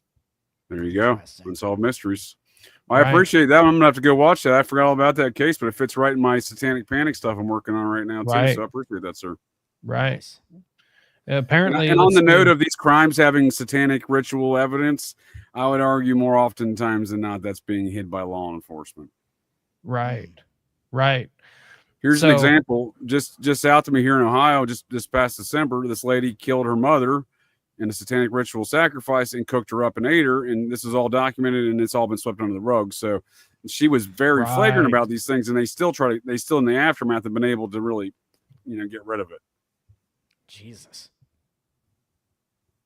So let's see. So this is actually an update from the Unsolved Mysteries website, unsolved.com. Update. The cold case double murder of Texas teenagers Shane Stewart and Sally McNelly is heating up. In June of 2017, officers pulled over John Cyrus Gilbreth on suspicion of possession of marijuana. A female passenger in the car with Gilbreth told police that Gilbreth was a drug distributor, promoting police to search Gilbreth's home. During the search, investigators found writings, audio tapes, and biological evidence that they believe are connected to Shane and Sally's murders. Gilbreth has not been charged in connection with the murders, but has been named a person of interest. We will bring you more information as the story develops. Right, as the story develops. They never develop these stories. There was a murder in northern Jersey in 1979. 23 years later, this is connected to the Son of Sam cults out of New York City there. There was a couple out of Brooklyn. 23 years later, all three police departments involved in investigating those murders, they all claimed that they thought the other department was investigating it. Right. So no one investigated it for 23 years. Yeah, Carol Green and Green. It's the Green and Marin murders. Right. Maron. I forgot Unsolved Mysteries came back with Dennis Farina, by the way. He's no Robert Stack. And now Netflix brought the show back, and they don't even have a narrator now, and they just have kind of the Robert Stack like silhouette in there, which I think is better because like you can't replicate what that guy did, really, man. Yeah, no. It is not Unsolved Mysteries. Like they really should have named it something different when they tried to bring it back. But I did appreciate the newer episodes when, like you said, they had the silhouette of Robert Stack in the opening. I like some of the new ones. Yeah, there's some pretty good cases in there. Some of them. Well, and the new ones kept it creepy, right? Which was like the whole cool thing about Unsolved Mysteries in the first place. That's why I liked it. Come home after school, like nobody's home. Yeah, just like I'm gonna creep myself out and Fuck watch yeah, Unsolved dude. Mysteries. Robert Stack's voice would haunt my nightmares for years, dude, as a child as a result of watching that shit. If you have any information, right, please write to Unsolved Mysteries. Yeah, Did that y'all see the shit's Vegas one wild. in the new edition on Netflix? That one about the Vegas wrestling dude who worked by the mob, it seems, and no one seemed to care. Yeah, he That was a he wild worked in tale. that tire shop or whatever that was like right next to the strip club. Wait, what? This is on Unsolved Yep. Mysteries? Yeah. Yeah, he was a Netflix? local businessman and celebrity doing all these wrestling shows, and he got into a dispute with the mob because the mob owned the adjacent building, and they seemed to have murked him, and no Oh, one I seemed did to see care. that. Yeah. I know what you're talking about. Yeah. Yeah, it's Yeah, just that one was wild. wild. His kids are still trying to like fight for the truth. They're still Right, out that was there. the one. Yeah, that woman was like in the room with him. Yeah, and they just throw away. They just like, oh, we just ignore that evidence. Like we don't. They got her on camera coming in there, and shit. Like, oh no, we don't pay no attention to that woman, Right. Well, and they tend to say that the mob doesn't control Vegas anymore, and that's just a load of horse shit. Like I can't think of anything like I can't think of a bigger lie other than maybe this Epstein stuff. But I think it's a scarier thought. I think it's this formation of this deep state, if you will, that formed after World War II with the Nazis and this Right. aerospace Nazi kind of industry. Because you see Hughes out there early, he's involved in that. You see the CIA stuff involved in all the stuff around Hughes as well. Right. And this is the machinations of that network that would, the OSS kind of network and Project Paperclip stuff, who used the mafia to get into Italy. So this is kind of the same network, I think.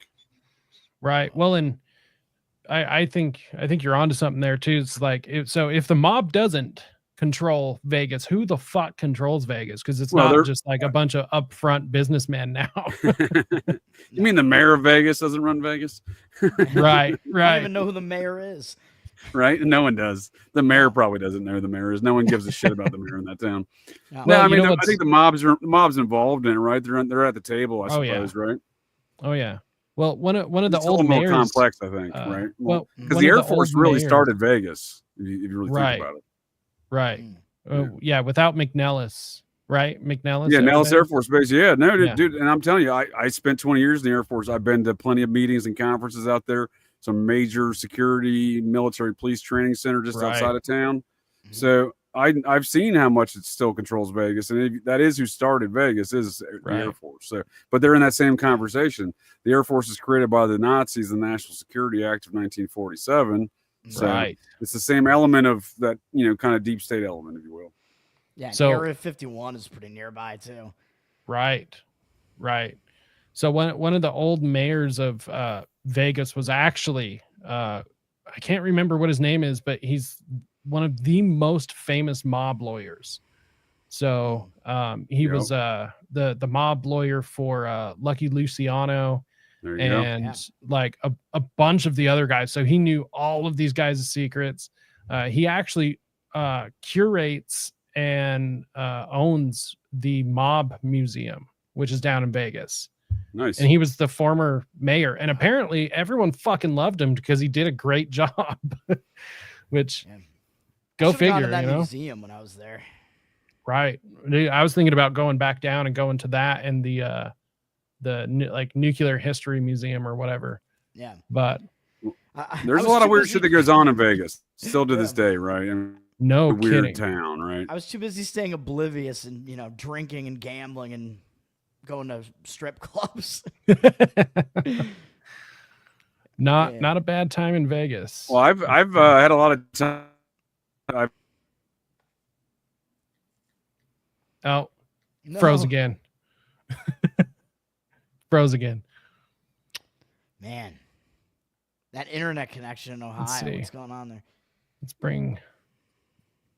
Am I back? Right. Cut out there. Cut You're out there back for a now, second. yeah. Yeah, you're back now. Yeah, Vegas super weird, man. It's a very bizarre place. Very bizarre place. Yeah.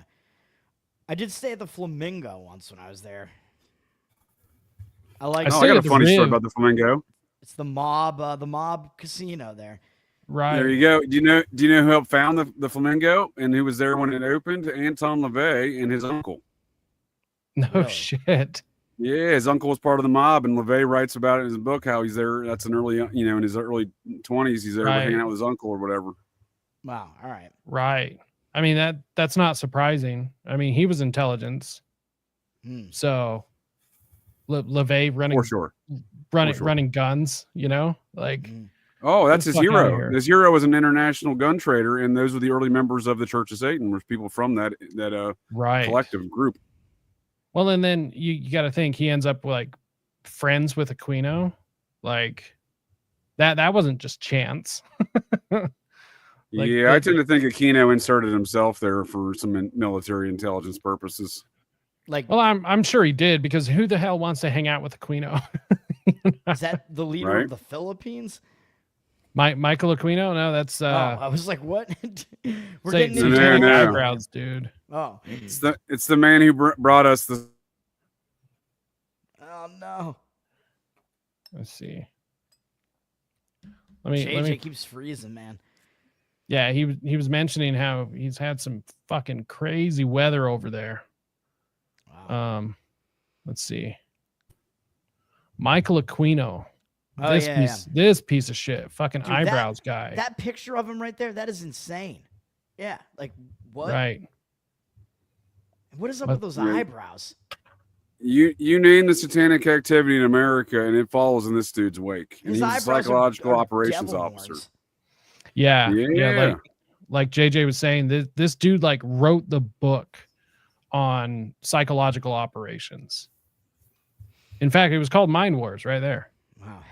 Yep. Yeah, Side to Mind War. Yep. Yeah, and so he's connected all to like or Project Phoenix, the Phoenix Project. Damn, I don't know why that was so hard. But yeah, I mean, this dude tied into everything satanic in this country. It just seems like his name just pops up everywhere. And then COVID killed him, it looks like. Supposedly, I mean, that's what they said. So, man. I mean, he is dead for sure. I don't think he died in 2020. Right, and I don't think he died the day that they said that he did. I think he died honestly a few days later. But yeah, this dude is a piece of shit. He was all wrapped up in pretty much anything that you could you could point to, as far as like the satanic panic, anything like that. And in fact, I'm pretty sure, because the satanic panic was a psychological operation, like that the whole thing was to misdirect people from actual cases, like they put out like some real cases were getting discovered, like through some of the preschool stuff and like some other murders that were happening. Right. And they had to find out a way to cover this shit up. And so they made it seem like it's this absurd thing as like a psyop, basically as a cover up the like real shit that was going on. Right. Absolutely. Psyop to Mind War, straight from the paper of Michael Aquino. Yep. And he led the charge. He's the one perpetrating all the propaganda at the forefront. Yep. Yeah, and that's why I've been taking on trying to do an expose on the false memory syndrome foundation. Close down the hatches here. Pardon me, fellas. You're good. All right. But that's why I've been taking on the false memory syndrome foundation, because that whole thing, false memory syndrome, it's a fake condition. It doesn't exist. Yeah. And they were able to use that as an excuse to like say, well, everyone that believes that they were victims of satanic ritual abuse, they're just all crazy. They're imagining it. And that was all backed up like by MK Ultra doctors and like all of that nonsense. So yep, psychiatrists, as I call them. Would you believe the individual who specializes in that today, Lucien Greaves? He's got a Harvard graduate degree in false memory syndrome, the head of the Satanic Temple, and runs a site called process.org. He's got a Process Church logo, and I would assert is a portion of the Process Church. So you see those folks are the ones perpetrating the false memory stuff, or with the CIA, right? Right, which is done through like the Gray faction and stuff. And dude, they harass doctors. Yep. And you know what? Fuck those guys. Like it is a absolutely disproven syndrome. It doesn't exist. No one's ever been diagnosed with it. It's not in the DSM. Not like I'm all big on, centralized authority to begin with, but for sake of argument, it's not in the DSM. So you can go fuck yourself. No, for sure, dude. It was developed at a later stage in the Satanic Panic to redevelop the magic show, right? And again, if you just take a bird's eye kind of, a strategic view or meta-analysis situation, there's a lot of Satanism around serial killers, right? Right. For example, I can name 3 right top of my head that Anton LaVey met with personally before they went on their serial killer campaign rage, right? Of terror. Which ones? He froze again. Oh, no, he froze again. Right when you get into the answer to that question. I know. Damn. No. I don't know which one. My gremlins are acting up, fellas. I apologize. Yeah. No, you're good, dude. You're my totally Starling good. gremlins. But so which serial killers did he meet with? Oh, dude, Thomas Eugene Creech was there at the Blasco with Aquino and LaVey, dude. No shit. Yeah, and then he met with Richard Ramirez. He knew Charles Manson. Right. Let's see. What all else these I got weirdos here. knew Manson. Right. Like all the process connected dudes. Susan Atkins, Sadie Mae, one of the gals that got convicted of the murders. She started off her early 20s as a vampire stripper at LaVey's strip club. Wow. Really? Yep. Wow. And then what a trip. Tarantino does a movie about a vampire stripper, and he does a movie about the Manson killings. Yeah, Tarantino's got a lot of Scientology connections, sir. And the process is an offshoot, or as I call them, the dark wing of Scientology. Or I guess so there's a lot of connectivity of the vampire one, but he was definitely involved in that movie. And no, you're right. No, you're right. That was Robert Rodriguez's pal, who, by the way, Rodriguez's first cousin is Danny Trejo. Danny Trejo knows. Yeah, Danny Trejo will go on YouTube. Danny Trejo tells the story of how Charles Manson hypnotized them while they were in jail together. Right. Jesus. Right. I remember seeing that. Yeah. Which, I mean, that dude, that just glows. That glows so hard. Big time, dude. Like, big time. Like you're hypnotized by a Scientologist in prison, which the prison they were in also was like a huge MK Ultra prison. So like that oh, well, for sure. But everyone points to Terminal Island and Manson's time there as his MK Ultra time. I actually go back further to Chillicothe Federal Reformatory in 1952, where he's there with Edward Wayne Edwards, the most prolific serial killer you probably never heard of. I've heard of him, yeah. Yeah. Yeah, I've heard you talk about him on your show. Oh, I'm doing a case study. Yes, sir. He's oh my God, no. Running around and killing folks under some fake credentials that seem to be issued to CIA. Right. Yeah. Oh, yeah, and then there he goes. JJ's damn cutting out gremlins. again. I did see one. I don't know. There was one thing that I watched where I don't even remember exactly what it was. Some TV show, documentary. I don't remember what it was, but they were trying to argue that Edward Edwards was the Zodiac. Really? Yeah, which I didn't buy it. I don't think that he was. Right. But I don't know. They were trying to make the connection with the Zodiac, like Berryessa killings, where he mentioned like being in a prison in Montana or something. They're like, oh well, Edward Edwards, I guess, was in a prison in Montana at some point. It's something like, I forget exactly what it was. Something like that. No, you're spot on. There's a lot to be said about that, though. There's a lot to be said about that. The hooded fella at Berryessa on September 27, 69 would know the detail. So no. Oh man, this internet connection. Didn't you JJ, didn't you have like an interesting connection with somebody that either came or is in a Montana prison? Yeah, so that's Ed Edwards. So he was in Deer Lodge prison for this very violent riot the National Guard had to intercede on.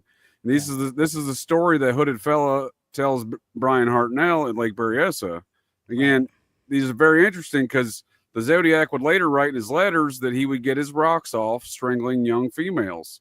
Right. In 2009, Ed Edwards got busted for getting his rocks off, strangling a young female in Wisconsin in 1980. The semen came through his pants under her pants, sat in a locker of evidence for 29 years. Ed's daughter saw a TV show and said, "Oh shit, I think my dad did that." Called it in, they got his DNA, and lo and behold, he did do it. Right. Huh. Yeah, I do remember that. So you actually think Ed Edwards was Zodiac? Is that what you're saying? I think he was part of the team. So what is also known as he was an occultist, right? So I look at him in this. So Otis Toole, this hand of death cult that Otis Toole describes, I think is actually the machinations of Ed Edwards. Otis Toole may have been involved, but Ed's the general. So Otis Toole also comes from that Chillicothe. He keeps cutting out, man. I know. Geez. Was Otis Toole, was he one of the guys that was involved in the abduction of John Walsh's son? Or am I thinking of somebody else? He said that he was, and I think they suspected him, but they allegedly proved that he wasn't. We're going all over the place, man. It seems like everything is connected. And then I guess Otis Toole, I think, what was he like? He was friends with the confession killer guy, the guy that confessed to like hundreds of murders that he probably didn't commit. Right. Henry Lee Lucas. Yeah, him. Yeah. And, wow, everything is connected, man. This is wild. Yeah, and Otis Toole, he committed to quite a few murders too. He admitted to I think 60 something murders, and there were several of them that he admitted to that they proved that was not him. But he also led investigators to several bodies that he did not kill, even though he said he did. They proved that he didn't kill them, but he knew where the bodies were, which does lead, credence to the whole Hand of Death cult. Wow. So I don't know. Otis Toole and Henry Lee Lucas are both weird cases, man. They are just, they are. Yeah. They are very strange. Mm-hmm. Let's see. Oh, for sure. But we're hearing there. So it is all connected. So Toole and Thomas Eugene Creech, that Satanist fella, they all come from that Chillicothe Reformatory. Yeah. I forget who Creech is. Charlie. So Chillicothe Reformatory, that's the place. Is it Ohio or Indiana? I don't know. The name rings a bell to me. Yeah, Chillicothe Reformatory. I know JJ's talked about that before. I can't remember which. His connection is so fucked right now. I know. Let's see. I'm trying to find. There was some research that. Yeah, what are we looking at here? These are the two. Yeah, so these two, both boy and girl. This is the couple that was actually killed in Texas. Yeah. So the murders of Sally McNelly and Shane Stewart. Mm-hmm. Let's see. So the background: Shelley and Shane were both teenagers from San Angelo, Texas, who began dating in 1987 while in high school.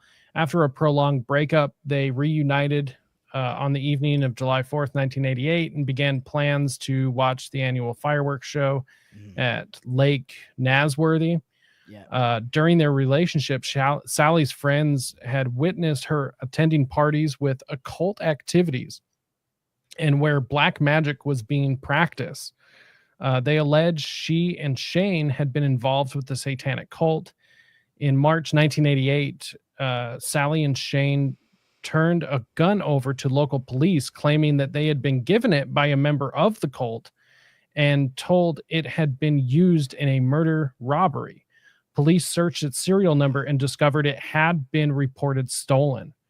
On the evening of July 4th, 1988, Sally and Shane were seen alone on the shore of Lake Nasworthy before midnight by a fisherman offshore. On July 7th, they both were reported as missing persons.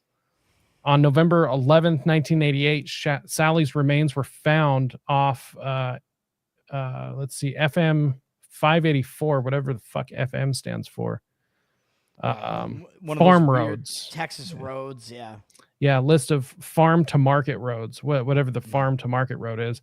roughly 17 miles south of where they were last seen, near the Twin Buttes Reservoir. That's the lake I couldn't remember. Okay. So Twin Buttes, dude, that lake is fucked up. They have so many murders and disappearances out there that it's just like, it's just wild, dude. Seems like a Texas thing, because there's that whole thing with that lake that's like in the middle of Austin now, and all these like murders. Right. Like, Yeah. deaths around that Lady lake. Bird Lake. Lady Bird Lake, yeah. Yeah, that's weird. I mean, It is definitely weird. And dude, like, there's that one bar down there where like people just get drugged all the time. like if you go through and read through the comments, dude, it's just like they're just constantly being drugged.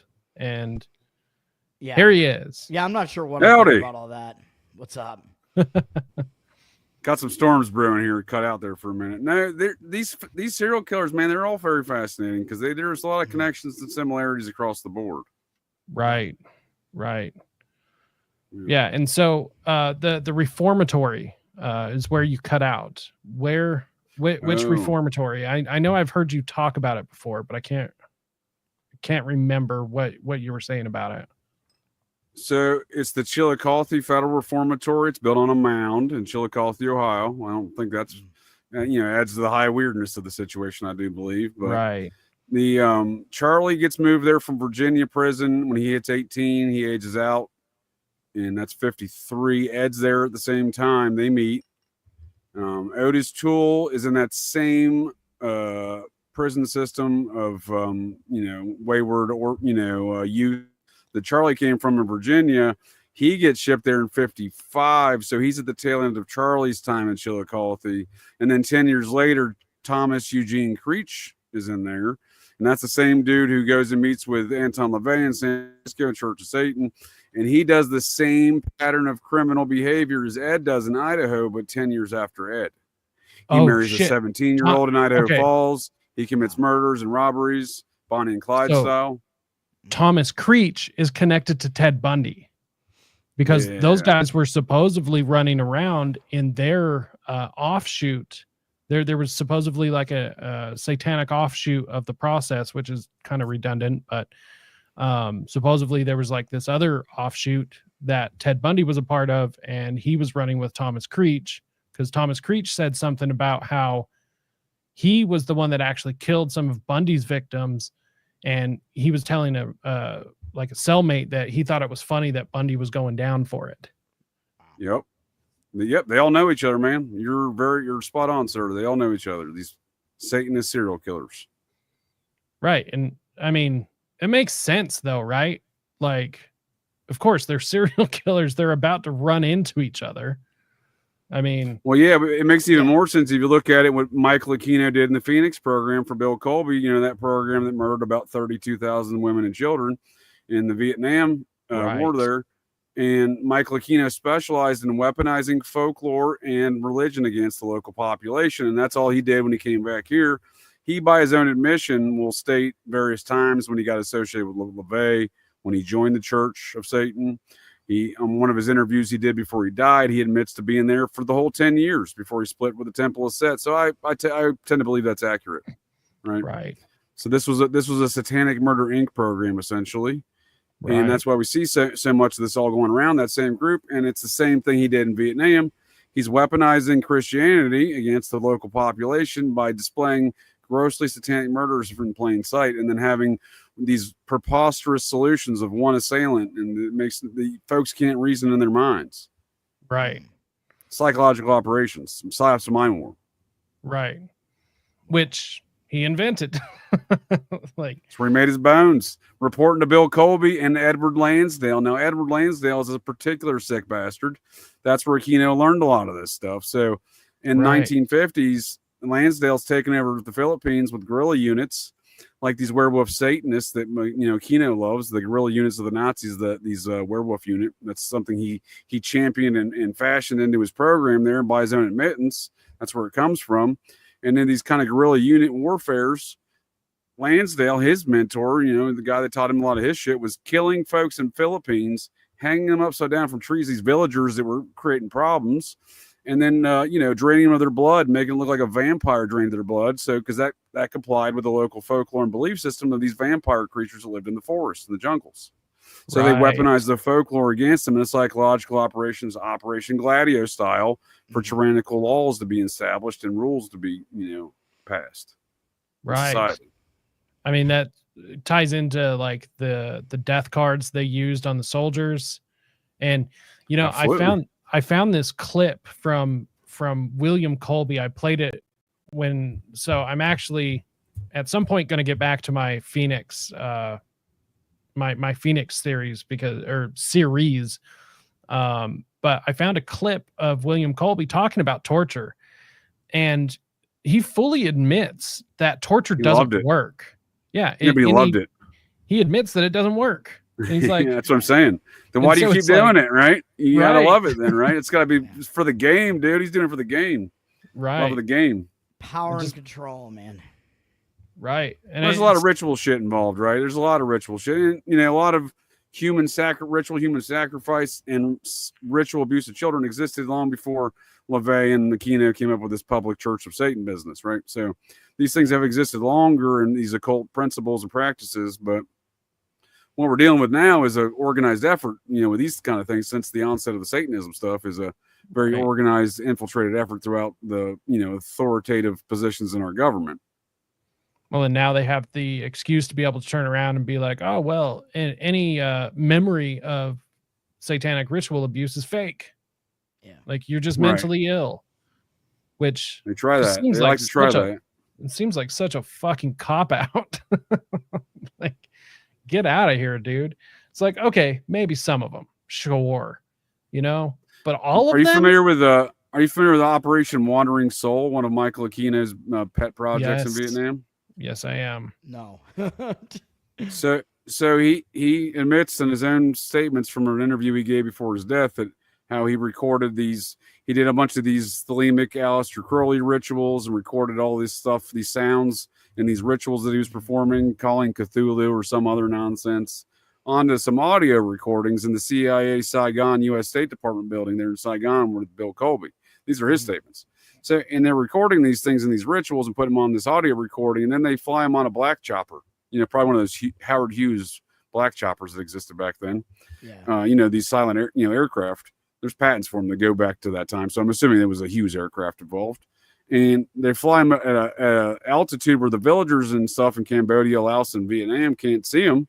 And they're playing these sounds, and they were trying to convince the local population that this was an individual who died on the battlefield.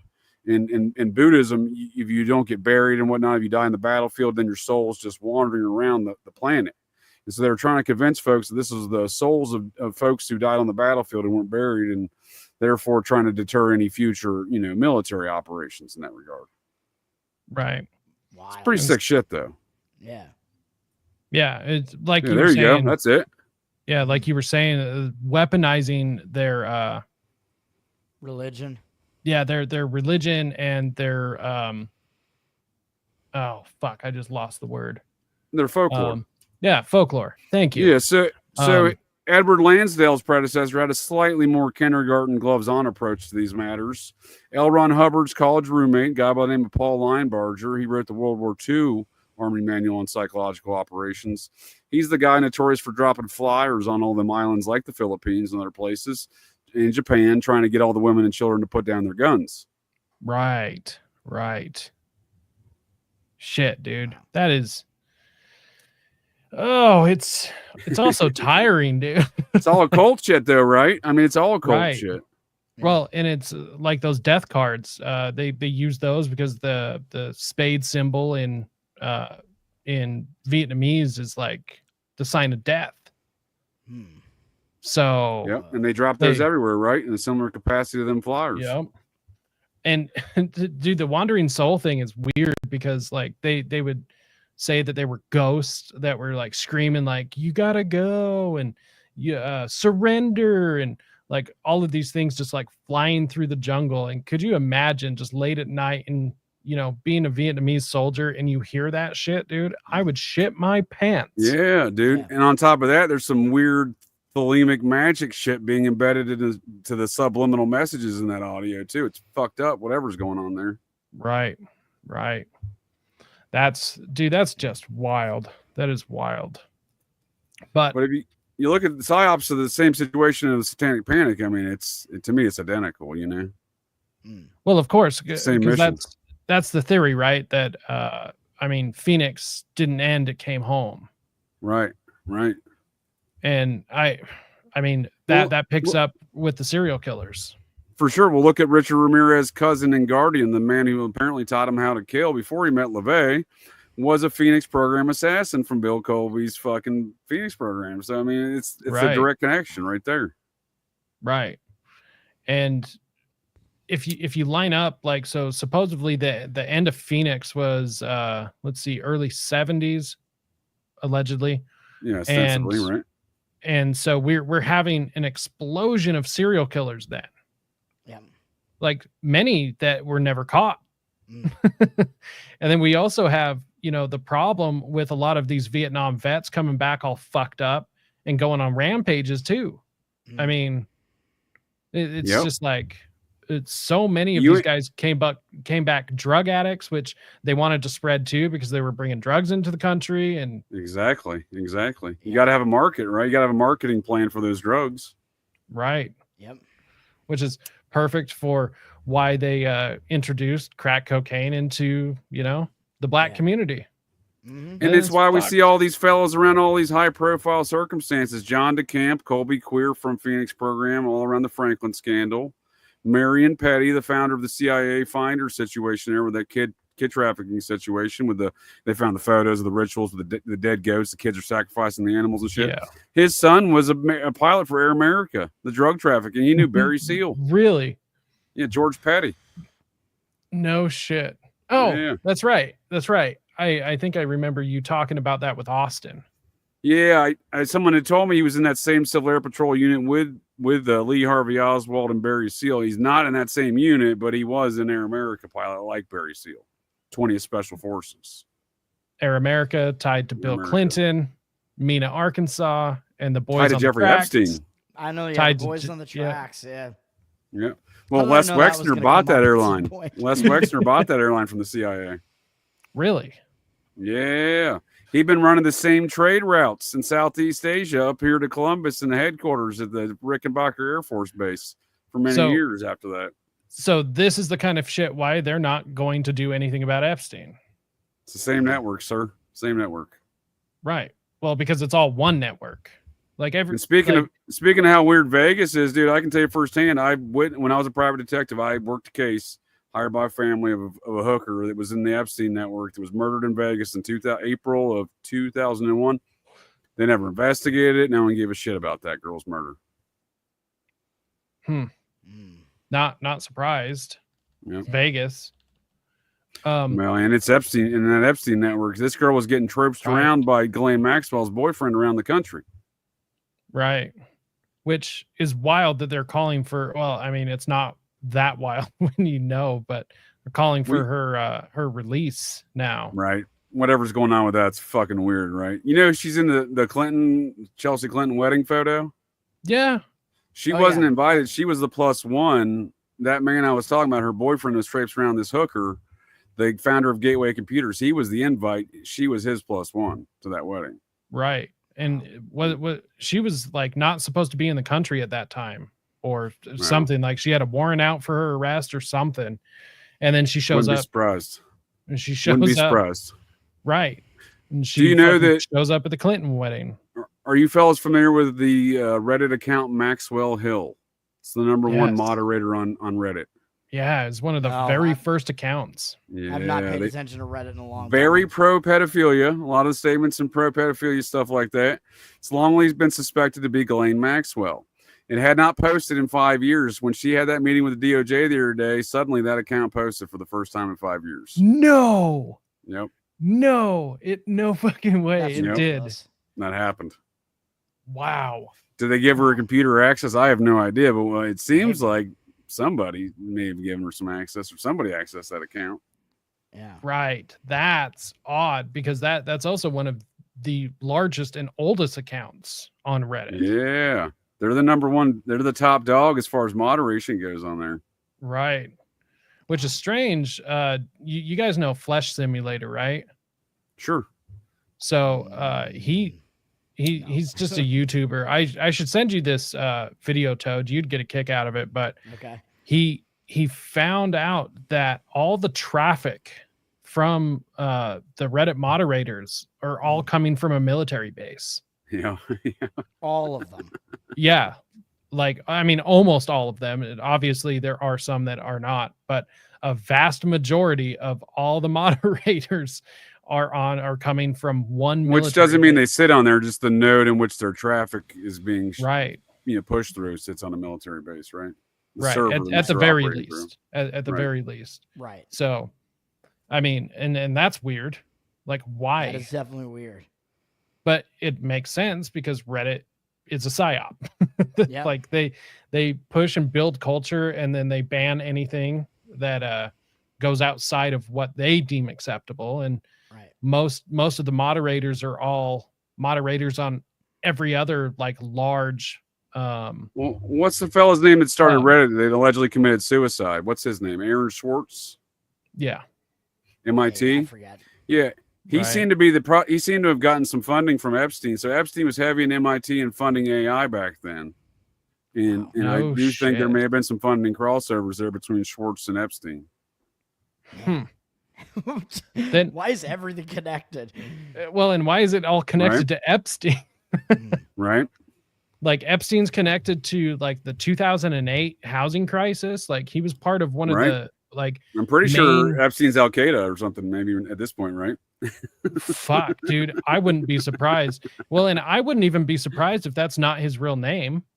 You know, like he's a made up fucking character. You're spot on, sir. That's my opinion. He's a cardboard cutout of a human being. His brother and him look nothing alike. He's got a very dubious background. Yeah, who the hell is he really? Yeah, no, seriously. So he appears at the Queen's property over in England in a famous picture published, I think, by the New York Post years ago with Harvey Weinstein and Ghislaine Maxwell. It's not a costume party, but for some reason, old Jeff there is dressed as a Navy SEAL commander with the Navy SEAL trident. Which is also weird too because of the Scientology connection, right? Because the Sea Org. Right. Well, Ghislaine Maxwell's dad. No. No. And there it is. Ghislaine Maxwell's brother-in-law, fellas, if you're not familiar with her sister and her brother-in-law, they were early inventors of one of the early search engines in the early 90s. I think it was Excite.com or one of those, something like that. And her Right. brother-in-law is the son of Jack Parsons' #2 from his Suicide Squad, Frank Molina's son, Roger. No fucking way. Yep. Tied into Jack Parsons, which just ties back to Hubbard, MK Ultra, fucking everything, dude. This is disgusting. What? Like, I think what we're discussing is the machinations of a larger corrupt network that's been operating for many years, and we're now right. starting to understand that publicly, right? Yeah. Right. Which also goes to show, Toad, that the Libertarian Party is bullshit. Because it ain't taking this on. Oh, so you guys, so I know, and I don't mean any disrespect, 'cause I don't do politics generally speaking, but I do have some interesting opinions of the Libertarian Party. I'd like to hear your all's thoughts, because this last candidate was I'm not wrong, was the Libertarian Party like some sort of lefty bisexual gentleman, maybe some sort of furry, perhaps even was their presidential candidate for the Libertarian Party? He's gay. Yeah, I think I saw some Gay furry and- stuff going around about the guy too, maybe, and some sort of very lefty kind of commie pro-trans. statements. Yeah, I was like, wait a second, is Yeah, this the Libertarian Party or the Commie Party, buddy? What's going on here? Yeah. So, Yeah. and Toad actually ran to get on the presidential ticket. I and did. No shit. All right. So, was what are your thoughts on opposing the? him, Yeah. What are your thoughts on this whole Libertarian Party in general? Because it's always seemed like a ruse to me. Yeah, it's massively gay. I mean, there was a push, in 2022, basically, we kind of were able to get enough numbers in there to kind of push it like a bit in the right-wing direction. But I'm like, this is not going to last. Like, just when you're the LP and, they're like you're alluding to, I think there were probably some higher up connections in there that are trying to steer the LP towards this more, Sure. establishment bullshit, basically. I don't think we could take that on, really, but at least not with the numbers that we have, with people not seeing what's actually going on. Maybe I'm one of the only people that actually sees it, because I know during the debate in Georgia, the only debate that I actually participated in, there was some question about like astroturfing, and I literally said the LP is astroturfed. No shit. You were in a debate. That's awesome, dude. Yeah, I think I dude, won that debate too. It was a great debate too. He kicked off his shoes, and dude, it was awesome. It was I had so no awesome. shoes on. That's the proper way to treat American politics, right there. I like your style, sir. I called everybody American a politics loser. is fucking nonsense. Yeah, he straight up called everyone a loser right to their face. Good for you. Yeah. Well, I salute you, sir. That's good stuff. And I basically ended like Jacob Hornberger's campaign, or he kind of ended his own, but he got destroyed in that debate. Oh, dude, it was so glorious. That's awesome. But yeah, at this point, it is very clearly AstroTurf. It's a limited hangout, flat out. And I don't think I've said this publicly, but Josh Eckel, however the fuck you say his name, he's a fucking Fed. Oh yeah, he's a fucking Fed for sure. Yeah, because he pushed so hard for Chase Oliver to get in, and then he didn't even vote Libertarian.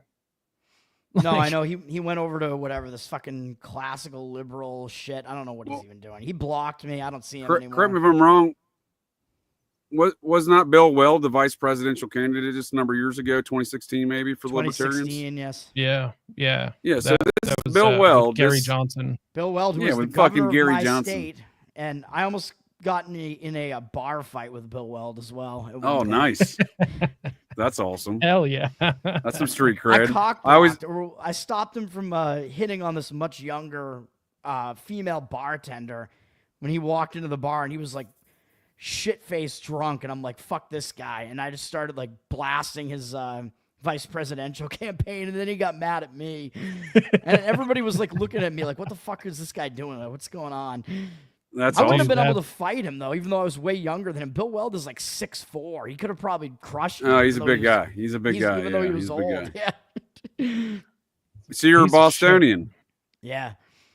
Nice. I love that city. I'm a New Englander, but I done a lot of time in Boston, especially the bars there. So, what kind of bar were y'all hanging out? What kind of bar would you find Bill Weld in Boston? Shitty one. That was Tavern in the Square in South Station. I was just in there because I was waiting for my train.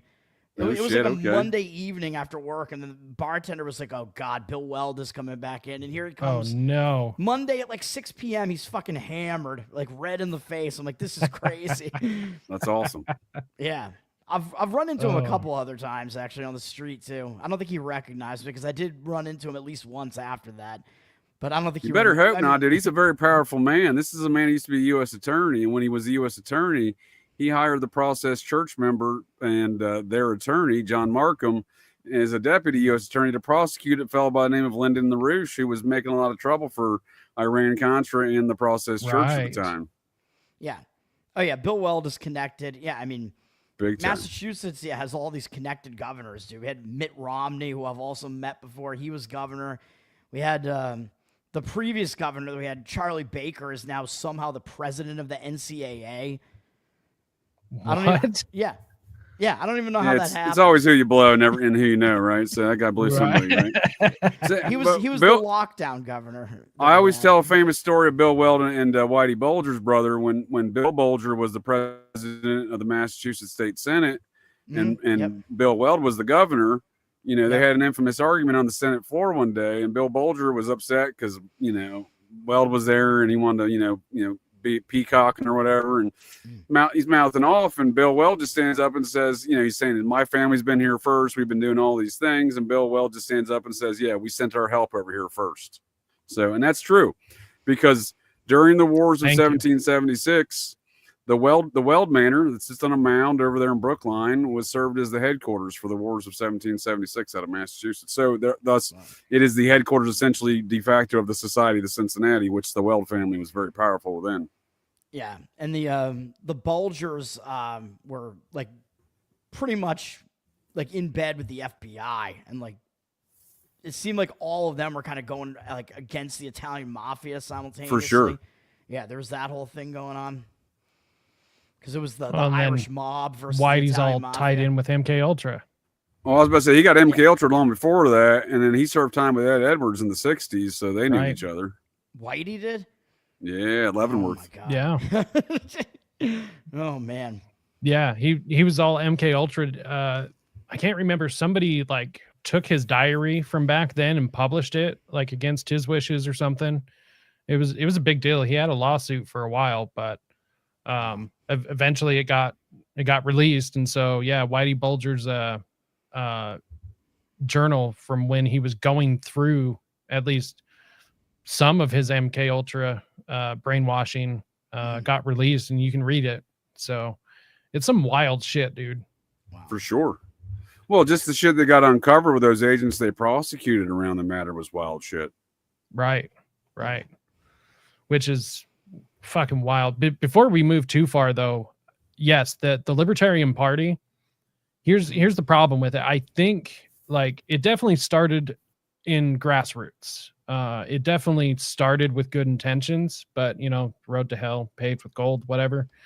And I think that they allow it to keep going because we do need like that appearance of a third party. For sure. Yeah, but that's what it is. Yeah. Right. But they definitely control it. They definitely control it, and they control the outcome, which is why it's never successful.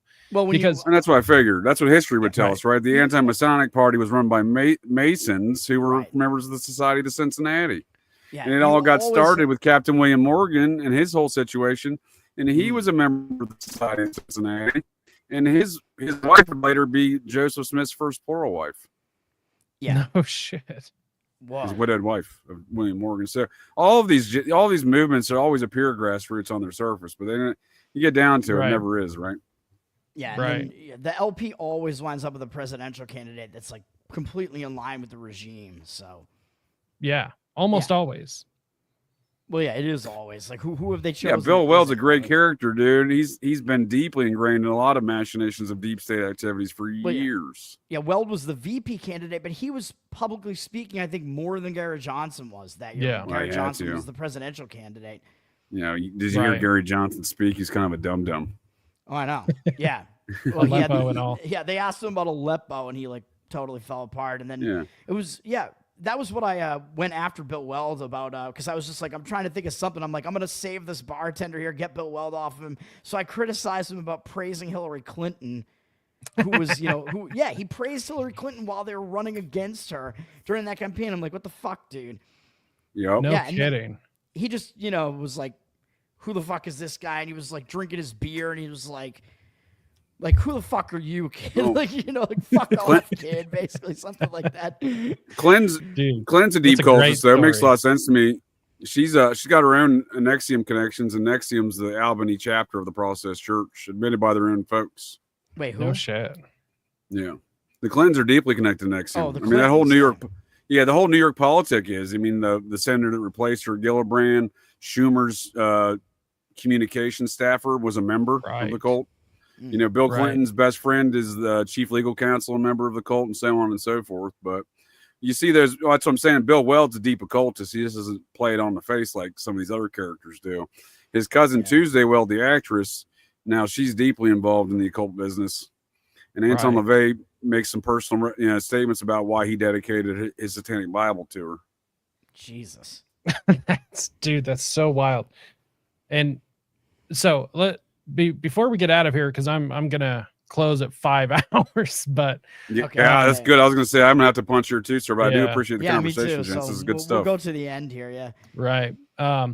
But where the fuck does Laura Loomer fall in all of this? Oh, Trans MAGA. She's part of Trans MAGA. Right. Is she a man? Is that what you're saying? She's a man for sure.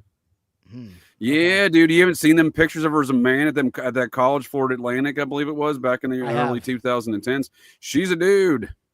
All right. Yeah. She's a dude. Gotta be a dude. And a rapist. Ooh, I didn't know that. That's fun. Let's hear that. Yeah, dude. I mean, one of my favorite follows on Twitter, because it's Twitter. It's not X. Fuck that. It's Twitter. Yeah. Is Milo. And yeah, dude, I was gonna say this is Milo. I'm assuming. Yeah, I knew it was gonna be Milo. Yeah, dude, Milo is going scorched earth on almost everyone. And what I think he does like loosely work with the Trump campaign, but what I think it is, and I could be wrong about this, that he is like a cleanup guy. And so like anytime Laura Loomer gets like out of control, because I think she also works with the Trump admin, but is not like really tied in, you know, more of like, we're going to use her when we need to. And Milo will come in and clean fucking house because Milo's got dirt on fucking everyone. Seemingly, yeah, it seems that way. Well, didn't Trump back her as a candidate, as his Congress representative there in that district in Florida? I think initially he did, but I think like something happened because she ended up losing.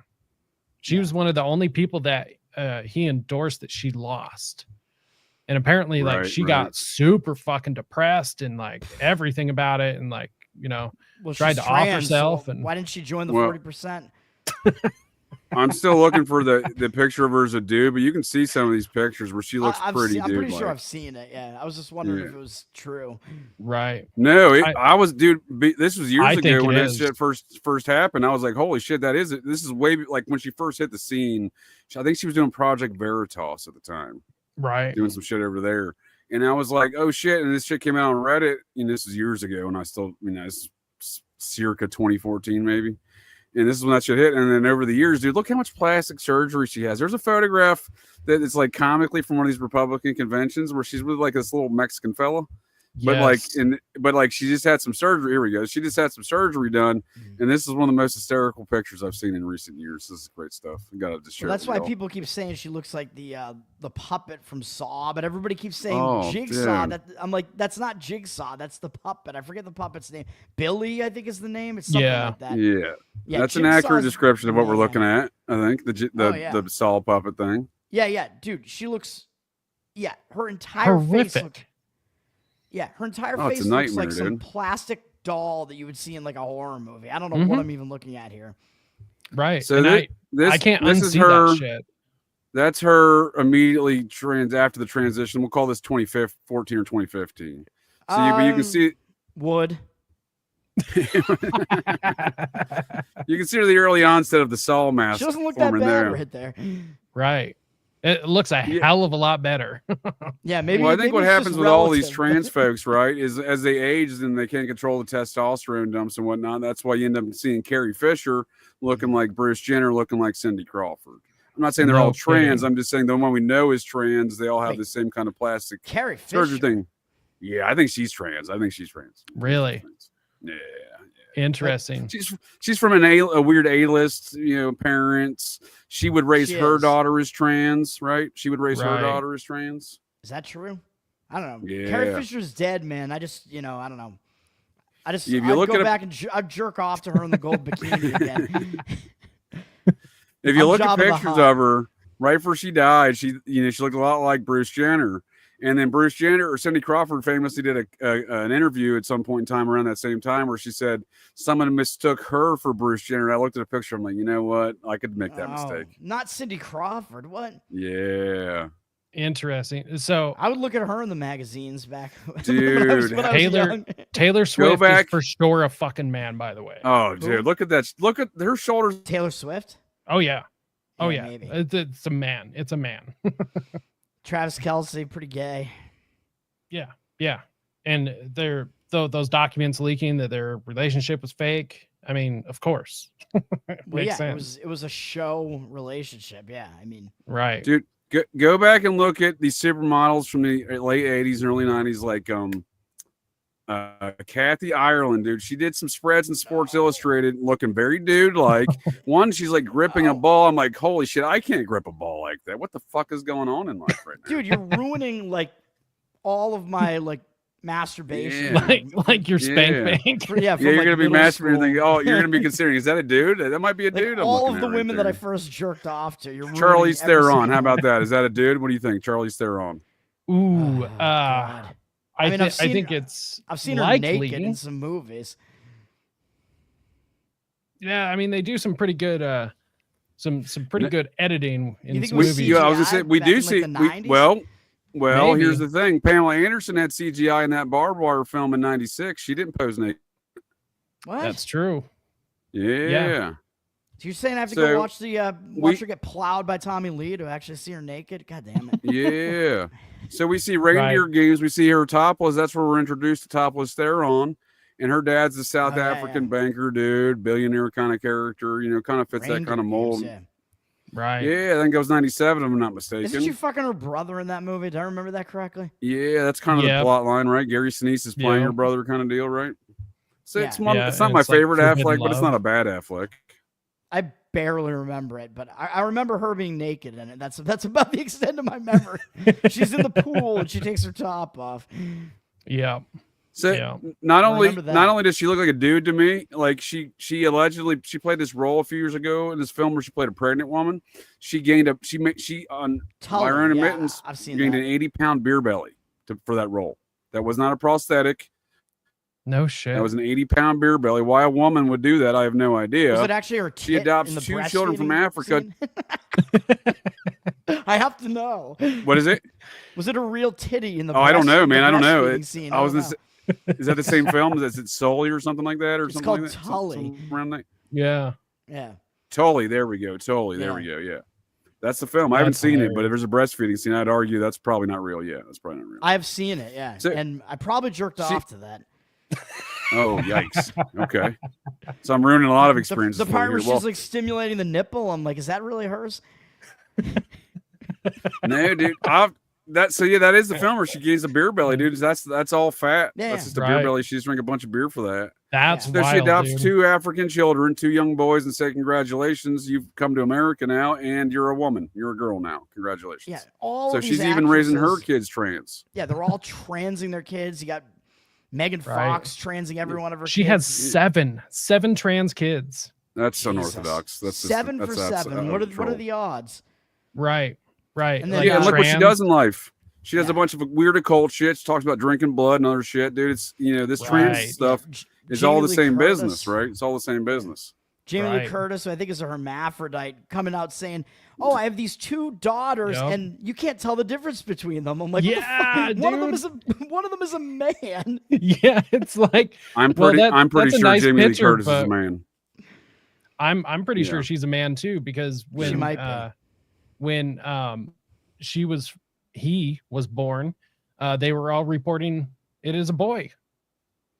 Yeah, and this goes way back in Hollywood. This isn't new shit. So y'all know Gone with the Wind, Clark Gable. Yeah. Oh yeah. Famous A-list actor. He was born on his birth certificate female. It's on his birth certificate. Really? What? Yep. No shit. This is all so weird. He wrote in his own autobiography, his father called him Little Sally or Queer Boy for like 13 or 14 years and or whatever, So it's, again, he was raised in this weird kind of transsexual environment too. I always thought Gone with the Wind I always thought that was a pretty gay movie. So, well, he was famously queer too. Hollywood tabloids would always publish things about him and his boyfriend, and it would later be known and outed as such. But he was born a woman, so was he queer? Was it did they make him a man and he's just he was actually hetero? He's straight, but wow. I still like the original Halloween with Jamie Lee Curtis, though. Oh, I do too. Love that movie. Yeah. Love. I actually liked Tully as well. That Charlize Theron movie. I did like that movie. It was all right. Yeah. Well, I'm gonna have to go watch that now. If I stopped watching films because I thought everyone in there was trans, I wouldn't have much films to watch. That's right. Yeah, you can't watch anything. Yeah. True that. Right. I love Tom Cruise movies. He plays a great tall guy who knows how to fight, but I also recognize he's Xenu's, number 2 guy on Earth. So, I try not to let it ruin the film for me. He plays a great fat guy in Tropic Thunder. Oh, that's his best role by far. That's the best role. That's a parody of Joel Silver. That's a real person he's parodying in that film. Oh, yeah. Yes. That's right. Yeah. That's fucking wild. But it is wild. Yeah. Hey, guys, I think we're going to get out of here. So thank you so much for showing up. Do you guys want to shout out what you got going on, where people can find you? Toad, go for it. Yeah, Learn to Toad on Twitter, Learn to Toad on Instagram as well, where I do betting content, which is related to the Better Off Dead show, BTTOR, which I have on YouTube and all the audio platforms. Also, Covered in Uke is my ukulele project on YouTube. And I got a Patreon, patreon.com/learntotoad. You can get like some extra uke stuff right now if you do that. So that's all the shit. Hell yeah, dude. I seen that your ukulele bit with the Kanye song. I heard y'all talking about that too. Yeah. I had a question for you. Yeah. Who has more ukulele YouTube views, you or that fat Hawaiian fellow with that Over the Rainbow song? Oh, I mean, I think he died like before Twitter became like a huge thing, right? He died a while ago, so it's got to be me. But he's got, his songs, the ukuleles. I'm saying, are you competing with that dude? I mean, I think you might be up there in competition with that dude in ukulele views. I mean, that's still the most famous like ukulele song, though. So I mean, I'm still right, behind exactly. him in fame, but yeah. You're competing in views and ukuleles, though, so maybe you'll get him. He's already dead, right? So I might be a more famous ukulele player now than like the actual like really skilled uke players out there. Like, what's that? That like Japanese you're the Jimi Hendrix of ukuleles. You're self-taught, sir. Well, That's that how guy, it goes, right? Yeah, I am self-taught and I'm retarded at it. But that guy, Jake Shimobukuro, whatever that guy's name is, he's so good at it. Yeah, he's probably the best. He's the best player in the world, but like maybe I'm more famous than he is now, which should, that should never happen. Dude, it's the timeline. Awesome. That's a credit. That's a good credit to have. Put it on your belt there. Where can people find you, JJ? I appreciate your time there, Jacob, and appreciate you coming over and providing some commentary on my chat on Operation GCD. Operation GCD Sundays, kind of go through a bunch of my Operation GCD tales. Do a lot of Ed Edwards talk as of late over there, and telling other tales that I've experienced in my GCD adventures. And Operation GCD Thursdays, I do Anatomy of Satanic Panic, and Wednesdays I do film reviews, and Fridays is more of a round table. And certainly be contacting there, Jacob, to get you on that show here. We'll do some for sure. more roundtable discussions there and hear more about these Iran-Contra DARE program stuff that you brain hole about earlier. So I appreciate it. Hell yeah. Yeah. Awesome convo. Of course. And for everyone else still here, go on over to risetoliberty.com/links. That pulls up everything, every platform. I even have a fucking Spotify playlist for people that want to check that out. So go over there. You can head over to risetoliberty.store. Go pick up a t-shirt. I'm actually going to drop a new design tomorrow in honor of the 4-year anniversary. It's another mind control design, and it's badass. So be on the lookout for that. And otherwise, I've got some scripted shows coming up and some other live streams. We've got to get back into the Laurel Canyon stuff. And other than that, just keep an eye out. But if you don't want to help out financially, I get it. Times are tough. Hit the like, share, subscribe, all of those things. Fuck these big tech overlords. Get shows out like Toads, like JJ's, like Already Dead, all of these other places like Austin's, the Underclass podcast. Get these shows out. You know, because otherwise, if you leave it up to the algorithm, we're going nowhere. So on that note, that's for sure. Right. So on that note, I would like to thank you guys again for showing up. It was awesome. Yeah, so it was last minute. So anyone that didn't show up, still no pressure. But thanks guys for sure, man. Showing up, and we'll do it again because this was fun. So to another 4 years, and until next time, stay free, my friends. Wrong one.